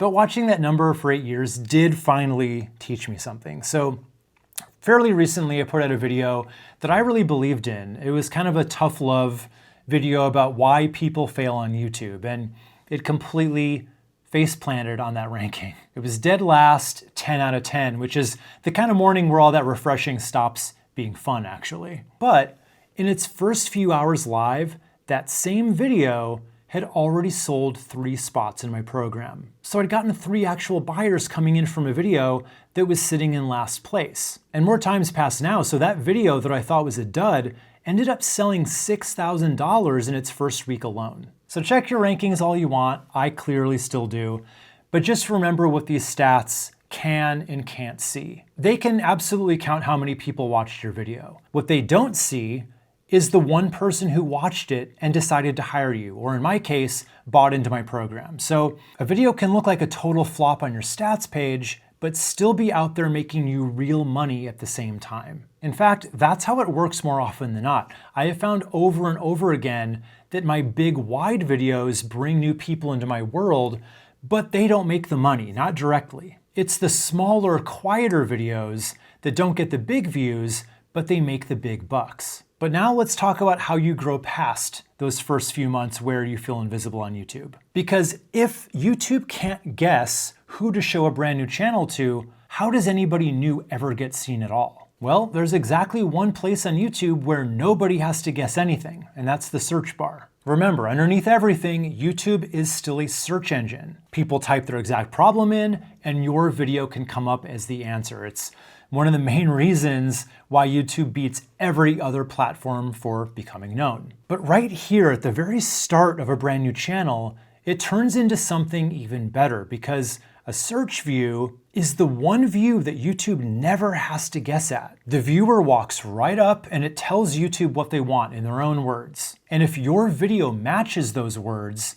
YouTube can show it with much higher confidence, even when it knows next to nothing about your channel yet. So that viewer did the targeting for them. So while the discovery side stays slow for you at first, that's the people just being served your videos on their homepage, the search bar is a wide open door starting on day one. And the people coming through that door are the right people. They typed their problem in 10 seconds ago, and somebody searching for an answer to the problem you solve is about as warm as a stranger gets. But those searches are also doing a second job for you. They're filling in all your missing data that YouTube doesn't have on you and your viewers yet. Every single person who finds you through search teaches YouTube a little bit more about who your people are. So that data starts to slowly fill in, and it completes the picture that YouTube has about your channel and who your audience should be. So these are the videos a new channel should start with. And I call these pull videos, as in videos that viewers search for specifically and pull them off the shelf, as opposed to push videos, which YouTube just pushes toward you without you searching for anything, like the ones they show you on the homepage. Just remember those FAQ videos that I recommended you start with. Those are textbook pull videos. For our financial advisor, Tom, it might be, how much do I need to retire at 62? The push version of that video, might have some clever curiosity title like, why this retirement advice is dead. Nobody's gonna be searching for that. But the pull version, the searchable version, gets found by that 60-something couple that he wants to be known by. Now, I know how pull titles feel to write because they can feel, utilitarian and just kind of boring, right? But here's the reframe. Boring to who? To you maybe, and to strangers who don't have this problem, but to the person who just typed those exact words into a search bar, your, boring title is the most interesting sentence on the whole page because it's the one that matched what they asked. So titles don't need to impress the crowds, right? They just need to match what that one person asked for. And I learned this lesson the hard way myself. If you look at my early videos, I was making things like, 5 things to remove from your website and 5 questions your web designer should be asking you, stuff like that literally nobody was searching for. But then I flipped it around. I started titling my videos more to match what business owners were probably typing into the search bar. Things like, how much does a website cost and how to get Google reviews for my business. And those titles weren't sexy or anything, but the right people started finding them. And by the time that those people called me, they'd usually watched about 4 or 5 of my videos, so they came into the call trusting me. And those titles were where all of it started. Nothing about my knowledge had changed between, video 12 and video 13. I just stopped titling videos for an audience that I didn't have. And I started titling them for the person actually looking for an expert like me. And this is where the whole thing comes full circle. So remember how that top row of the homepage is almost always creators you've already watched? Well, the moment that somebody watches one of your videos, you get to join that club, right? You're now one of the creators that can show up there for that person the next time they open YouTube. But until someone's seen you once, you basically can't exist on their homepage. And the way you get that first view is through search. That is your front door. But pull videos have one more thing going for them. They are your long-term high performers that can get you new customers for years. Remember Jeff Sue's video about how to write a resume that's 5 years old, but it still gets views every single day? So think about it like this. A typical push video that YouTube just pushes onto people's homepages, that can go kind of viral, usually with some kind of a curiosity-based title, and it tends to burn really bright for a week or two, then it just fizzles out because the algorithm moves away from it and starts pushing out the next viral video. But a pull video is a much slower burn that gets found steadily for years because, assuming the problem itself is evergreen, people aren't going to stop searching for a solution to that problem. And I'll tell you a little insider trick of mine that proves which one is worth more long term. So my channel is established enough now that I can do push videos. So I'll give them titles like, copy this video style, it'll get clients to chase you, or why every smart person should start a YouTube channel. These are titles that are meant to get clicked on if you happen to come across them, but nobody's gonna be searching for either of those titles, right?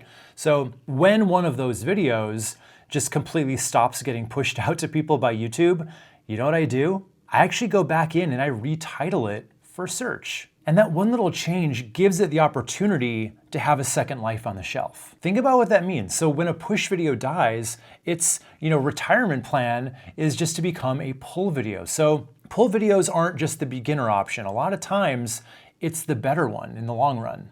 But not every video on a searchable topic puts you in the expert seat because different videos have different depths to them. Just think about how people actually get answers now, right? They ask ChatGPT or Google, and they can get a pretty decent answer in about 10 seconds. And then a lot of those people will head over to YouTube anyway to, kind of double check the AI and just fill in whatever it left out. So by the time your viewer ever hits play, they already kind of have a good sense of what they're supposed to do, right?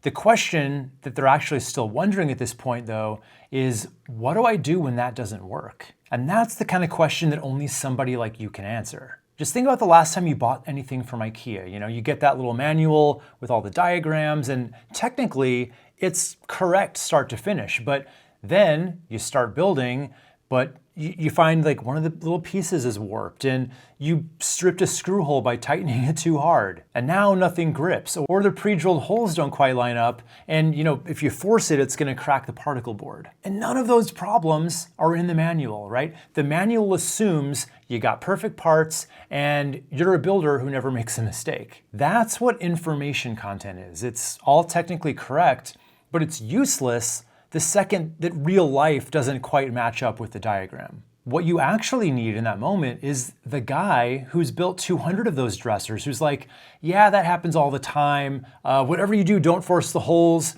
You wanna run a bar of soap along the screw threads first. That's experience content, and that's exactly what you have if you've been doing this work for years. You've seen your share of less than perfect dresser legs, and you've stripped those screws yourself, and you know what the manual doesn't say. So the old YouTube playbook just told you to basically make the manual. The new one says make videos as the person who's built a ton of dressers in less than perfect conditions. So how do you make videos that answer that question on purpose? Well, I came up with something for this, and I call it the SCAR scale, because teaching from your scars is where true experts live. Unfortunately, most experts who start a channel, they only ever make content at the two most basic levels, and those two levels are exactly where AI can replace you before you ever post your first video. The content that makes people see you as the expert, that lives at the two deeper levels that most people never even touch. So let me walk you through all four so you can see the difference for yourself.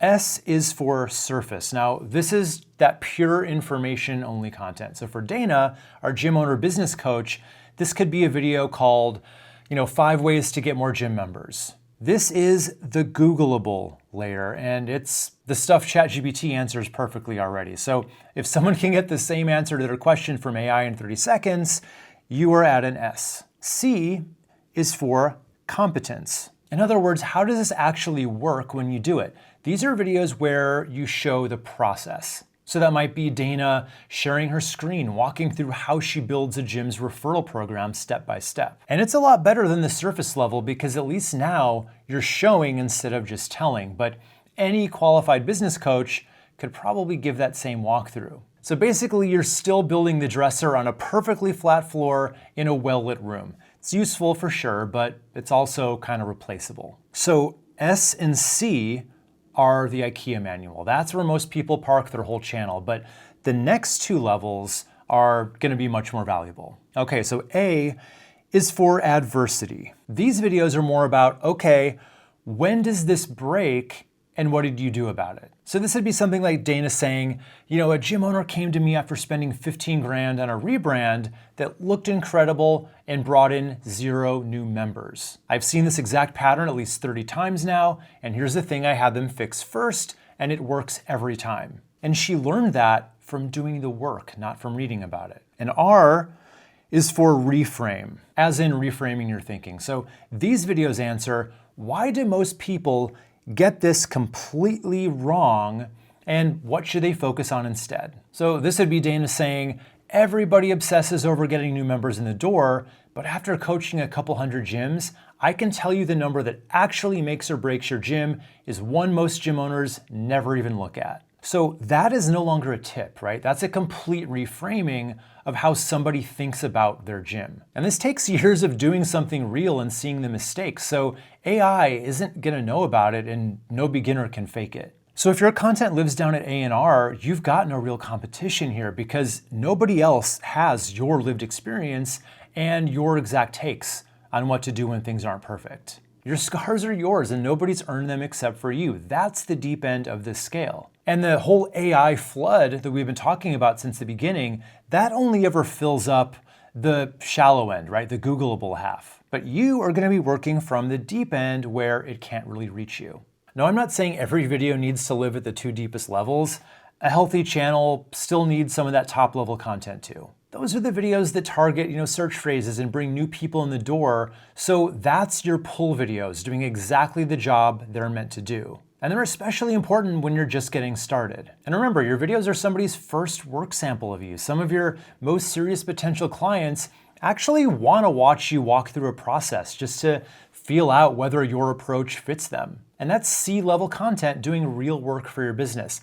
I'm just saying, don't stop there. You want to layer your scars into it whenever you possibly can. So when you're making that surface video about, the 5 ways to get more gym members, drop in the client story, mention the pattern you keep seeing. Bring up the thing that the steps don't prepare you for. Just one real experience woven into an otherwise informational video changes everything about how you come across. So I want you to think of the scar scale less like, 4 boxes you pick from and more like a dial. So the further you turn it toward the bottom, the harder your content's gonna be to copy and the faster your viewers turn into clients. But even turning that dial just one click down makes your content way more AI proof. But isn't it backwards to get on camera and tell your future clients about the times things went wrong for you, when what you did didn't work? Clients are supposed to see the wins, right? But think about it from the viewer side for a second. The whole internet is basically one giant highlight reel at this point, and people have learned to be pretty skeptical of it. Everybody knows that real work doesn't go undefeated. So if you're out there saying yours does, they don't really think you're amazing. They probably just think you're hiding stuff or lying, right? And if you're worried that your stories aren't impressive enough for YouTube, you've got that a little backwards too. So the messiness is exactly what makes them believable. Let's go back to our financial advisor, Tom. So his instinct would be to make videos about the couple he helped retire right on schedule with enough money to spare. And that video is good, he should probably make that. But the one that does the real work for him would be called something like the retirement plan I built that didn't survive 2008. The plan looked perfect on paper, then the market fell apart, and Tom walks us through what that year cost his client. And here's the important part, what he builds into every single plan now because of it. So a pre-retiree watching that video isn't gonna think, oh wow, this guy failed somebody. They're actually gonna think, okay, this guy has seen the exact thing that I'm scared of up close, and he came back with an answer for it. That's the guy they want handling their money, not the advisor who claims it's never once gone wrong. It's just not believable, and you don't even need like a big dramatic failure to talk about. Just being honest about the limits of your advice does the same job. Just tossing in a casual, now this doesn't work for everyone in the middle of a video, that's gonna buy you way more trust and belief in you than just another win story would, because that's a sentence that no salesman would ever say, right? There is one rule here though. You're a working expert sharing lessons from real client work. You're not just journaling here, right? The loss is only gonna earn you expert status when it lands on what it taught you. In other words, a scar should come with a lesson attached to it. Otherwise, it's still just an open wound, and I never recommend teaching from open wounds that aren't resolved yet. So when we talk about making videos that live down at the deep end of the scar scale, there are 4 video types that do this really well. Not only do these establish you as the known expert, but they consistently make more sales than just about any other video type out there. Okay, so the first type of deep end video is one I actually named myself. I call it the walk-up webinar. So think of a traditional webinar, where you give a full overview of your entire system, that whole map of how you solve your client's biggest problem. The only difference between a regular webinar and the walk-up webinar is that this one doesn't hide behind any kind of a registration page or an email gate or anything like that. It's just up on YouTube so anyone can walk up and watch it, get it? This is just a great, here's how I work kind of video. Now, to be extra clear, this should be more of a high-level overview, not you drilling down into every last detail. So let's say your process has 10 steps to it, right? You would want to lightly touch on all 10, but you don't go too deep on any one of them. Just like any webinar, there is a balance to it here. So if you do too much teaching, then people are going to start feeling like they don't need you anymore. But if you teach just enough, they can actually see what's possible, and they just need a bit more help to actually pull it off. And throughout it, you want to include some of those scar stories where, things didn't quite go to plan, or reframing what they think the problem is to what they should actually be focusing on instead. And I've had really good results when I've tried this. So earlier this year, I was doing a 5-day launch where I was, basically doing a sunset sale of my old program. And I put my walk-up webinar on YouTube, and it sold 264 spots for a $497 program. So that one webinar got me $131,000. Not bad at all. All right, so the second type of video are, teardowns or audits and just any kind of real-time client help. So that would be you reviewing a client's current situation, or even just a viewer who volunteered for it. So like if I were to record myself talking to one of my students or one of you guys about your YouTube channel, and I look at it and to come up with suggestions on the spot of what you can improve to get the results you want. And that works really well for visual things that we can actually look at and see together, like a YouTube channel or a website, marketing stuff. If you're an interior designer, you could look at photos of someone's living room and just start showing things you would change. Or it doesn't even have to be visual. It can just be you talking through it conceptually. Like the money guys, we talked about them, right? They do this all the time on their channel. People are just in the chat, commenting about their financial situation, and the guys weigh in on what they should be doing. The point is, and the magic happens because you're doing it on something real where the answers aren't, all pre-prepared ahead of time. And the whole time they're watching, the viewer's having one thought, that could be my website up on the screen. That could be my numbers. So they're not just like learning about your service anymore. They're previewing it. It's proof you can actually do the thing you say. It's not just, theory that some AI could spit out at them in 10 seconds. All right, now the third type of video is thought leadership and counter advice. So this would be some kind of a genuinely new idea or the honest case against something that everybody else in your field keeps saying. Now this is reframe level content, which is as deep as videos can get on that SCAR scale. Remember Jasmine's video about LLCs versus S-Corps, where she said you actually shouldn't choose between them, you should do both. And this one from Premium Brand Builders that's reframing what premium branding really is. You think it's about looking expensive, but it's really this other thing over here. And the fourth type of video is gonna be the scariest sounding one on the list, live videos. So in this one, you're teaching something or you're helping people in real time with no edits and no safety net at all. So you can see this kind of thing in the finance shows that take live callers now. Dave Ramsey and the Money Guys do this all the time. And all the business coaches who, pull up some founder's actual numbers and work through them right there on camera. It's just popping up a lot more lately, and that's not a coincidence. Because when someone watches you help a real person and it's in real time, nobody has to tell them you're an expert, right? They're literally watching you be one right in front of them. Anyone can just research a topic and put together a nice polished video about it. But sitting down with a total stranger and figuring out their problem on the spot and actually getting them somewhere, you can't fake that. There's no take two when you're live. So whatever the viewer sees is what really happened. And that's exactly why I think that lives are gonna be the next big thing on YouTube. There's so much AI stuff out there right now, and it's only gonna get more and more as the years go on. So when everything polished might be machine made, going live cuts through all of it because everyone can see it's really you reacting to whatever's in front of you with nothing to hide behind.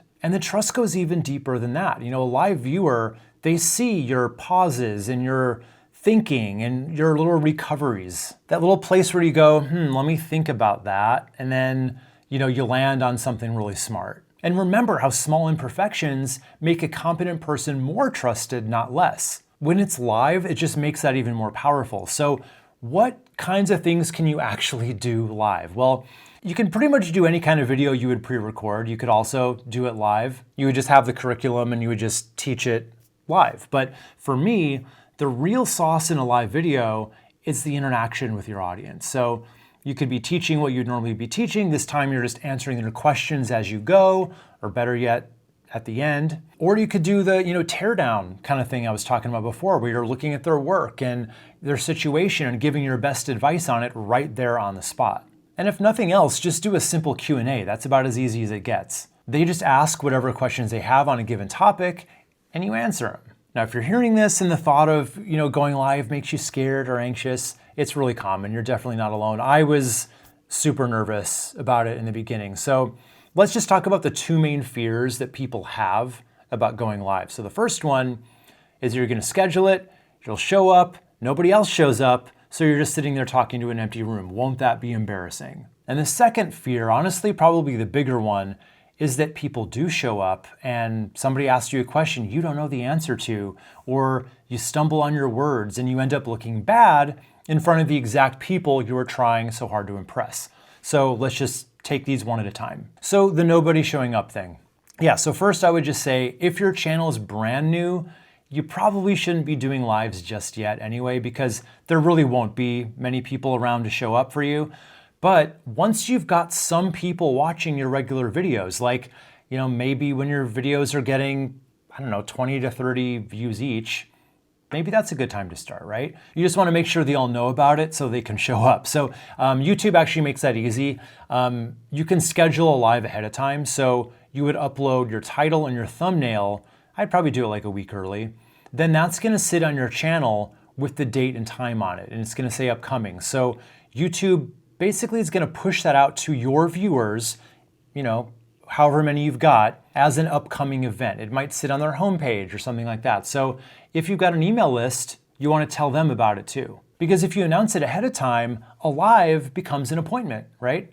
People want to interact with you, so they would show up to this the way they show up to anything they put on a calendar. But let's just say the day comes, you go live, and nobody showed up. So it may happen. And if it does, you just keep going. If you planned out something to teach, just teach it to the empty room. At the very least, that is going to live on as a replay on your channel for people to watch later. So just switch your mind around to, okay, this is just me doing a normal video that people will watch later. But whenever I did lives early on, I mostly did Q&As. I didn't really have like a set curriculum that I was going to teach, but I was afraid that it might be slow to start. So I always came with like 10 questions that I'd pulled from my comment section just to get the ball rolling. Because, questions can take a little while to start rolling in, even if you do have people there. A lot of times they need like 10 minutes to warm up before they'll like think of a question. So definitely do that. And if you don't have any comments yet, just go to Claude, tell it what you're doing and have it come up with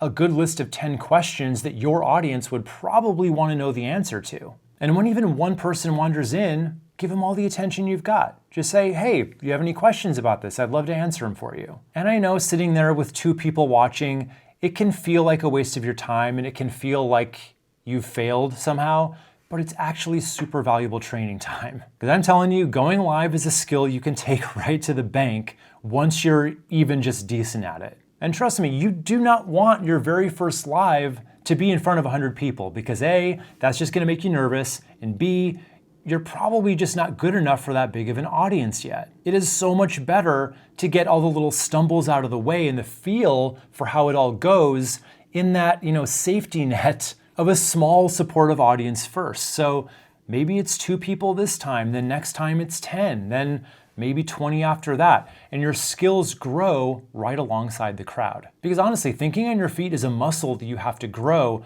and small rooms are a great place for that. So don't wait around for some big audience before you try this. Get in early, prove your value in a live setting, and just build those, I guess I would call them improv skills as you go. Okay, so now let's talk about the bigger fear, the one where you're afraid you might just blank on camera in front of everybody. So what actually happens when you get a question you can't answer? It's happened to me plenty of times, and I just say so. I'd be like, you know what? I actually don't know that one off the top of my head. but I can look into it and try to get to it in another video. Or I've even said a lot of times like, you know what, I'm not sure, that's not really my specialty, and I wouldn't want to steer you the wrong way. That's all you got to do, and nobody watching is going to think any less of you for it. If anything, they trust you more now because they see you've got enough integrity to not fake your way through an answer. And honestly, when you think about it, admitting that you've got a limit to what you know right there on camera, that's proof that everything else you said was pretty solid. And think about your actual odds here for a second. You know, you've answered client questions for years, I'm betting. So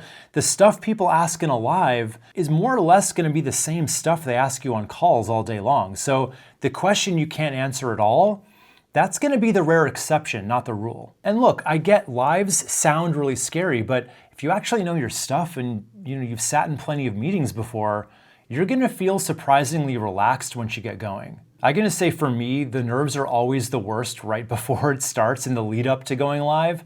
Once I'm in, and I'm in the zone and it's fine. And I can vouch for lives from the very beginning of my own channel because I did my share of them in my first year. I actually did more than I'm doing now. And I mostly did those Q&As, and eventually I was reviewing people's websites, live on air, showing them what to fix as they watch. Now, the view counts were always way lower than on my regular videos, and that's what stopped me from doing more of them. But we know now that it's not about lots of views, it's about the right views. And those were concentrated, valuable viewers, the right people spending real time with me asking about their actual businesses. And there's another bonus I didn't even expect, right? Going live early is one of the fastest ways to get comfortable on camera. Because live doesn't give you the option of being precious about it. You pretty much just have to talk. And I don't know what it is, but there's just something about when you know it's live and you see that people are there watching, you just show up way differently than, if you're recording yourself in an empty room. It's just much more like you're talking to a real person, kind of like how you'd come across on a Zoom call. Even though you can't actually see the people who are watching you, you still know they're there, and it helps, right? So once you're a few lives in, that energy is gonna kind of creep into you, and you can use it when you sit down to record your normal videos too. And going live is one more superpower that might just be the best part of it. So it's the one video you barely have to plan. And once you're done with it, when you click the stop button, there's literally nothing more for you to do. No editing, nothing. So if you're ever scrambling for a video some week, just go live and answer questions. And not to get too meta about this, but because this video you're watching right now has basically taken me about a month to plan and write and shoot now, I have no choice but to do a live for my next video because I don't have time to plan anything else out and my editor doesn't have time to edit anything. So live it is. But enough with the logistics and the fears.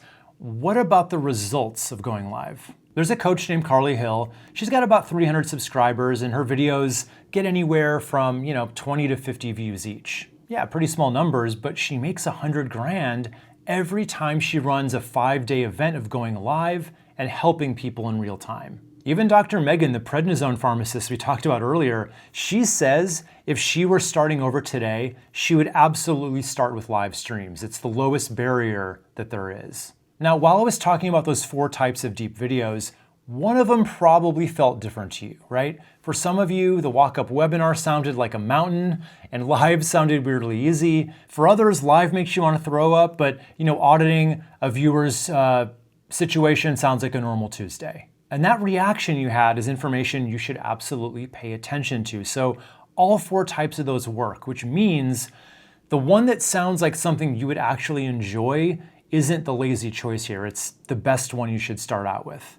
Okay, so now you know what videos to make, let's talk about how they work together. Because here's the truth about this whole strategy. You don't establish yourself as the known expert to somebody who then hires you from one video. You want to create binge sessions. Remember that a stranger needs about 7 hours with someone before they feel like they know them. So a good binge session, or a few of them spread out over a few weeks, can really bank up that time pretty fast. And every video in that session is one of those dense touch points, stacking up right alongside the hours. So for some viewers, that feeling of knowing you shows up way before the 7-hour mark. One viewer just watching you from their couch, 4 of your videos in a row. That's the kind of trust that normally takes months, but it's compressing into a single night. And you create binge sessions in a way that might sound a little strange at first, by never really ending your videos. So no wrapping things up in a bow, no recapping what they just learned, nothing like, thanks for watching, or even just something as innocent as, okay guys, because what does that sound like, right? It sounds like you're signaling that the video's over. So they're on to the next one, and it might not be yours that they watch next. Instead, what you want to do, rather than wrapping up a video, you want to give them the next step in just one seamless motion. You would say something like, so now that you know how much you need to retire, the next thing you need to figure out is when to take Social Security, because getting that timing wrong can cost you tens of thousands of dollars. I made a whole video about it, and it's right here. And then you just point them to the exact video that's in your back catalog that makes the most sense for them to watch next. So it's really all in how you think about it. The video doesn't ever end. It continues inside of the next video. And look really close to that handoff, because every piece of it's doing a job. So it names the next problem so the viewer realizes they have it. It attaches a cost, so solving it feels urgent. And it makes the next step seem really effortless, because the answer is just one click away, sitting right there in the next video on screen. So you're not asking them to stay, you're just showing them the next thing they already want. So for financial advisor Tom, his retire at 62 video just seamlessly hands off to his Social Security video, which then hands off to his withdrawal order video. And just picture how that evening's going from his viewer side of things, right? They're sitting on their couch, they put on YouTube, 8 o'clock, they find a video and they press play on it about the one question they have. And that video answered their question, but then it surfaced the next question that they didn't even know they had. And then each time,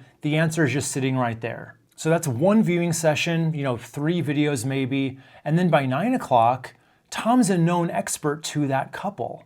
They didn't sit down and decide they were going to binge some financial advisor's channel. They just kept having their next question answered by the same guy, and it built to it naturally. It's funny, I actually get comments all the time in my channel, some version of them saying like, I can't stop watching your videos because you never let me stop. And I'm just like, yep, it's all part of the plan. Some of them probably see exactly what I'm doing, some don't, but nobody minds either way. The next video really is the thing that they wanted to know next, whether they knew it or not. Nobody's ever going to resent being handed the next right thing for them. And every next video in the chain multiplies everything at the same time. More time with you means more trust. Those 7 hours are filling up pretty fast. And longer sessions on your channel also tell YouTube that people are actually liking your videos, which earns you more push. And somewhere around that 3rd or 4th video, something happens in the viewer's head. They cross that line from watching a stranger into feeling like they know you. And you've definitely felt that line yourself with creators that you watch. I'm sure that there was a video where they stopped being just some channel and became the channel that you would watch anything new that they ever did. And it's hard to point to the exact moment that that happens, but it always happens inside of a session, never inside of a single video. That's how a known expert actually gets made. So just start that habit now from your very first uploads.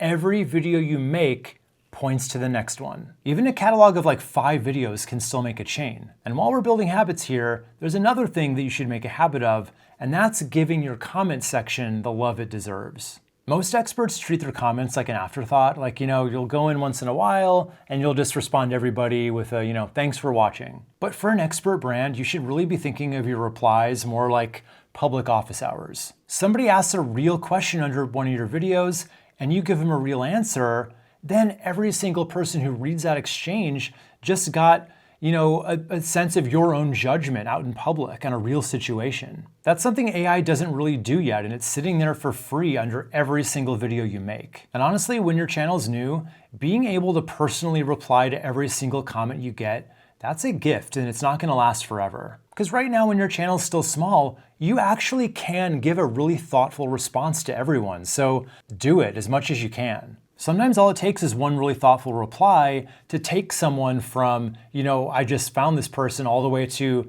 I really trust this person overnight. And if you keep doing that and you keep this up, there is going to come a day when you can't really keep up with them anymore, and you'll probably actually miss being able to. I know I do. Well, except for one kind of comment. So while we're here, let's talk about trolls for a second. Trolls in the comments that fear that people are gonna say mean things to you on YouTube. So let me tell you what the comment section of an expert channel is actually like after having been there for 8 years reading mine. The overwhelming majority of comments are nice, like genuinely nice. People thanking you, people saying you explained something really well for them. And, of course, there's gonna be the real people asking real questions about what you covered in the video.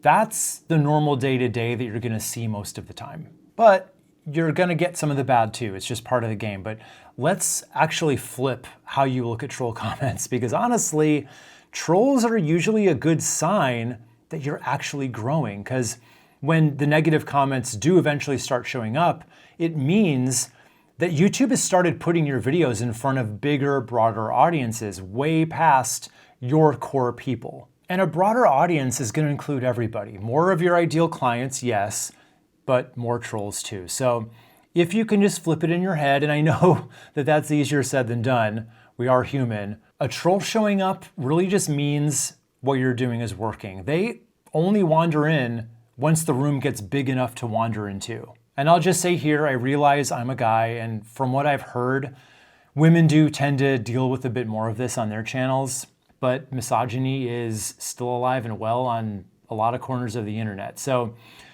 I just say don't let them win. Assuming your content is good, your comment section is still gonna be overwhelmingly positive. And either way, you hold all the controls here. You can actually block someone with one click, and they never even knew they were blocked. So they're still out there probably typing more troll comments thinking they really got to you, and you never have to see a word of it. So yeah, you can block individual people if someone ever gets out of line, but what's even more useful is you can actually filter out specific words so that certain comments that you don't want to see just never even show up for you at all. For instance, I got Invisalign this past year because if you're an OG to my channel, you may have seen some of my earlier videos where my teeth were pretty bad. My bottom teeth were really bad. So I got a handful of comments about them from a few different strangers, and they were pretty mean about it, right?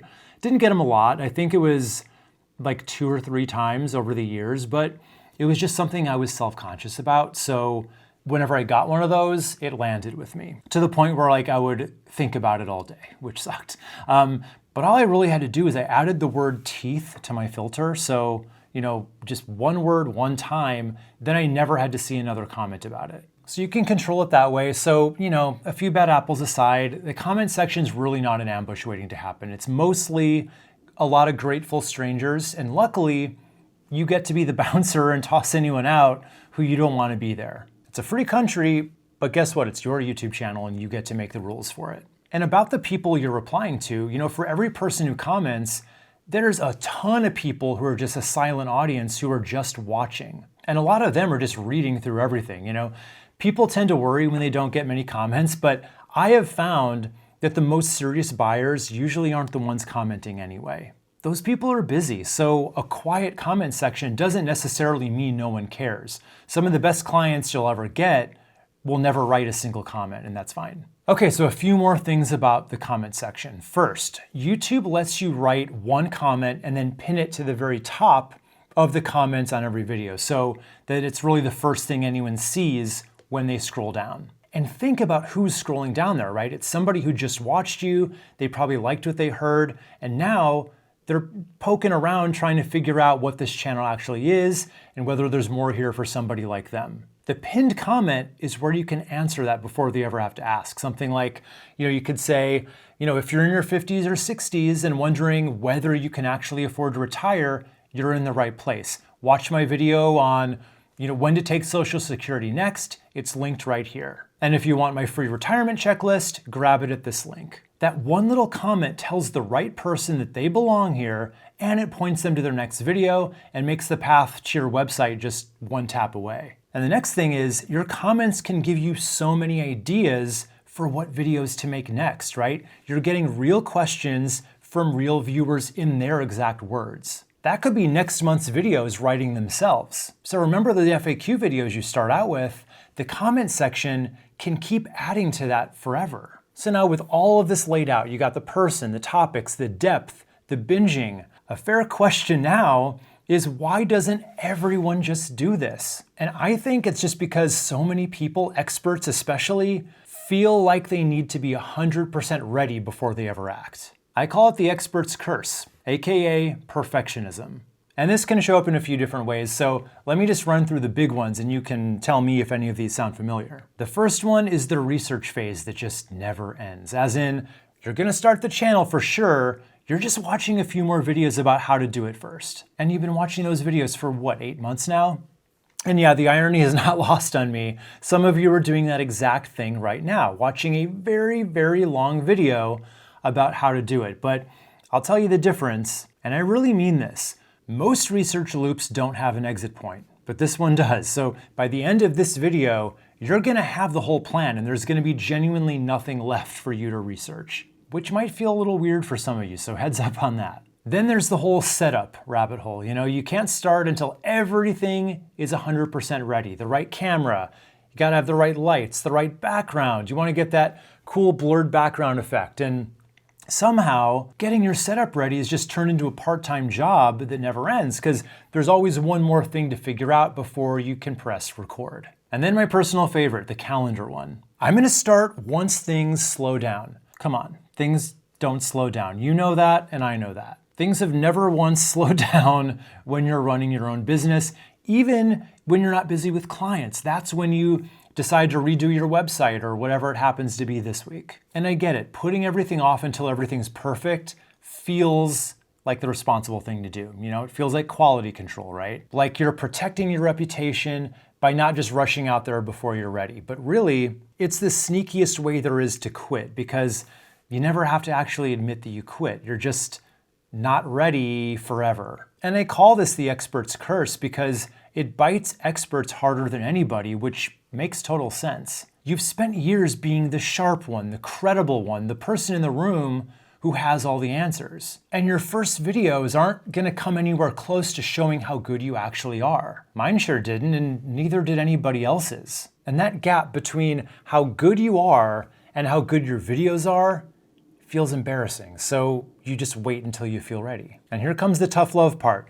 That feeling that you're waiting for, it ain't ever gonna come, right? It actually gets worse because the more you know, the more you can see everything you don't know and the louder that, not yet voice gets. And by the way, this isn't even just a you problem, right? 71% of CEOs say they deal with imposter syndrome. And that's the people running the world. So apparently feeling not ready just comes with being good at what you do. So you can't really wait this one out, and I'm not saying this to push you. There's a really famous experiment about this exact thing from a photography class at the University of Florida. So the professor, he split his class into 2 different groups. Group A was gonna be graded on quantity, just the more photos they turned in, the higher their grade was. Group B was graded on quality. So they only had to submit one really, really good photo for the whole semester, and they had the whole semester to make it. Now, if perfectionism worked the way it feels like it should work,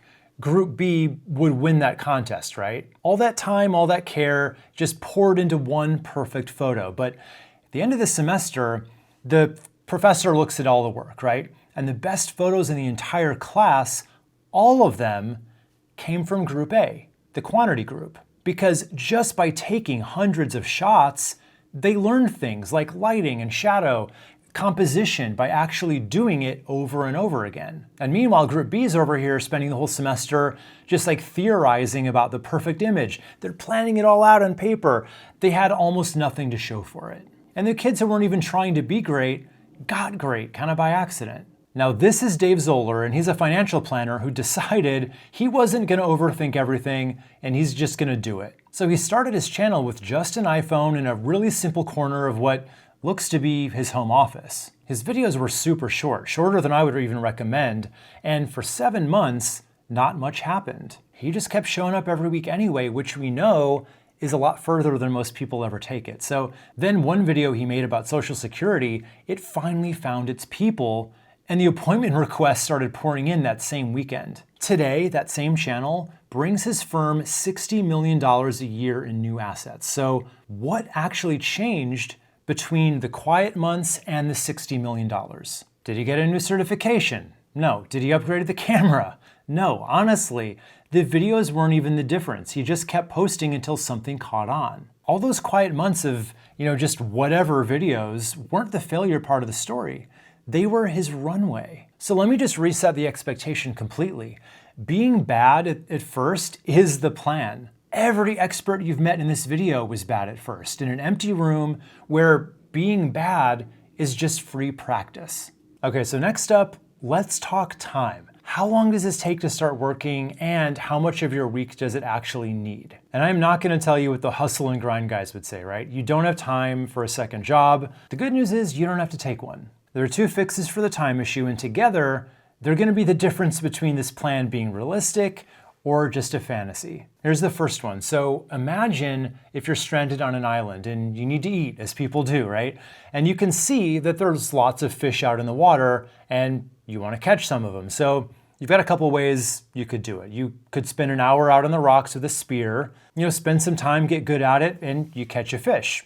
Awesome, you get to eat tonight. But what about tomorrow? You're back out on the rocks with the spear for another hour because the spear only feeds you on the days you use it. Or you could spend a week building a net. And yeah, that week costs you way more up front, right? You're building a net while you could be out there eating fish, and it feels slow. But once that net's in the water, it catches fish while you sleep, right? It keeps catching day after day, whether you're standing there or not. So now go down the list of everything you've been told to do for marketing and just ask yourself for each one, is that a spear or a net? A social post, spear, right? Feeds you once, if that, and it's gone by tomorrow. A cold call, spear. A networking breakfast, a flyer, a Facebook ad, a booth at the expo, spear, spear, spear, right? Every one of those stops working the second you stop doing it. But a video that answers a question that your person's still going to be searching for in 3 years from now, that's a net. You build it once and it catches clients for you for years. So when you're busy, you just have to think about how you're going to spend your hours, right? Now, you could spend them on low-value tasks that feel productive, or you can spend that time making a video. Now, that's what we call leveraged time, right? It's the single most valuable hour you could spend on your kind of business because it has the longest stretch of being useful. And let me put a real number on this net. So there's a realtor in Vegas named Dale.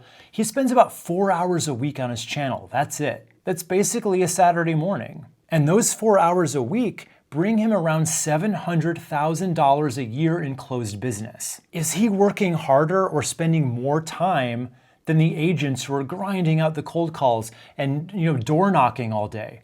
Obviously not. He's working a really tiny fraction compared to how they're marketing themselves. His hours just go into making nets, and their hours are going into spearing fish one at a time. So that one choice, that one net, is worth about $700,000 a year to him. All right, and the second idea is that making a video just takes way fewer hours than it used to because AI has done a really good job at collapsing the work at every single stage of the process for us. AI can find your best topics, right? The ones that people are actually searching for. And it can do it in minutes, by the way. That alone used to take a whole afternoon. And that's even if you knew what you were looking for, which most people don't. Then when it comes to planning your video out, it can take all of your messy, rough, half ideas and stories and opinions, and it can organize them all into a structure that feels like a real video. And I love this one. It can actually even interview you to pull even better stuff out of you, like all your real opinions and hot takes,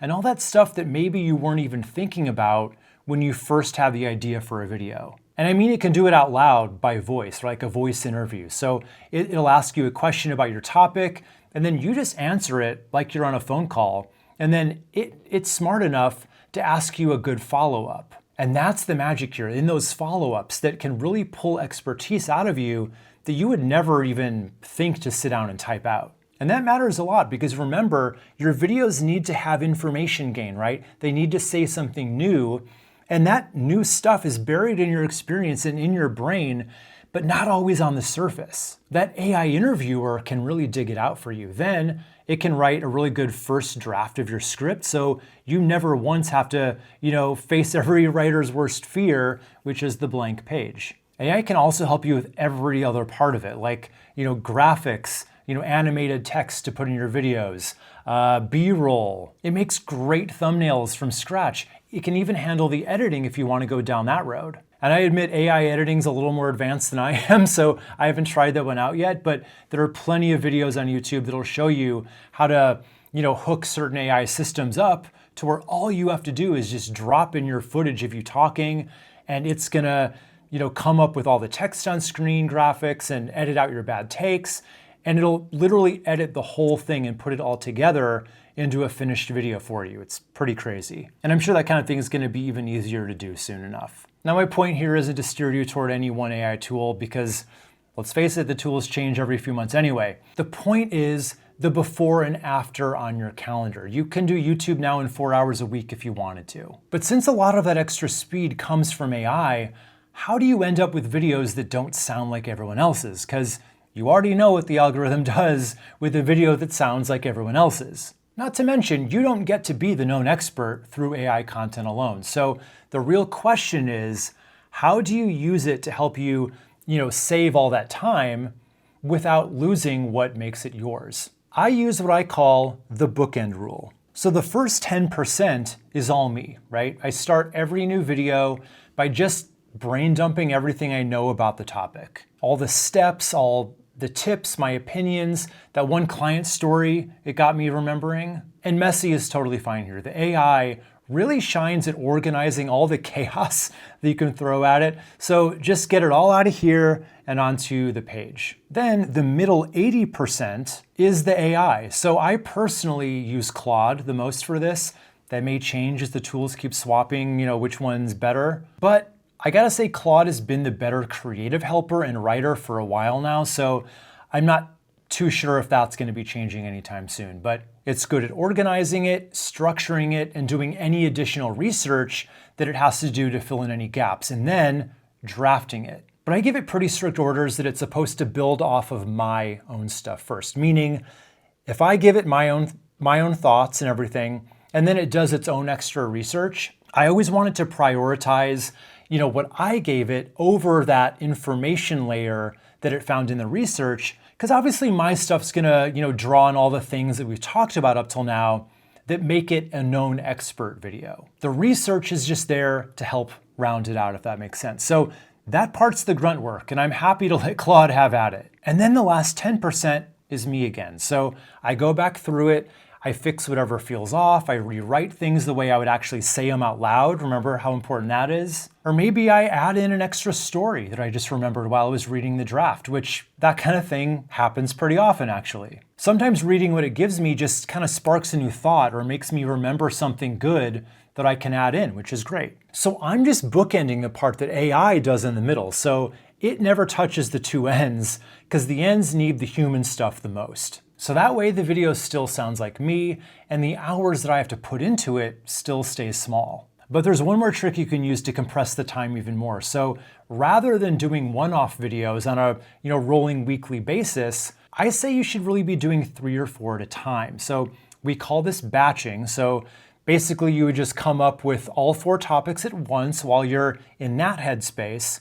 Then you move on to scripting all of them while you're in writing mode. Then you just shoot them all in one sitting. So why does that take less time? Well, they've studied this a lot actually, and it comes down to not losing time to something called task switching. Because think about it, whenever you start on a new task, you're not always productive doing it right away, right? It usually takes like 20 to 30 minutes to really settle into it. So batching just really lets you save all those little 20-minute chunks by staying inside of one headspace and one lane for each phase. So if making one video a week were to take you 4 to 6 hours, you could probably do 4 videos in like 3 times as long, not 4 times. And then that way you're covered for a whole month in like 2 days of work. And honestly, the best proof of this is Dr. Anna. She's a full-time doctor, which is already like 50 or 60 hours in a normal week.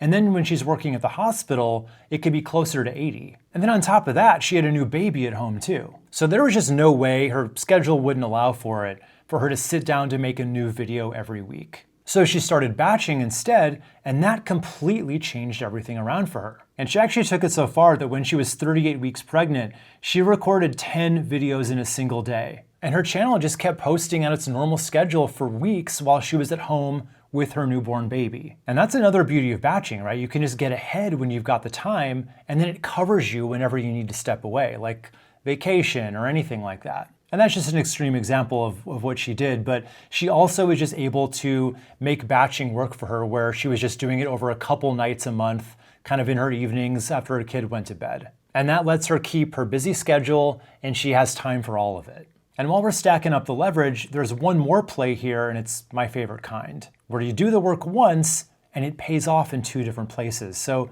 remember Amy Porterfield from before. She's the one who taught me all about selling online courses, and she was always podcast only, but now she's putting them on YouTube, that one. Well, here's the fun part. You get to run her play in reverse. She had to add video to her podcast to get extra visibility, but you can get a whole podcast for free out of the videos you're already making. So the format is just called a video podcast, and for some of you, this might be the most comfortable format in this entire plan. So what is a video podcast? I think that most people get a picture of like a fancy studio setup with a certain kind of microphone. We've all seen these clips all over social media, but it's really not about that at all. All a video podcast really is it's just a video where you just talk to camera, really similar to what I'm doing right now. Don't worry, way shorter, it doesn't have to be this long. It's just this kind of format. But the important part is that it works just as well as audio only. It's just you on camera talking.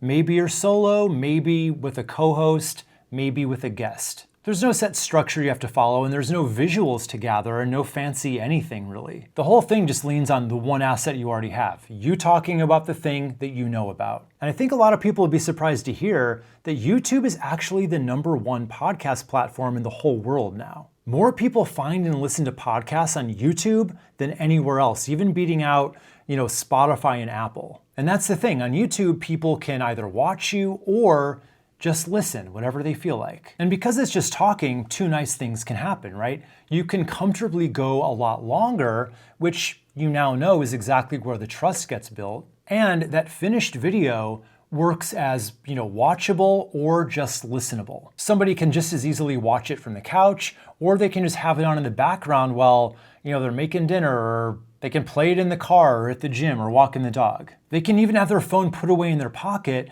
and they don't lose out on anything important either way. It banks up the trust hours, it can get found in search, and one busy person can absolutely keep it up because the production burden is just so low. But I did mention that a video podcast can work in two places at the same time. So what do I mean by that? So you would upload it to YouTube just like any other video, and then you take the exact same file, you change nothing about it, and then you can upload it to Spotify, which is the #2 spot for podcasts. And Spotify is really pushing video podcasts hard now, so it's got a little bit of the same discovery that YouTube does. Now, to be fair, it's like a baby version of it. It's nowhere near as powerful, but Spotify will still, try to put shows in front of me that I've never listened to before based on what I've already been listening to. So there's at least a chance of a total stranger, stumbling onto you there, which is more than you can say for the rest of the podcast apps.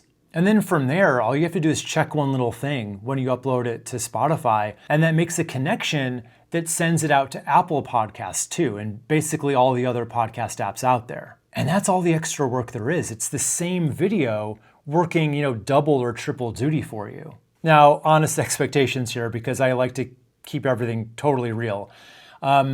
The podcast side is going to grow a lot slower, but the extra effort to upload it there is so close to zero that slow growth is still free growth as far as I'm concerned. And I'm actually doing this exact thing myself right now. I've got a podcast called Content That Sells, and it's basically just my YouTube videos uploaded as episodes. And I've only been doing it this year. So far it's picked up thousands of listens, and yeah, that's a far cry from my YouTube numbers, let's be honest, but it's building and it costs me almost nothing. And a couple of years from now, I would expect it to be a real, second door into my business. Now compare that to the other kind of repurposing that everyone's always trying to push, which is, chopping your videos up into shorts. On paper, it sounds easy and fast, like, I already made the long video, why not just spend an extra minute getting more out of it, especially now that we've got all these AI tools that, they make a lot of promises. They say They'll find the best viral moments for you and cut them up automatically, but A, it doesn't really work as well as they say it does. And it still eats up way more of your time than you would ever expect it to. And I actually used to do a version of this. I just hired a VA whose whole job was, making these clips. And not only did I pay her to do it, it still took hours out of my week because I basically had to sit there and review all of them. And most of them just weren't very good and they didn't work. So I'd have to then explain what was off, she'd go try it again, and then I'd review them all over again. And it just went around and around like that. And that's time that would have been so much better spent me just making my next actual video. So I ended up pulling the plug on it. It just wasn't worth it. And it might have been worth it had they actually done anything for the business, but we've been over this. Shorts just don't get you the trust or the business results that you would want. So you're just catching someone for a few seconds while they scroll, which we already know it's the wrong kind of attention. So it's just more work that's aimed at exactly the people who are never gonna hire you anyway. But the podcast version of repurposing is the opposite. It's almost no extra work because you're not actually modifying the video at all. You're literally just repurposing the whole thing, and you're putting it in front of the people who are actually in the mood to sit and listen for a while. So repurposing your videos into shorts, that is just busy work, but repurposing them into podcasts, that's basically a second shelf for the same books. Oh, and there's actually one more benefit here that takes care of a real fear that I have myself. So this whole plan is built on YouTube, right? Anytime you build on one platform, there's always this little, what if in the back of your mind. What if something ever happened to my channel? Or what if something ever happened to YouTube itself? And that's not likely to happen, but it's also not crazy to think about. Repurposing my videos to podcasts is kind of like my insurance in a way, right? Your episodes living on Spotify and Apple means that your audience has a second and third place to find you. It just gives you a cushion for no extra work. Okay, so the next big thing I want to talk to you about is gear, right? New YouTubers either love to obsess over it or they're kind of scared off by it. So here's the entire list of everything you need to get started, and I promise you it's shorter than you think. So first, you obviously need a camera, but do you need to go out and buy one? No, your smartphone is 100% good enough to start with, and it's honestly all you'll ever really need. And sure, you can get fancier later if you want to, but a newish iPhone is a pretty great camera. And I guarantee you no one's gonna think any less of your expertise or even your videos if you use one. Remember Dave Zoller, the financial advisor? His $60 million in new money came in through his iPhone lens. And then there's a realtor named Karen Carr who gets most of her business from her videos, and she started out on an iPad with a cheap clip-on mic. An iPad video is honestly pretty bad, but she still made it work. Ty Myers also ran the first 2 years of his channel on an iPhone, and it was all he needed. And honestly, using an iPhone or a smartphone of any kind isn't even a compromise. In the beginning, it's 100% the right call because it's one less thing that you have to learn. Any kind of fancy camera, even the simple ones, it's just gonna add a bit of a learning curve between you and starting. I started with a big fancy camera that I barely knew how to use, and I was crammed into a tiny office at the time, and the lens was way too zoomed in.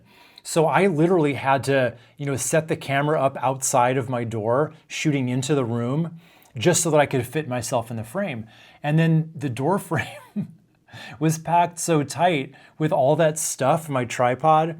So every time I had to go out and go to the bathroom or get a drink of water or whatever, I'm ducking around the tripod just so that nothing moved in between takes. So honestly, an iPhone would have been better. It would have fit the room and I wouldn't have had to go through all that. Okay, so next, you definitely want a teleprompter app. So specifically, you want the one that follows your pace as you talk. So I told you how most of the other teleprompter apps suck because they go at one fixed speed, and that's a huge flaw because real people do not talk at one fixed speed. You speed up when you're excited and then you slow down to emphasize something. You pause. Basically, you just talk like a person. People don't talk at a set speed. It's unnatural. And a fixed speed ruins the illusion of naturalness, right? And your delivery is just gonna be flat, trying to keep up with it. So the one I personally use is called Prompt Smart Pro, because it's the only one that I found that actually keeps up with me. No, I'm not sponsored by them. It's just the one I happen to use and I like it. Next, you want a decent microphone for sure. So people on YouTube will forgive almost anything visual. So if you've got grainy footage or weird framing or a window blowing out behind you, they'll still watch all of it as long as they like what you're saying. People will even watch you on a webcam if they like what you're saying, but nobody's gonna put up with bad audio because it's annoying, right? So mine here is just a wireless clip-on. It was like 65 bucks on Amazon. It's the DJI Mic Mini. You can even go cheaper than that if you want to. There are definitely mics you can buy on Amazon for like 30 bucks or so. You just never want to use the built-in mic on your phone or your camera. They're just never good enough. One more thing, and this one's optional, and that's a light. So to start, a window does the job just fine, right? Just sit facing one and you're lit for free, courtesy of our friend, Mr. Sun. The only catch with him is he keeps his own schedule. So down the road, a light you can control is just gonna free you up from having to chase the sun around the house. Mine's a flat panel, cost me about 200 bucks, but there are plenty of good ones for a lot less. I have graduated to this one. It's a space saver, I like it, but it is a little expensive. But as I said, having a light at all is optional. A window works fine for a long time. Don't not start because you're saving up for a light first. Okay, so your background, let's talk about that. This is something that can stop people for a really long time if you're not careful. Here's the thing. Pretty much any corner or wall of your home or office is gonna work, just so long as it's not, too messy or distracting. And I know you see all those perfectly decorated sets in other channels with the bookshelves and the plants and one of those neon signs. Honestly, I think mine looks pretty good now, but I still am on YouTube and I see other channels. I'm like, oh God, I wish I had that one, right? So you could go through that exercise forever. I don't think anyone will ever be satisfied with their own background. But the thing is, you can do all of that later if it's fun for you. But just to reality check, your viewer, they're only looking at two things: your face, and are you talking about how you solve their problem, right? The wall behind you isn't really on their list. I am telling you, you're gonna care about your own background way more than your viewers ever will. And yeah, I know I've got a pretty good setup now and a nice camera, but remember, I've been doing this for 8 years and this is making me real money. So I like to reinvest back into the channel where it makes sense to do that. None of this was here at the start, other than my big stupid camera. I started adding things slowly, a little better each year as things grew for me. I even moved to a bigger house at one point, partly so that I would have an office that could fit all of this in without everything being crammed together and crammed into doorways. And you can do all that too if you want later. As you start seeing some success, you can put a little money back into your setup. A nicer camera, a better light, or a better space to record in. It's a fun thing to do once the videos are already working. And I'm not gonna sit here and pretend that better production quality does nothing for you at all, right? As your videos get better looking over the years, it can, lift how expert you come across, at least a little bit, and that's not nothing. It's just not the thing that makes people hire you, and it's nowhere near the top of the list, actually. So start simple now and get fancy later once the simple version is already bringing people through the door. So if we tally up the total damage, the phone you already own, let's just call that free because you need it anyway, a $30 mic and a $30 teleprompter app. Oh, and I forgot to mention, you probably just need a cheap tripod to mount your iPhone on. Let's just also call that about 30 bucks. You can get them for less, but 30 bucks is probably the average. So all in, under 100 bucks to start. The gear should not be the thing standing between you and starting this week, which brings us to a question that actually matters way more than gear. Who's gonna do all this work? Because I get two types of people that usually ask me this question. One type of person is just hoping to hire all of it out. Can I just pay an agency to run my channel? I'm busy, they do this for a living, let's hire it out. The other type's the exact opposite. They're planning just to white knuckle every single piece all by themselves. Maybe they can't really afford to hire any help, or they're just nobody's touching my stuff. Nobody's gonna do it as good as me. And both of those people are half right. So, and that book I was talking about earlier, 10x is easier than 2x, that book explains exactly why. So the main topic of that book is just going all in on one big direction. But that's only half the idea. The other half is, what do you do with your own hours once you're going in that big direction? Ideally, you keep the couple of jobs that only you can do, and then you get everything else off of your plate. And that's really how you get really, really good at your part instead of, staying stretched really thin across all of it. So some of these jobs really are going to be yours forever, and some of them you should probably hand off as fast as you can. So let's just go through the jobs that YouTube really involves and who should be doing each one. Okay, so who is actually on camera? This one should be obvious. It's gotta be you. You're trying to become the known expert, that person who the right people come to know, trust, and choose. So of course that's you. I only bring this up because every so often someone asks me if they can, put a team member on camera instead, or I've even had people say they want to hire an actor to be the face of the channel. And I get it if being on camera isn't your favorite thing, but put a hired face on your channel and theoretically everything still works, right? The trust builds, the calls come in, it just all happens for somebody else. That person then becomes the known expert that people want to hire, and you're just the one paying to make it happen in your own niche. So no. When the camera's on, it's you or you're missing the whole point. And whenever I get that question, I can usually hear the real question hiding underneath it. It's the same one I get in my comments more than almost any other. What if I just don't want to be on camera at all? Is this still going to work? And I wish I had a softer answer for you, but the honest answer is no, it won't. There's no workaround here, and I would just be wasting your time pretending I had one. A willingness to get on camera is that line that divides the 90% of experts who will never do it from the 10% who will. And that divide is a big part of why this opportunity is still sitting there for you at all. If everybody was cool with doing it, we'd be having a very different conversation right now because I'd probably be telling you that YouTube's too saturated to stand out. But thanks to all the people who are, I hate to say it, but afraid, it's not. There's still room for you.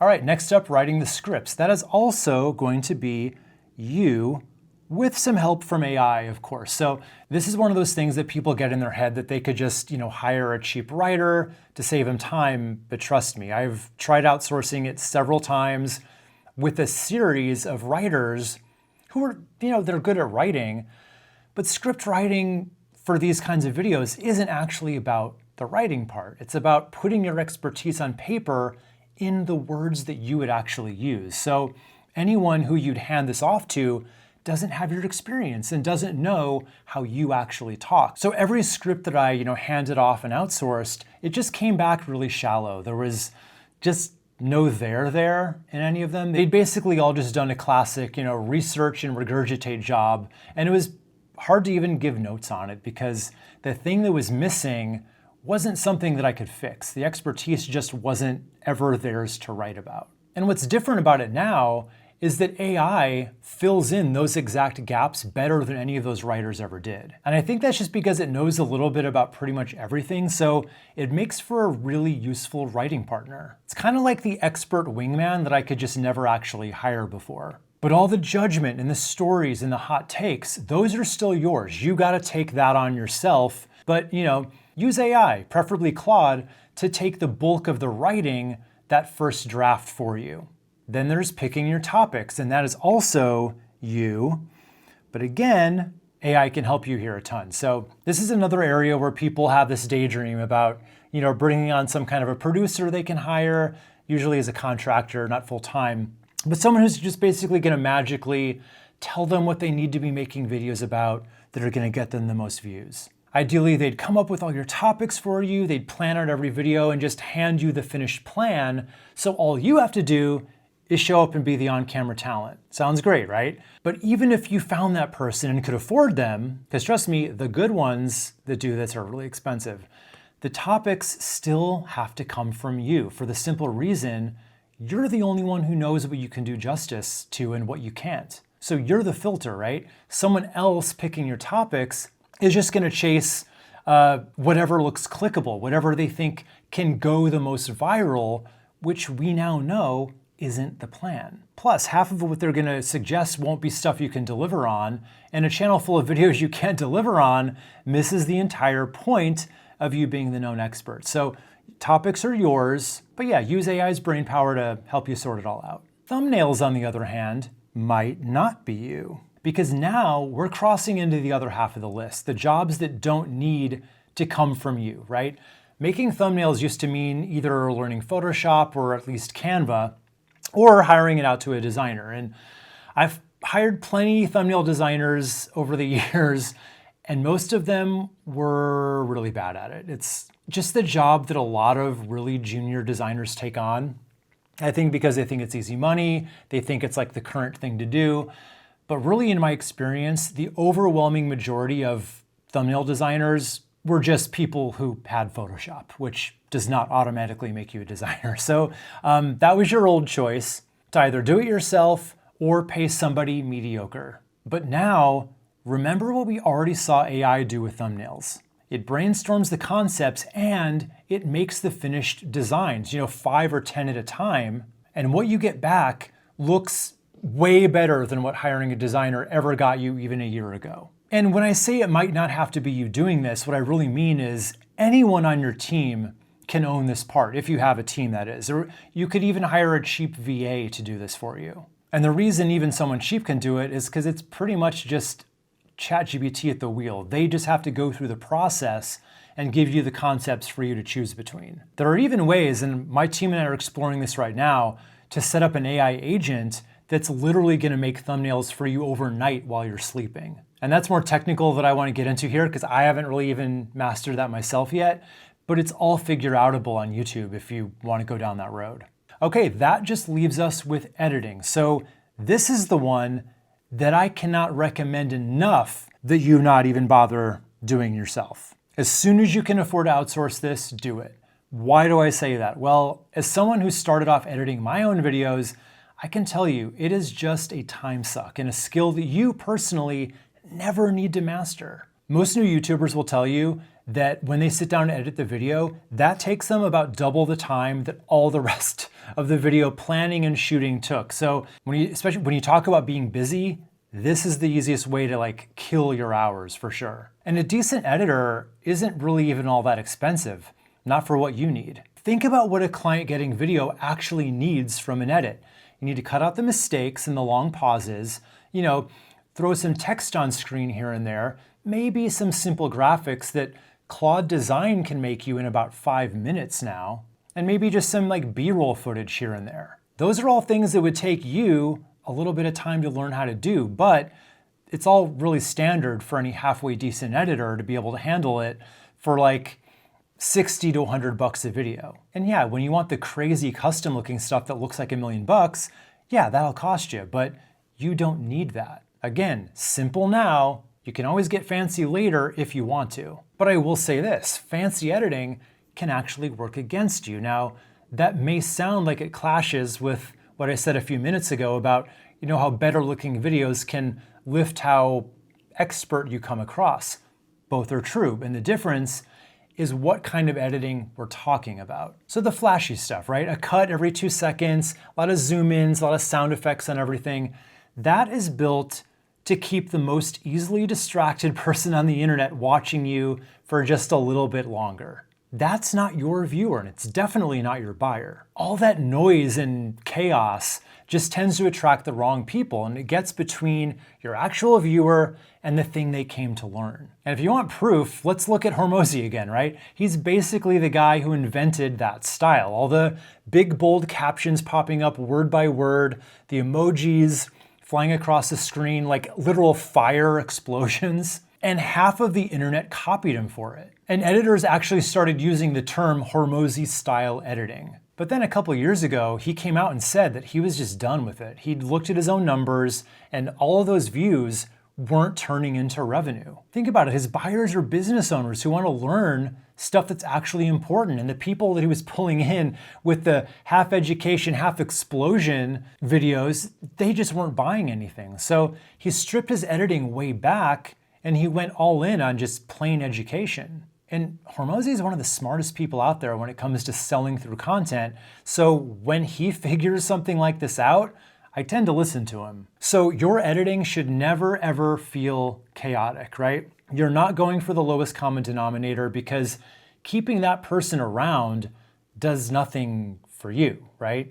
Where you want to end up eventually is videos that just look nice and clean, a little sophisticated, right? The kind of polish that you barely even notice. It just gets out of the way and lets your expertise shine. That's the version of editing that's going to help you come across as more of a pro. But for now, the simple edit we just talked about, it's all you need. So all that to say, I would just much rather see you hand off this week's video to an editor to get it over the finish line while you get to work on next week's video. So there's the whole staffing chart, right? Your face and your judgment are what build the expert business, so those stay yours forever. Everything else on the list is really just tasks and hours are for buying back. So at this point, you've seen every skill this whole system needs if it's gonna work. Picking your audience, finding topics, writing, being on camera, packaging, and editing.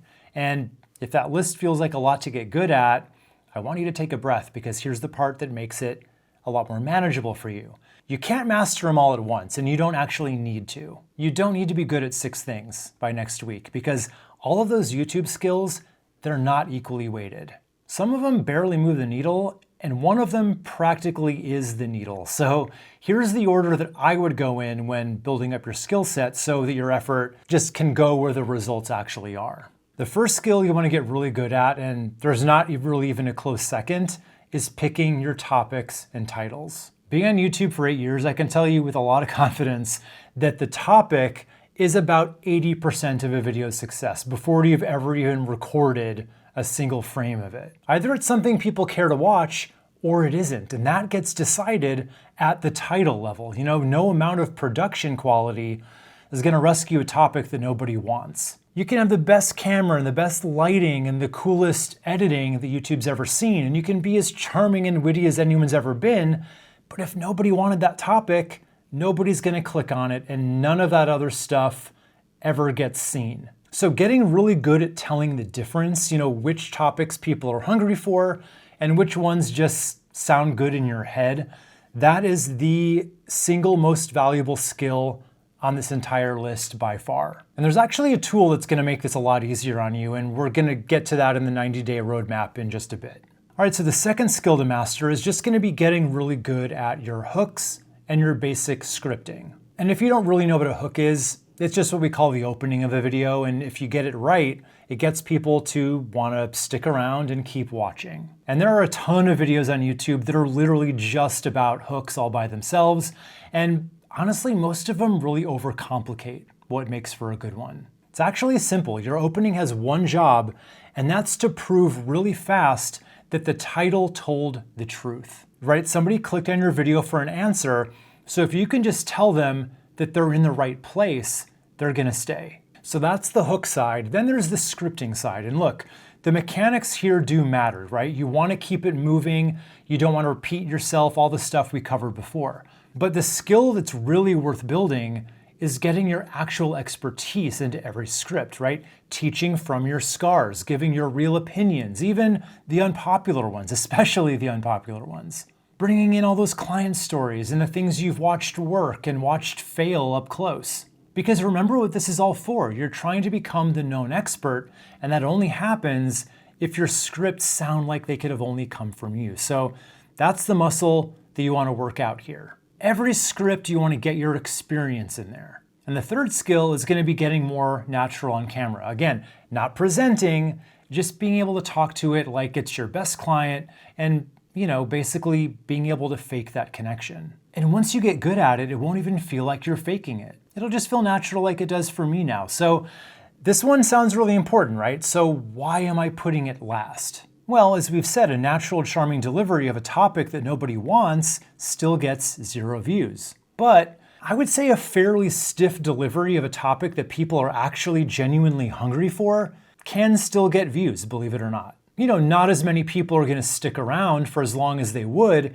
if you were more natural, but some are going to stick around just for what you have to say. But the real reason I'm putting this last is probably just because your camera skills are just going to grow with reps anyway, almost automatically, as long as every time you sit down to record, you actually intentionally try to get a little bit better at it. And when you think about these 3 skills, it's the same order that a stranger meets you in, right? The topic decides whether that person ever finds you at all.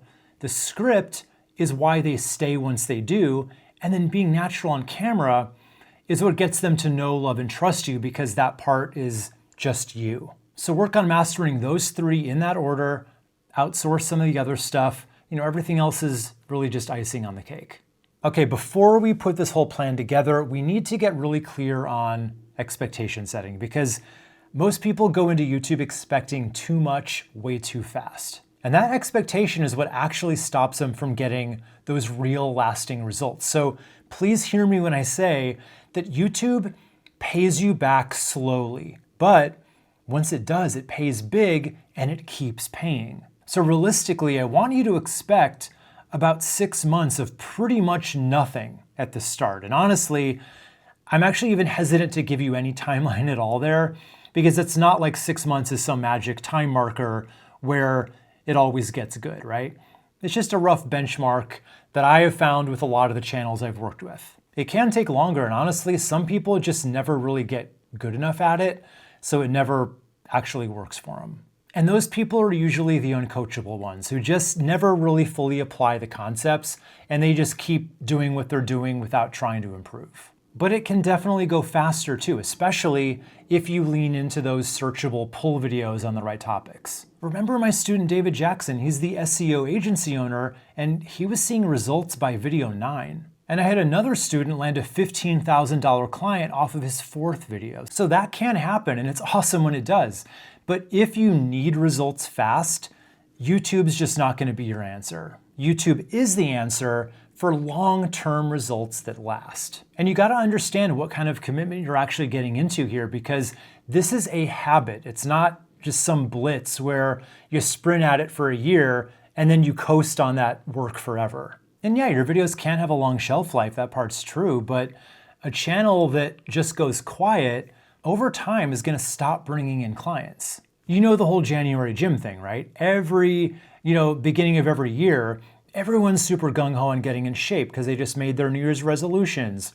So they're like, I'm going back to the gym. Then they go in for like 3 weeks, they lose the drive they had, and then they just stop. And YouTube has a major January mentality like that too. And you don't want to be that guy or girl going all in for a month and then just giving up on it. You want to build a steady habit at a pace you can actually keep up with. Just one calm, 10-ish minute video per week sustained for the long term. Now, having said that, I know life is going to happen, and I don't want one bad month to ever feel like it's the end. There's this consultant named Ashley Rose, and she helps businesses automate their operations. So she put up a handful of videos back in early 2023, but then she got busy. So she stopped, and honestly, she kind of forgot she even made those videos. So then a full year goes by, and when she happened to check, she saw that those videos were still getting pretty decent views.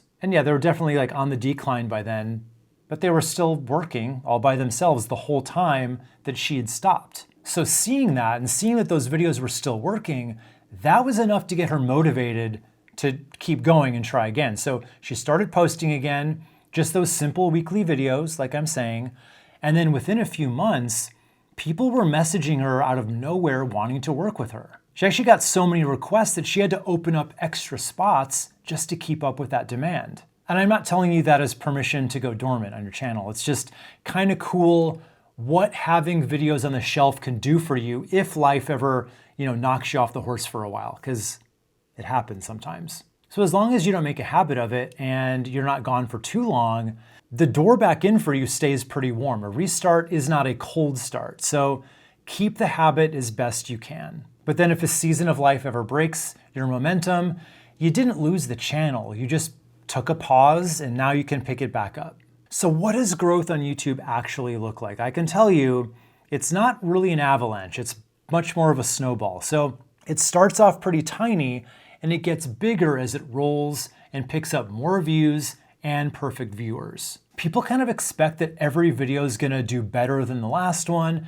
and that their growth is going to look like this, steadily rising line on a graph. But that's not really how it goes. So it's much more like a series of flat stretches broken up by little jumps. So it's going to feel like nothing's growing. Then you'll have a video break out, and then that lifts your baseline to a higher flat line until the next jump. So it's really much more of a series of growing plateaus. But the unfortunate thing is most people quit right here when they're on the flat part, just before the jump. And I kind of understand why, because from the inside, the flat stretch feels like nothing's working, right? Like you're the exception, that everybody else had something you don't. But I'm telling you, the flat part, that's just what the middle looks like. And I bring all this up right now because knowing this in advance is what's going to keep you working through it while all of your competition calls it quits. And there's one more thing you want to make your peace with here, because it's true on just about every channel, even the ones that look unstoppable. Most of your videos are going to land right about in your average. About 20% are going to come in under that. And then only about 10 to 20% are going to be your outliers, right? The ones that jump you up to that new baseline. It's not a bad thing. It's just how it works for pretty much every single channel on YouTube. Now, I like to think of those outlier videos as your channel's beacons. Their whole job is pulling in brand new people into your world for the first time. And when a video pops like that, it's a much wider crowd than usual. And some of them are exactly your right people. And honestly, a lot of them won't be. That's just what a big video does. It casts a wide net. It can't help it. And that's fine, because bringing new people through the door is the beacon's whole job. And your winners aren't just beacons, by the way. They're clues. So when a video blows up way past your average, your audience just told you something, right? They want more of that. And I know the instinct that kicks in because everyone's thinking it.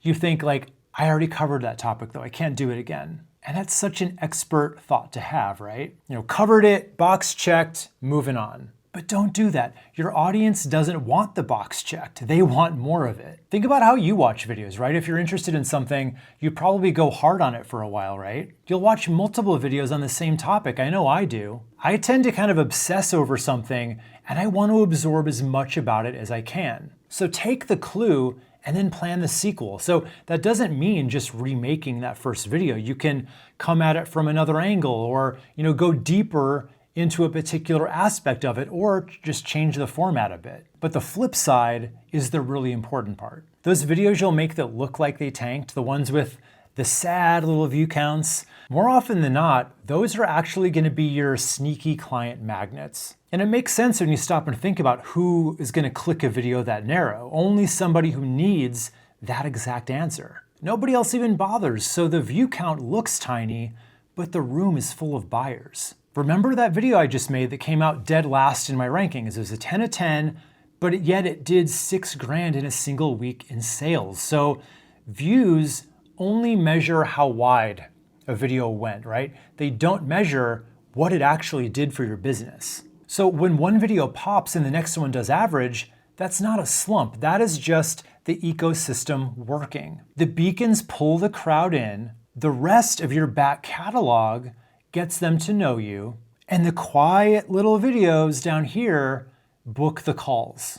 Every video was never going to be a winner, and the sooner that that's peace instead of panic for you, the calmer this whole thing gets. Just know that you're reading two different signals now, right? The big view numbers tell you what pulls new people in.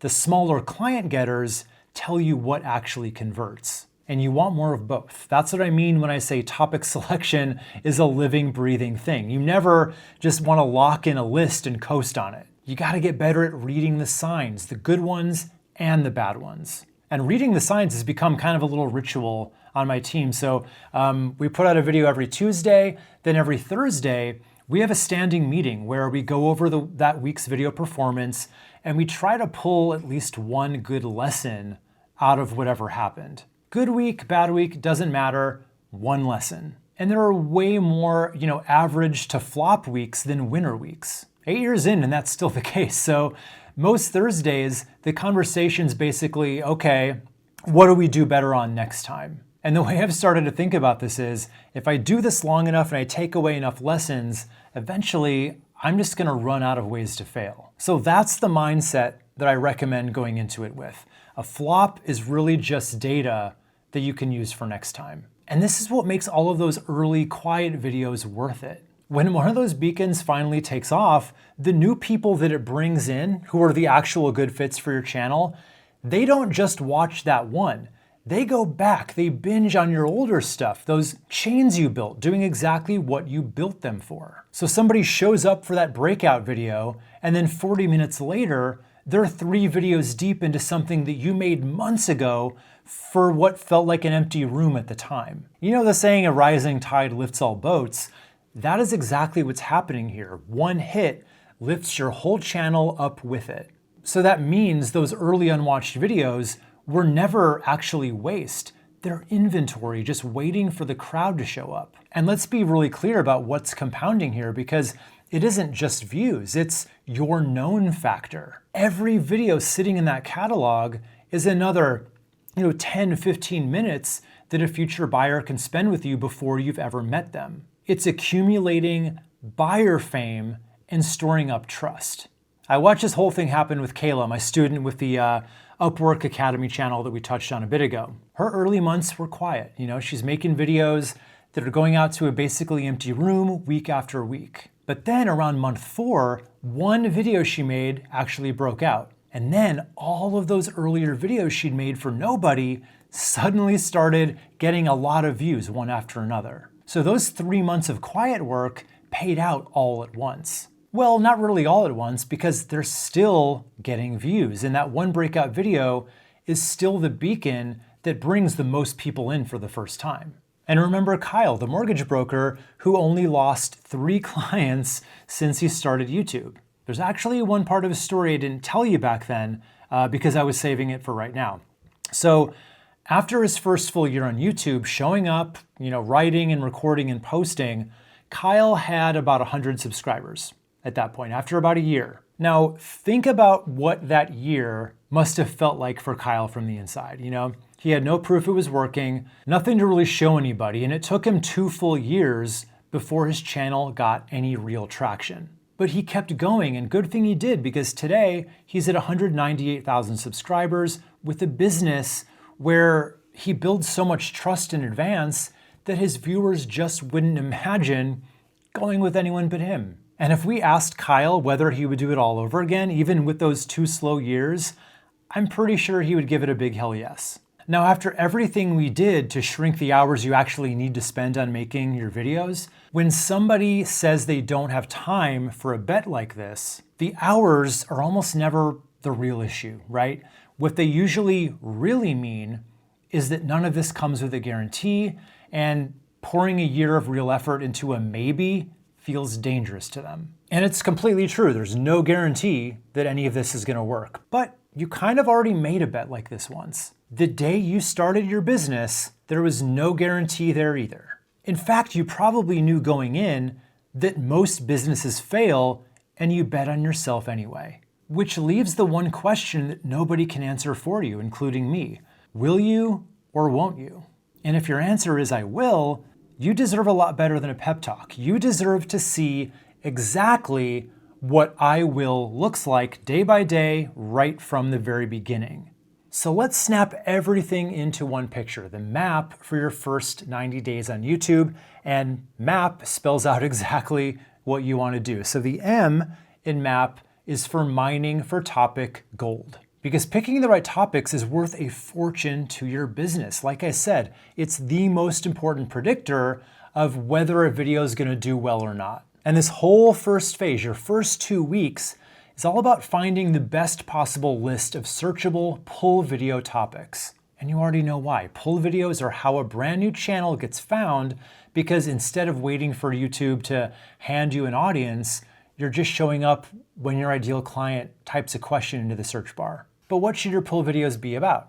Most experts sit down to brainstorm video ideas and they immediately start to overthink it. They try to come up with something clever or original, something that'll stand out. And then they either land on topics that are just way too broad to rank for, or too niche for anyone to actually search for, or they just stare at a blank spreadsheet and give up. When Alex Catoni launched her YouTube channel in 2019, she didn't start with some grand content strategy. She just posted a handful of videos about copywriting, and then she paid attention to the clues that her own audience was giving her. Then when she was about 6 or 7 videos in, someone left a comment asking, how do you become a freelance copywriter? So she made that exact video, and that one video ended up being the flywheel for her entire channel. And now she's got like 300,000 students in her program. She didn't invent her best topic or pull it out of a hat. Her audience handed it to her. And you probably already have a goldmine of topics and don't even realize it. So just start with the list you already built earlier, those questions that clients are asking on every call, the things you find yourself explaining over and over. That's your starting list. But then you want to expand on that using the right tools that are going to help you find what real people are asking about in your niche. Things like adjacent questions that you haven't thought of, or common misconceptions or problems they keep running into. This step is going to be really good at filling in the gaps that your own experience might miss. So here's how I recommend you do this. You can actually connect Claude to vidIQ, and if you don't know vidIQ, it's just this really cool research tool that's built specifically for YouTube. And it's got a ton of data about what people search for, what all the outlier videos are, all that kind of stuff. So you hook the two of them up. So you let Claude pull the actual numbers directly from vidIQ, including your own channel data if you have any yet. But it just knows all the things like, what people are searching for, how often they're searching for them, and how competitive each topic and, keyword phrase is. So vidIQ has all that information, like think of it as just raw data. And then Claude is able to crunch all of that up into your best topics and then just hands them all to you on a silver platter. Now, I was trying to explain how vidIQ and Claude work together in my small group the other day, and I think I finally came up with an analogy that works. They seem to get it. So think of vidIQ as like that $10 an hour data processor who's just putting stuff into a spreadsheet. They've got the data, and that's kind of where their job ends. But then Claude is like the CEO who can take all that raw data and do something brilliant with it. So vidIQ's got all the numbers. Claude has the brain power to do something with it that you can use. So Claude will take all of that and it'll tell you what topics you should actually be making. Then just take whatever it gives you and just put it into a spreadsheet. But then when you're deciding, which topics are actually going to make your calendar, I want you to lean much more heavily toward ones about the problem that you solve, not the solution itself. Remember the math we covered earlier. Only about 5% of your future buyers are going to be actively shopping for help at any given moment. The other 95%, they're just walking around knowing something isn't working. So you want most of your videos on that list to be talking to what feels wrong in their world right now. Topics about the solution itself still matter. They do tend to attract the people who are closest to buying. They just can't take up the whole content calendar, or you're just not going to attract as many of your people as you could otherwise. So now you've got all your pull videos, keyword phrases, and just overall topics. But a keyword or even a topic isn't the same as a title. So let's go back to our gym owner coach, Dana. Gym losing members is maybe what her people type into the search bar, but that would be a pretty weak title on its own, right? So in the next column of your spreadsheet, you actually want to turn each keyword phrase into a title that makes someone curious enough to actually want to watch it. So spice it up, add words like, best, easiest, fastest, or even better, you could hint at a specific result. So for gym losing members as the keyword phrase, that becomes something like the easiest way to stop your gym from losing members. If it gave her the keyword gym membership pricing, that could become how to price your gym memberships for maximum signups. So see what we're doing here. We're just taking these flat keyword phrases and turning them into a good enough reason that people should click. So the keyword gets you found, but the title gets them to, want to choose your video over all the other ones that come up too. And if you're having a hard time turning them into titles, even if you're not having a hard time, you should 100% use Claude to help you out with this part too. So after it gives you all of those keywords, just tell it, okay, now turn every one of those into a really clickable, compelling title. So by the end of those first 2 weeks, you should have a content calendar of at least 15 to 20 pull video ideas that people are searching for that you're qualified to make. And that list is going to feed directly into phase 2 of the map, which is A, accelerate. So this is where you build the skills of making good watchable YouTube videos, and you're gonna build that skill as fast as possible. And fair warning, this phase is probably gonna stretch you a little bit outside of your comfort zone, and that's the point. Speaking to the camera, organizing your thoughts clearly, being a little likable and engaging on screen. These are all skills. And like any skill, you don't get good at it by studying it or planning for it or watching other people do it. You get good by just doing it over and over and over again, and most of your early attempts won't be that great, and that's fine. Because like we said, when you're brand new, your videos aren't really ranking anyway, nobody's watching yet, which means these first messy attempts, they're free practice. You're getting reps in front of an empty room before anyone's even paying attention. So here in the accelerate phase, you just want to speed run through as many videos as you can. It's that photography class from earlier all over again, right? The quantity group wins. Reps are the shortcut to quality, and all the theorizing about the perfect video never taught anybody anything. So your only job for weeks 3 through 8 is to make as many pull videos from your topic list as you possibly can. I want to push you to do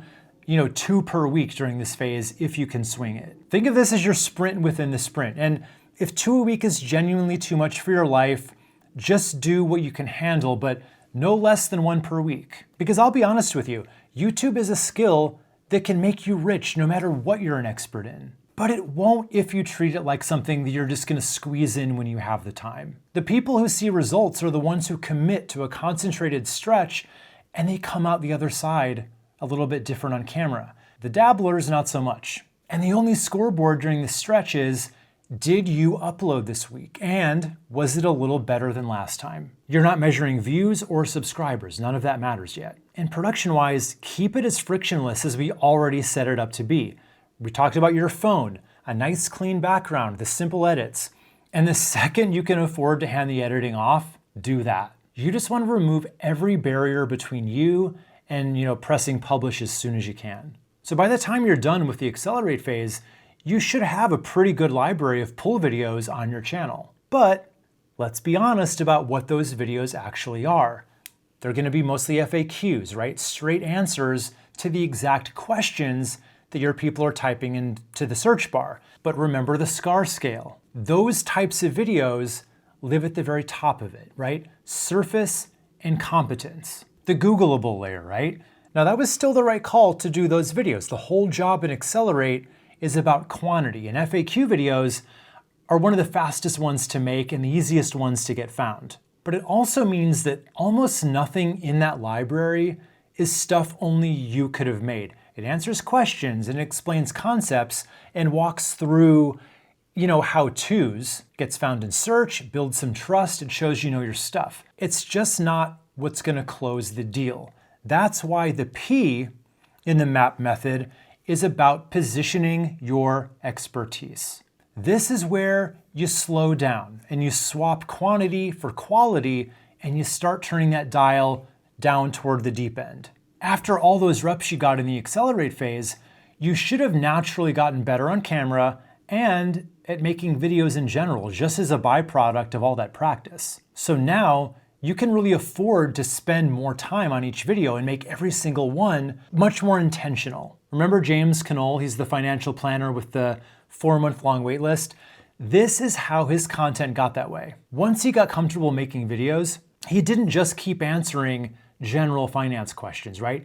He got much more nuanced with it. He started making videos like the $3 million retirement portfolio instead of how to invest for retirement. He started sharing opinions that only someone who had sat across from hundreds of retirees would actually have. He told stories from real client situations, and this kind of content, it attracted a much more serious kind of viewer. They only need to have a single conversation with James now before they sign on as a client because they show up having already watched all of his videos. They don't need more convincing, they've already decided he's the guy. So starting in the position phase, every video should still start with a searchable topic from your calendar, but now you're going to be layering in your real experience. Case studies from clients you've helped get a real result, hard-won opinions, positions that only someone who's done this work for years would take. So now You're going deeper down the SCAR scale, right? Where you're no longer just answering questions.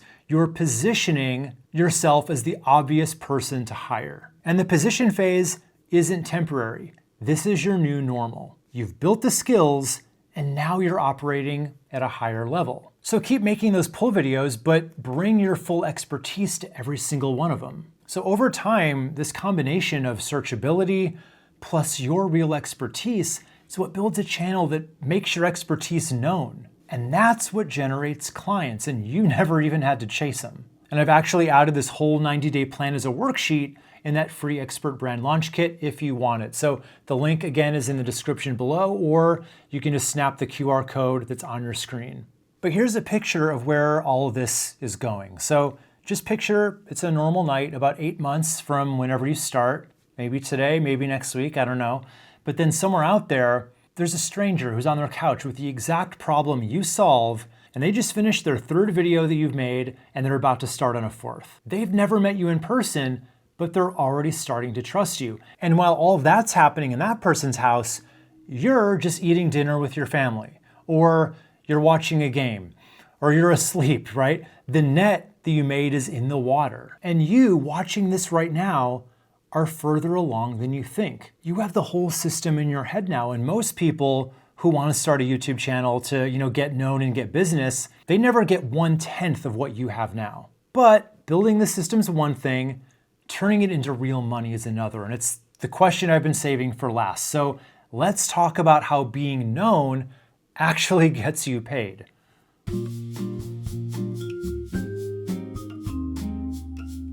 Because being the known expert's wonderful and all, but known doesn't pay the mortgage all by itself. So the rest of this video is really going to be all about the kinds of offers that sell perfectly off the back of an expert brand, as well as how you're going to move people from YouTube to the sale. Because there's a right way and a wrong way to do it. But for now, let's just talk about what being known actually lets you sell. Trust turns into money through offers, right? A thing with a name and a price that somebody can say yes to. And you only need one offer to start, but you can start stacking offers over time too, if you want. YouTube opens doors that you never even knew about, so you're gonna see what I mean in a bit. And real quick, if you haven't grabbed it yet, that free expert brand launch kit that I mentioned, it's gonna walk you through building this whole thing for yourself. So the link's in the description, or you can just snap the QR code that's on your screen. Okay, so the first family of offers is the simplest one, and it's probably what you already sell. It's just your time and your judgment directly. So that's gonna be your one-on-one coaching or consulting, advisory work, whether you sell it by the hour or in packages. And if some version of that kind of offer is your business today, being known doesn't really change the offer itself. All it changes is how well the offer is gonna sell. Obviously, it's gonna be much, much easier now because they already wanna work with you. And just to show you how far being known can take this kind of offer, there's an extreme version out there, what experts call a VIP day. Now, that's where one client just pays you a really premium price. Like I've seen anywhere from $5,000 on the low end, all the way up to like $50,000 on the high end. And that's for one single day of just getting your full attention, and they usually will walk out with some kind of a big deliverable that's actually finished in that day. Now, that's not going to be a fit for every kind of business, and you don't need to do VIP days if you don't want, but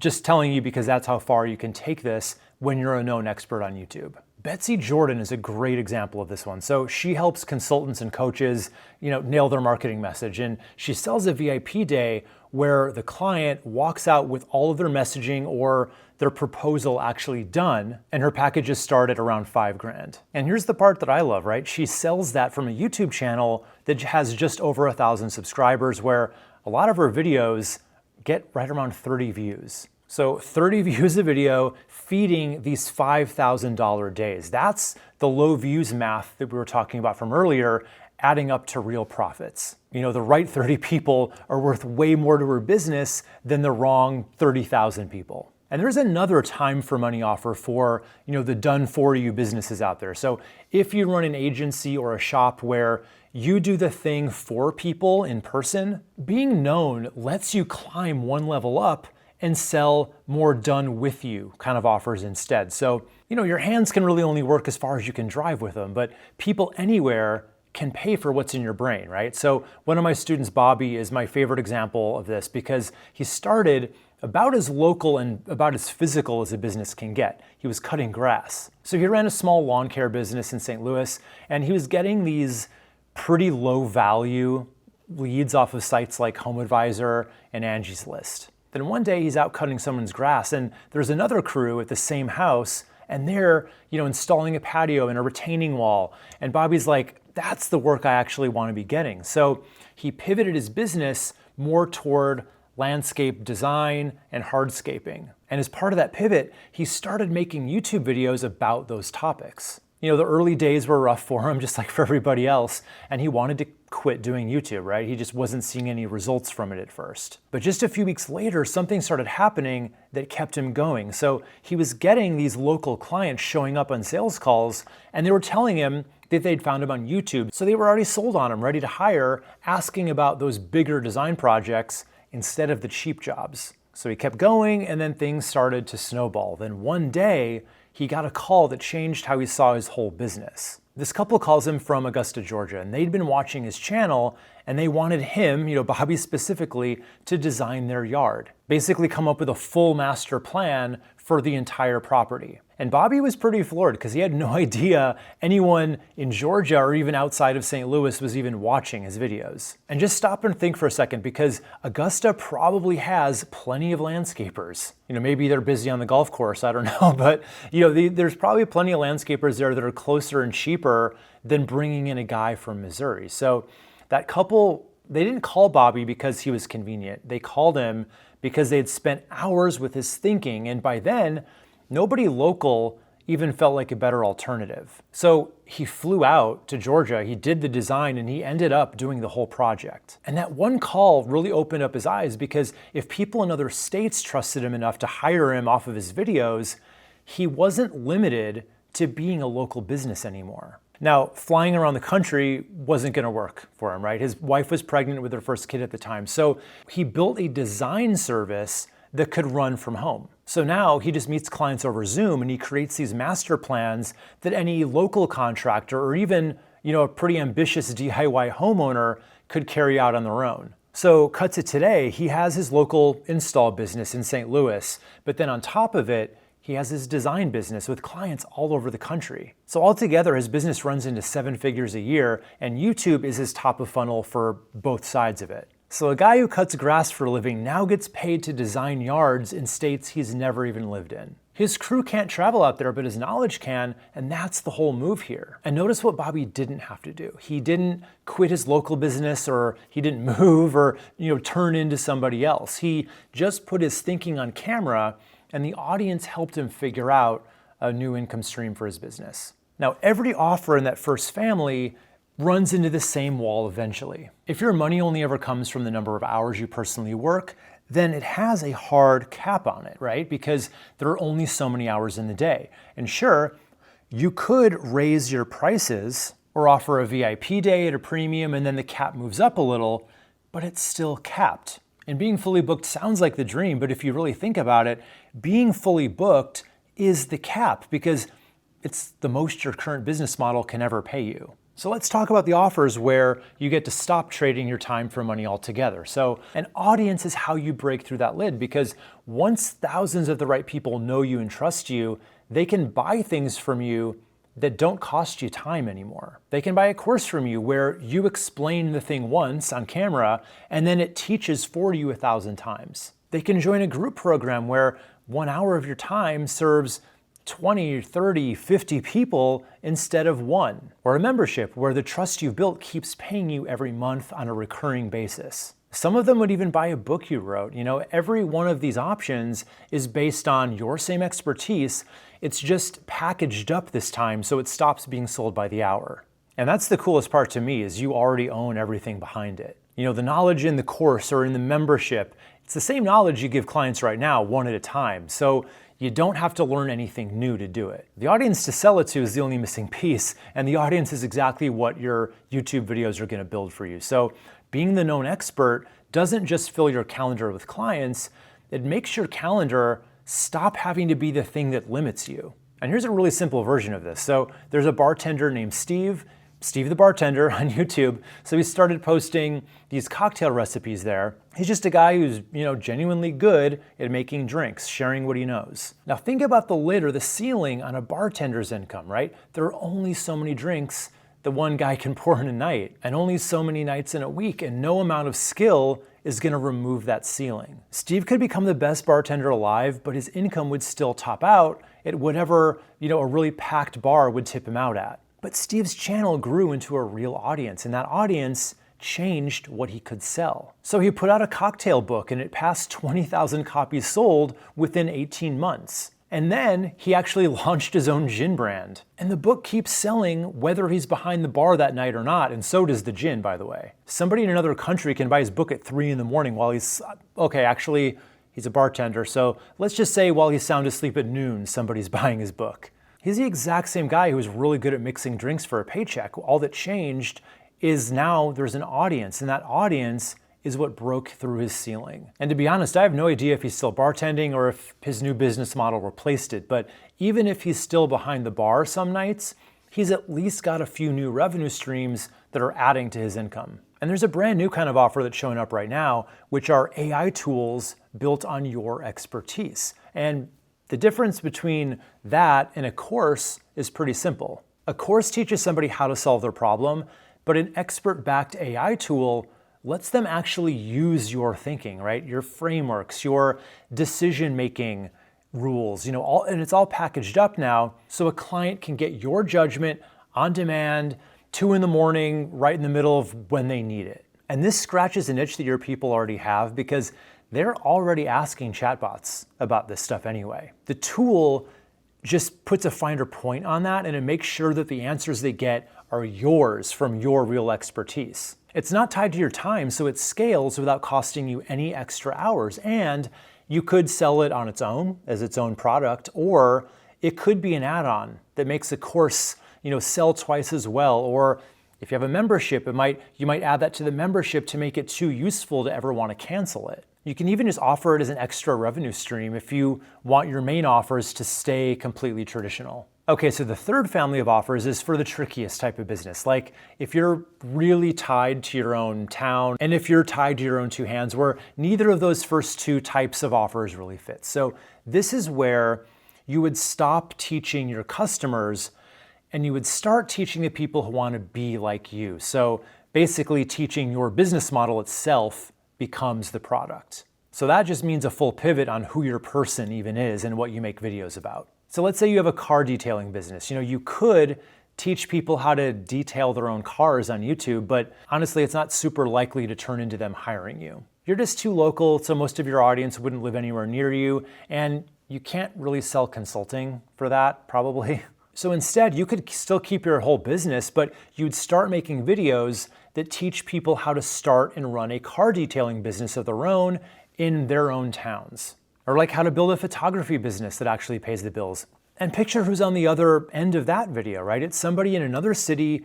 They're watching YouTube at night after their shift at a job that they probably hate, and they're seriously wondering if they could build what you've built. So if you can present a business opportunity that they believe in and can see themselves doing, they'll watch everything you make, because a business opportunity is, one of the best-selling things on earth. People will always pay to learn a real path to income. So if this sounds like the kind of offer that might work best for you, it's totally doable because you've probably spent years mastering your business, right? You know all the pricing mistakes, the equipment lessons that you had to learn, the customers to avoid, and the jobs that actually make the most money. That mastery of your business model is expertise all on its own, and people in your field everywhere want that. And teaching that is going to be 100% remote, so the whole local problem just disappears. But it goes without saying, this only works if you've mastered the business first, then you teach it. You've got to be able to point to your own results to make this work. That's how you're going to earn your expert status in this case. The pricing you figured out the hard way, the jobs you learned to turn down, and the actual numbers from your own books. That's what's going to make your teaching worth paying for. And it's the one thing a competitor can't fake, right? Nobody wants business lessons from somebody whose business doesn't work. And this really reminds me of Roger Wakefield. He's a master plumber in Texas with more than 45 years under his belt. He started off as a teenager and he worked his way up through it all, and eventually he started his own company. And plumbing, as you can imagine, is about as hands-on and about as local as a business can be. But his business just hit a wall with marketing at some point. So he had spent thousands on websites and ads that just weren't bringing in enough calls. And he's like, what the hell am I gonna do? So here's a true expert at what he does. He's got decades of skill, but the phone still wasn't ringing. Sound familiar? I mean, being good wasn't the problem, and it also wasn't gonna get him out of this jam. So in 2018, he started making YouTube videos, and his goal was actually pretty modest. He just wanted to make the phone ring. He didn't set out to be the most known expert in the plumbing industry. He was just trying to drum up some business. And at first, almost nobody watched. Here's a guy in his 60s posting, I think it was like 3 videos a week, into what basically felt like an empty room. But he kept posting anyway, answering real questions from homeowners and from other plumbers, actually. Today, his channel has over 700,000 subscribers, and more importantly, he's got about 154 million views. Roger became the known expert in the entire plumbing profession. And it's kind of a side benefit of that growth. Yeah, he did pick up quite a few plumbing clients. That's just because there happened to be enough people watching him who lived close enough to actually hire him. But more than that, the door opened up for him to start coaching other plumbers and tradespeople on growing their businesses. Plus, he got paid to do speaking gigs, and he gets a lot of money to do sponsorships on his videos too. And that sponsorship money alone eventually ended up matching what his plumbing company made in a year. So he just sold the plumbing business. So think about Roger's arc for a second. So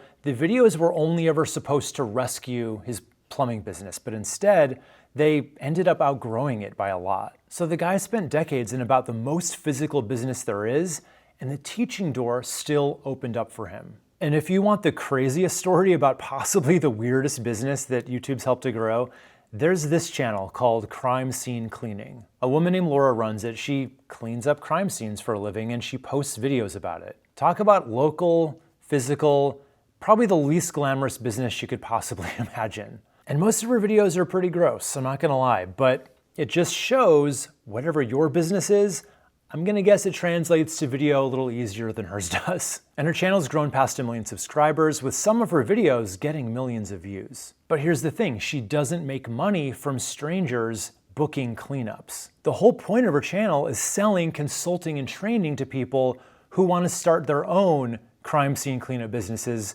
for some reason. I mean, I couldn't imagine wanting to do that, but there's just so much opportunity out there. Even a business like this has people that want to pay to learn how to do it. And from selling her training, Laura earns about $500,000 a year. So if crime scene cleanup can pay like that for teaching the business, then the door's open for everybody. And I want to point something out about this pivot, because it doesn't mean there's some brand new skill that you have to go learn. This is the exact same thing that we've been building this whole time, with one simple change to it, right? The person you want to be known by. So instead of being known by your customers, you become known by the people who want to be you. And their problem is one you already solved years ago. How do I build this kind of business, which makes you exactly the expert they're out there searching for? Everything else we talked about works exactly the same. You already know how to do all of this. You're just aiming it at a different person when you do it this way. Now, I know how this might feel at first on the surface like you'd be training your own competition, but think about who would actually buy this kind of offer from you. Your competition in a local physical business is local, right? They're the other guys in your town. But the people who would pay you to, learn your business, they're people like you in every other market running the same business, 3 states away or possibly even on the other side of the world. They can watch every video you make and buy everything you ever sell, and they'll never take a single job from you because they don't work where you work. And if it really bothers you, you could always choose not to sell it to any of your local competition. Just sell it to people other places. So if your business is like this, physical and local, pivoting to teach other people like you, it's not some kind of a consolation prize, right? Some of the people doing it are out earning the original business that it grew out of. Remember, Roger sold his plumbing company. He didn't sell his YouTube channel. This is just another door for you, and YouTube is pretty much the only platform that opens it.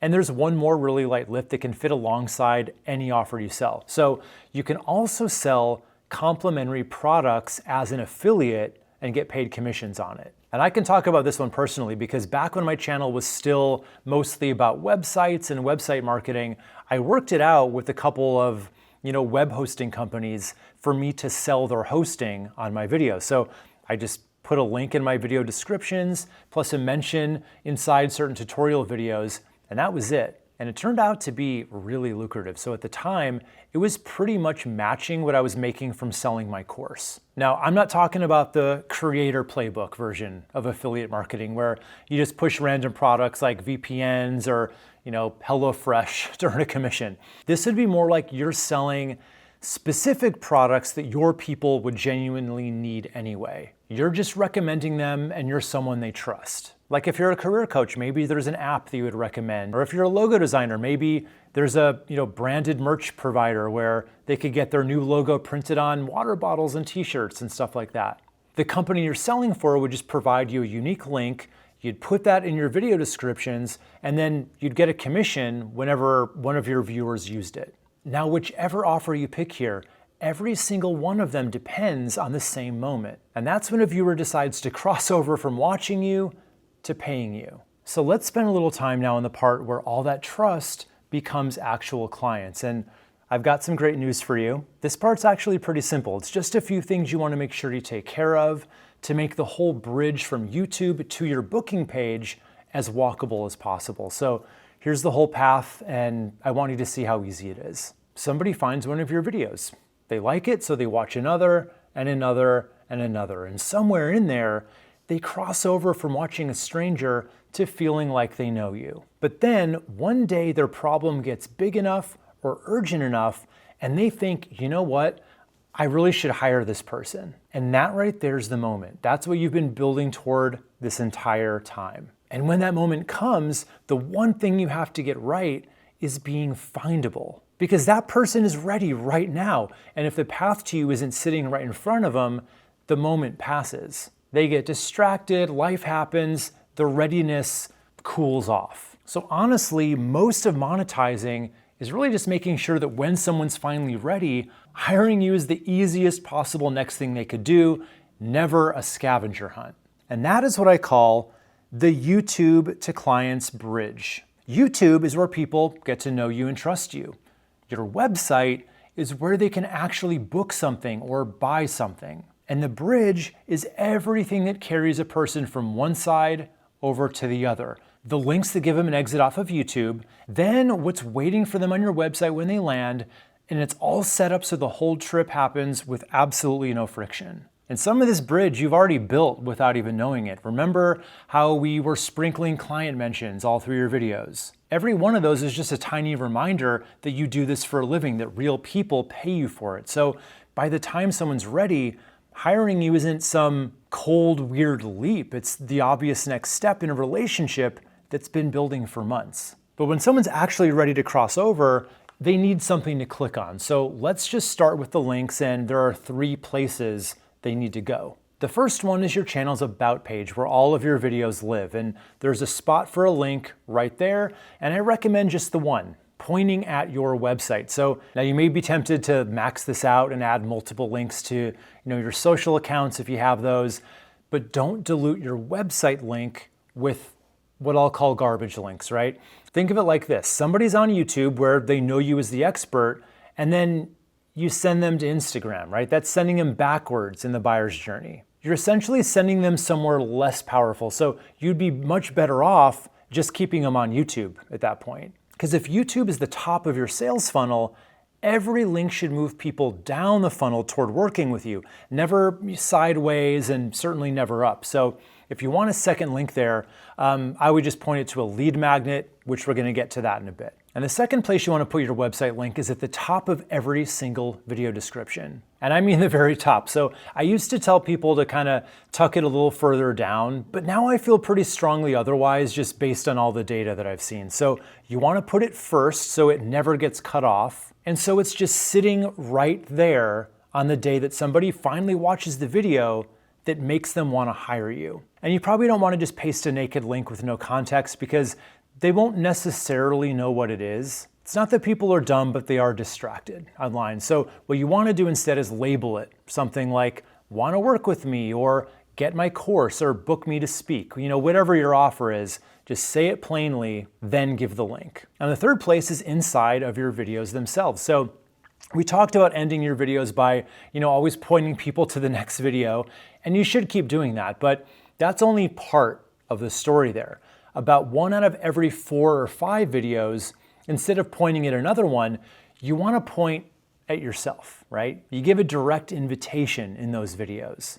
And I don't mean in a salesy way. There's a way to do it where it actually sounds like you're continuing to be helpful.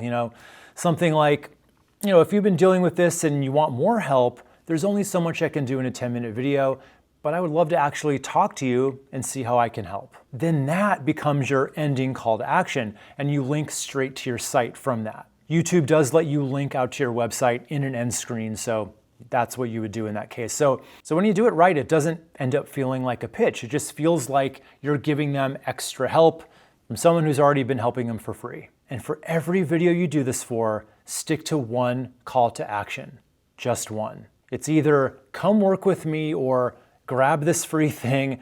Never give them a menu of options. The second you give people 5 different things to click on, they pick none of them because choosing is its own little bit of work and confusion kills action. Okay, so that's how you get them off of YouTube. But now let's talk about what happens on the other side of the bridge. Whatever the video promised, the page you send them to has to keep that promise going. So if your videos are all about helping small gyms keep members, people shouldn't land on some generic business consulting homepage. It has to feel like they're going into the next room of the same house, which is why ideally you wouldn't be sending them to your homepage at all. You want to be sending them more to a landing page that's built for your specific offer. So it should name the problem they came with, then you get to your solution, and then there's a form sitting right there helping them get things started. And that form needs to be stupid easy for them to fill out. Only ask for what you actually need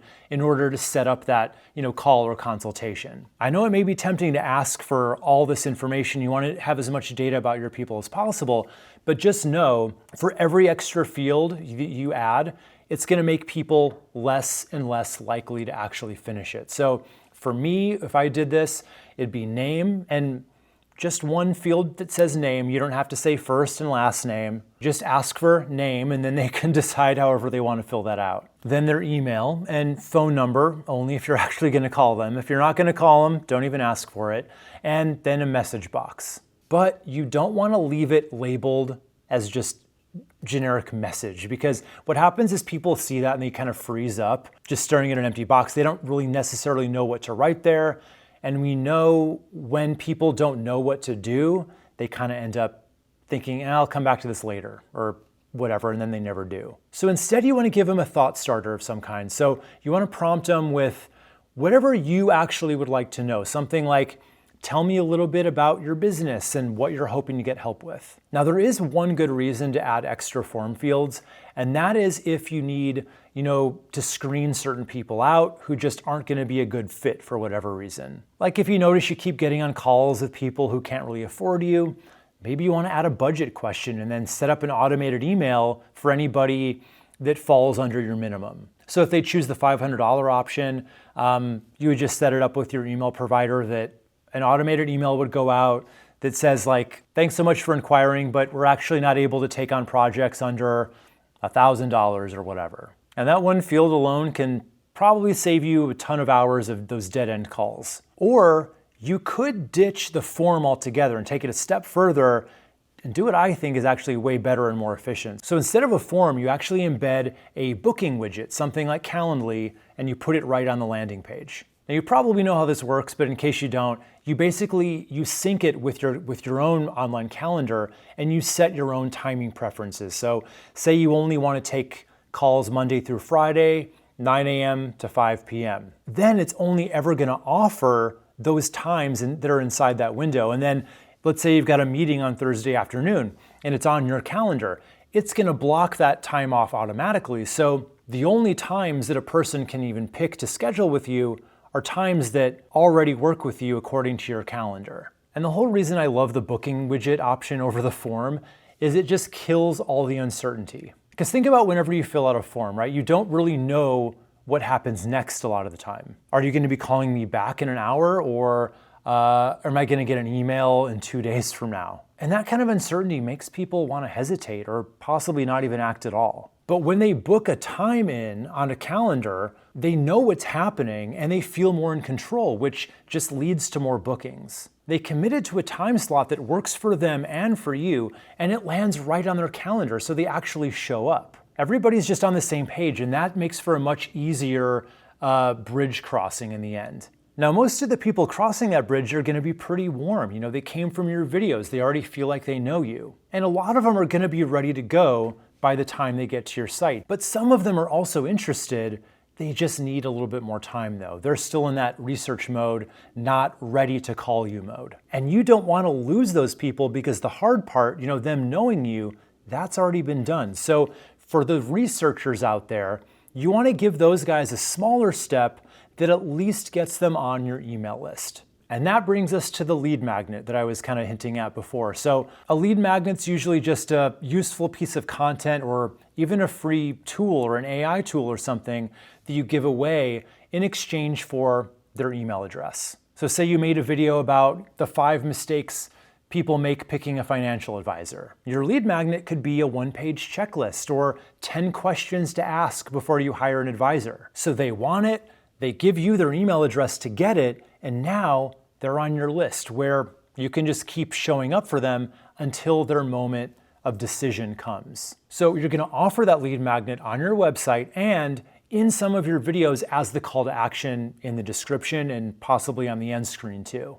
And making lead magnets has honestly never been easier, because AI can now make them for you in minutes. I do this all the time, and the process is super simple. All I do is I take the script of the video I just made, I give it to Claude, and I just tell it what I want, whether that's a companion guide or a checklist, or sometimes if I do an AI-related video, it'll just be my exact prompts that I used all packaged up. And honestly, before AI got so good at this, there was this designer who I found on Fiverr who I paid him like $40 per lead magnet, and he did a pretty decent job, but all he did was the design. I still had to be the one to figure out what all the content was going to be, and then I had to wait a few days to, you know, get it back from him. Now, I get something back that looks about 5 times better.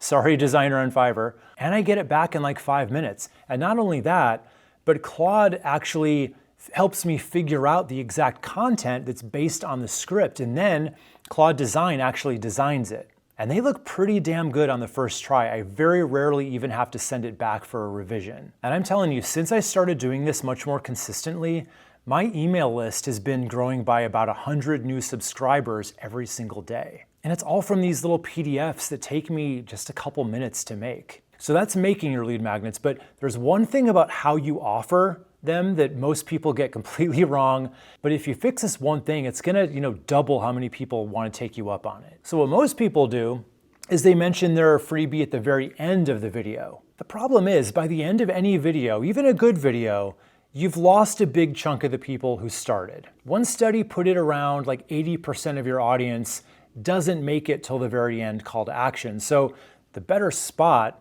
is going to be way earlier in the video, right after you've landed your first real teaching moment. So here's what you want to do. You just want to open the video, you deliver something genuinely valuable. So then the viewer thinks, okay, good solid stuff here. And then that's when you want to mention the free guide. And you don't want to pitch it like you're selling something, right? You don't want to pitch it like they're helping you somehow by downloading it. You want to pitch it as it's extra help for them. It either gets them a better result or it makes it so that they don't have to take notes, whatever that looks like. Just tell them you made this free downloadable, whatever it is, and they can get it for free at the link in the description. Then you just get right back to the video. The whole interruption should take no more than like 7 seconds. Okay, so now people are landing on your email list. Why is that important? Isn't email kind of dead? Short answer, not even close. But I get why people think that. We all, delete spam and junk emails all day long, but there's 2 things here. First, what you're gonna send them isn't promotional junk, okay? And 2, email is the one audience you actually own. YouTube, as good as it is, can change its rules tomorrow. So can every other social platform. You're always going to be renting those audiences, but your email list nobody can take that from you. It's the one direct line to your people that no algorithm, gets in the way of. And the returns are honestly kind of ridiculous. Email marketing makes about $36 back for every $1 you put into it. And to be clear, not 36%, 36 times as much as you put in. And it's also something like 40 times better at actually landing new customers than things like Facebook and X put together. So no, it's very much not dead. In fact, it might be the thing in the marketing world that's had the most staying power.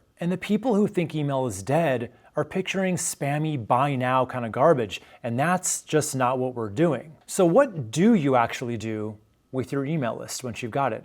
It's simple but super effective. Somebody grabs your download, and over the first few days, well, first of all, you automate it to where that download fires off and sends to them right away. That's step one. But then over the next few days, they're gonna get a few genuinely helpful emails from you. Not pitches, just more of the good stuff, right? Building on whatever they signed up for. Like you can set up an autoresponder sequence on your email platform so they get emailed some of your very best videos, and tell them why they should watch. Like, this video is gonna help solve X problem for you, so you don't wanna miss it. Then after that, they're gonna hear from you every week when your new YouTube video comes out. So you just email them like, hey, made a new one, here's what it's gonna help you with, here's the link. And then every now and then, once you've been consistently helpful for a while to them, you can send the straight up, promotional email. And that would just go something like, hey, you've been learning from me for a bit now. Did you know we can actually work together one-on-one, or whatever your offer is? Here's what I offer, here's how to work with me, and here's the link. And because you earned the right to do that with weeks of helping first, it doesn't really feel gross to do it. It just feels like a natural offer from someone who's been genuinely useful to them. So you kind of want to go in a cadence of, help, help, help, offer. And you can run that rhythm forever. And that's the money side. It's a lot simpler than the rest of it, like I promised. So you build the bridge, you catch the researchers with something free, and you keep everyone warm with email. So whenever somebody's moment finally comes, the path to you is short, obvious, and just one click away. And here's where it gets super meta, because that's kind of where we are naturally in this video now. I've shown you the entire Known Expert framework for the past, couple hours now, and I actually have lots more to show you, specifically all the nitty-gritty how-to kind of stuff. Like how to actually use AI to find your topics. I've got a crazy epic prompting system to do it right, and all my best scripting frameworks and how to set up your channel for success. All the fine details that you may still need if you want to do this right. Not to mention, you could get my eyes on all of your stuff, all of your hard work for the first 12 weeks of your journey. So if you're really serious about using YouTube to make your expertise known and you want my guidance while you do it, I want to invite you to join my program, the YouTube to Clients Academy. So here's the short version of what it is. The Academy is the step-by-step system for everything you just watched, going all the way from invisible to known on YouTube in the right order. I'll show you everything you need to know, from picking your person, setting up the channel, getting your first 5 videos scripted, recorded, and live. You'll see the whole road laid out in front of you, one step at a time, so you're never left wondering, what comes next. But I want to be honest with you about what it actually is, because the system is not actually why I'm inviting you. A little bit ago I told you that by the end of this video, there'd be nothing left to research. And I meant that. You have the plan now. So if information was the thing that got experts to the finish line, you'd already be there, and so would everyone else who's ever watched a video like this. But here's what I've learned from coaching thousands of experts through this.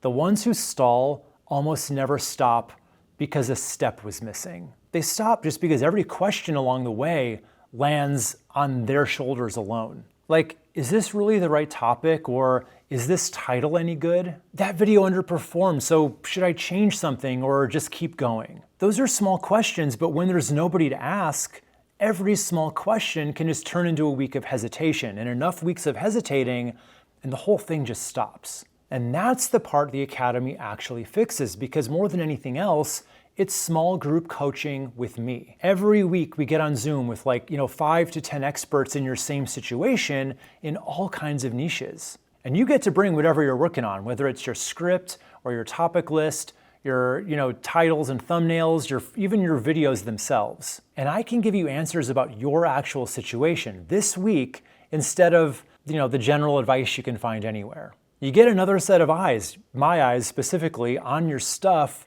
before the people on the internet ever see it. So maybe that means the title that was probably gonna flop gets fixed before it goes live. Or the question that would have cost you a week of researching on your own gets answered by me in about 2 minutes, so you can just keep going. And the weekly rhythm does something that my students mention all the time. Keeps you moving even on the weeks when you don't feel like it. Because when you know that call is coming up, your video tends to get finished before then. And there's no magic to that, it's just what a standing appointment does for a project. And there's one more thing that happens in these calls that I didn't fully appreciate until I watched it happen over and over again. So the thing is, you're in a room with other experts doing the exact same thing you are. Some are gonna be a step behind you, some are a step ahead, but you get to hear all of their questions get answered. And half the time their question was about to be your question whether you knew it or not. So you get to watch somebody a few weeks ahead of you post their first videos and live to tell about it. And honestly, it is so much easier to do this scared when you're not the only one doing it. Now, for coaching like this to actually work, the secret is I have to be able to get to everyone on the call. So I can't do that in a room of 500 people, which is why I keep the groups small on purpose, which means I always cap enrollment at about 30 new spots a month. So when those spots are gone, the doors close until the next month. So here's my invitation to you. So the link is gonna be the second one in the description. If enrollment's open when you get there, go ahead and grab one of the spots. They do go fast. And I could see you on this week's call. But if it's closed when you get there, you wanna get on the wait list, and then you're gonna be notified the next time the doors open, which, like I said, is once a month. Oh, and by the way, this part's important. So let's say you wanna join and you get to the page and there is a spot left, but maybe you're not really ready to go just yet. Like, there's life stuff happening for you and you can't really get to this right away. That's actually fine. I made it so that you can enroll whenever you happen to be able to get in. Then you can start your 12 weeks whenever you choose to. And how that works is all explained on the inside, but basically it's just you enroll and then you get an email that you can click a little button inside that email whenever you're ready to go. So just know you can save your spot now, then you can get to it anytime now or in the future. But I really hope you get started soon, because obviously the sooner you start, the sooner you can be known. And hey, if doing this on your own is more your style, that's fine too. Everything you need is in this video and it's still gonna be here whenever you wanna come back for it. For some of you, doing this alone is exactly right, and I'd just be thrilled to see your channel show up one day. So if you stayed with me till the very end, thank you for letting me guide you through this. I'm truly honored to have been able to help you through it. It says a whole lot about your dedication to your business that you would stick with me for this long. It really shows how committed you are to doing things the right way and to wanting to be the known expert that you and I both know you are. Because somewhere down that road, a stranger is gonna get on a call with you and say the words that change how all of this feels.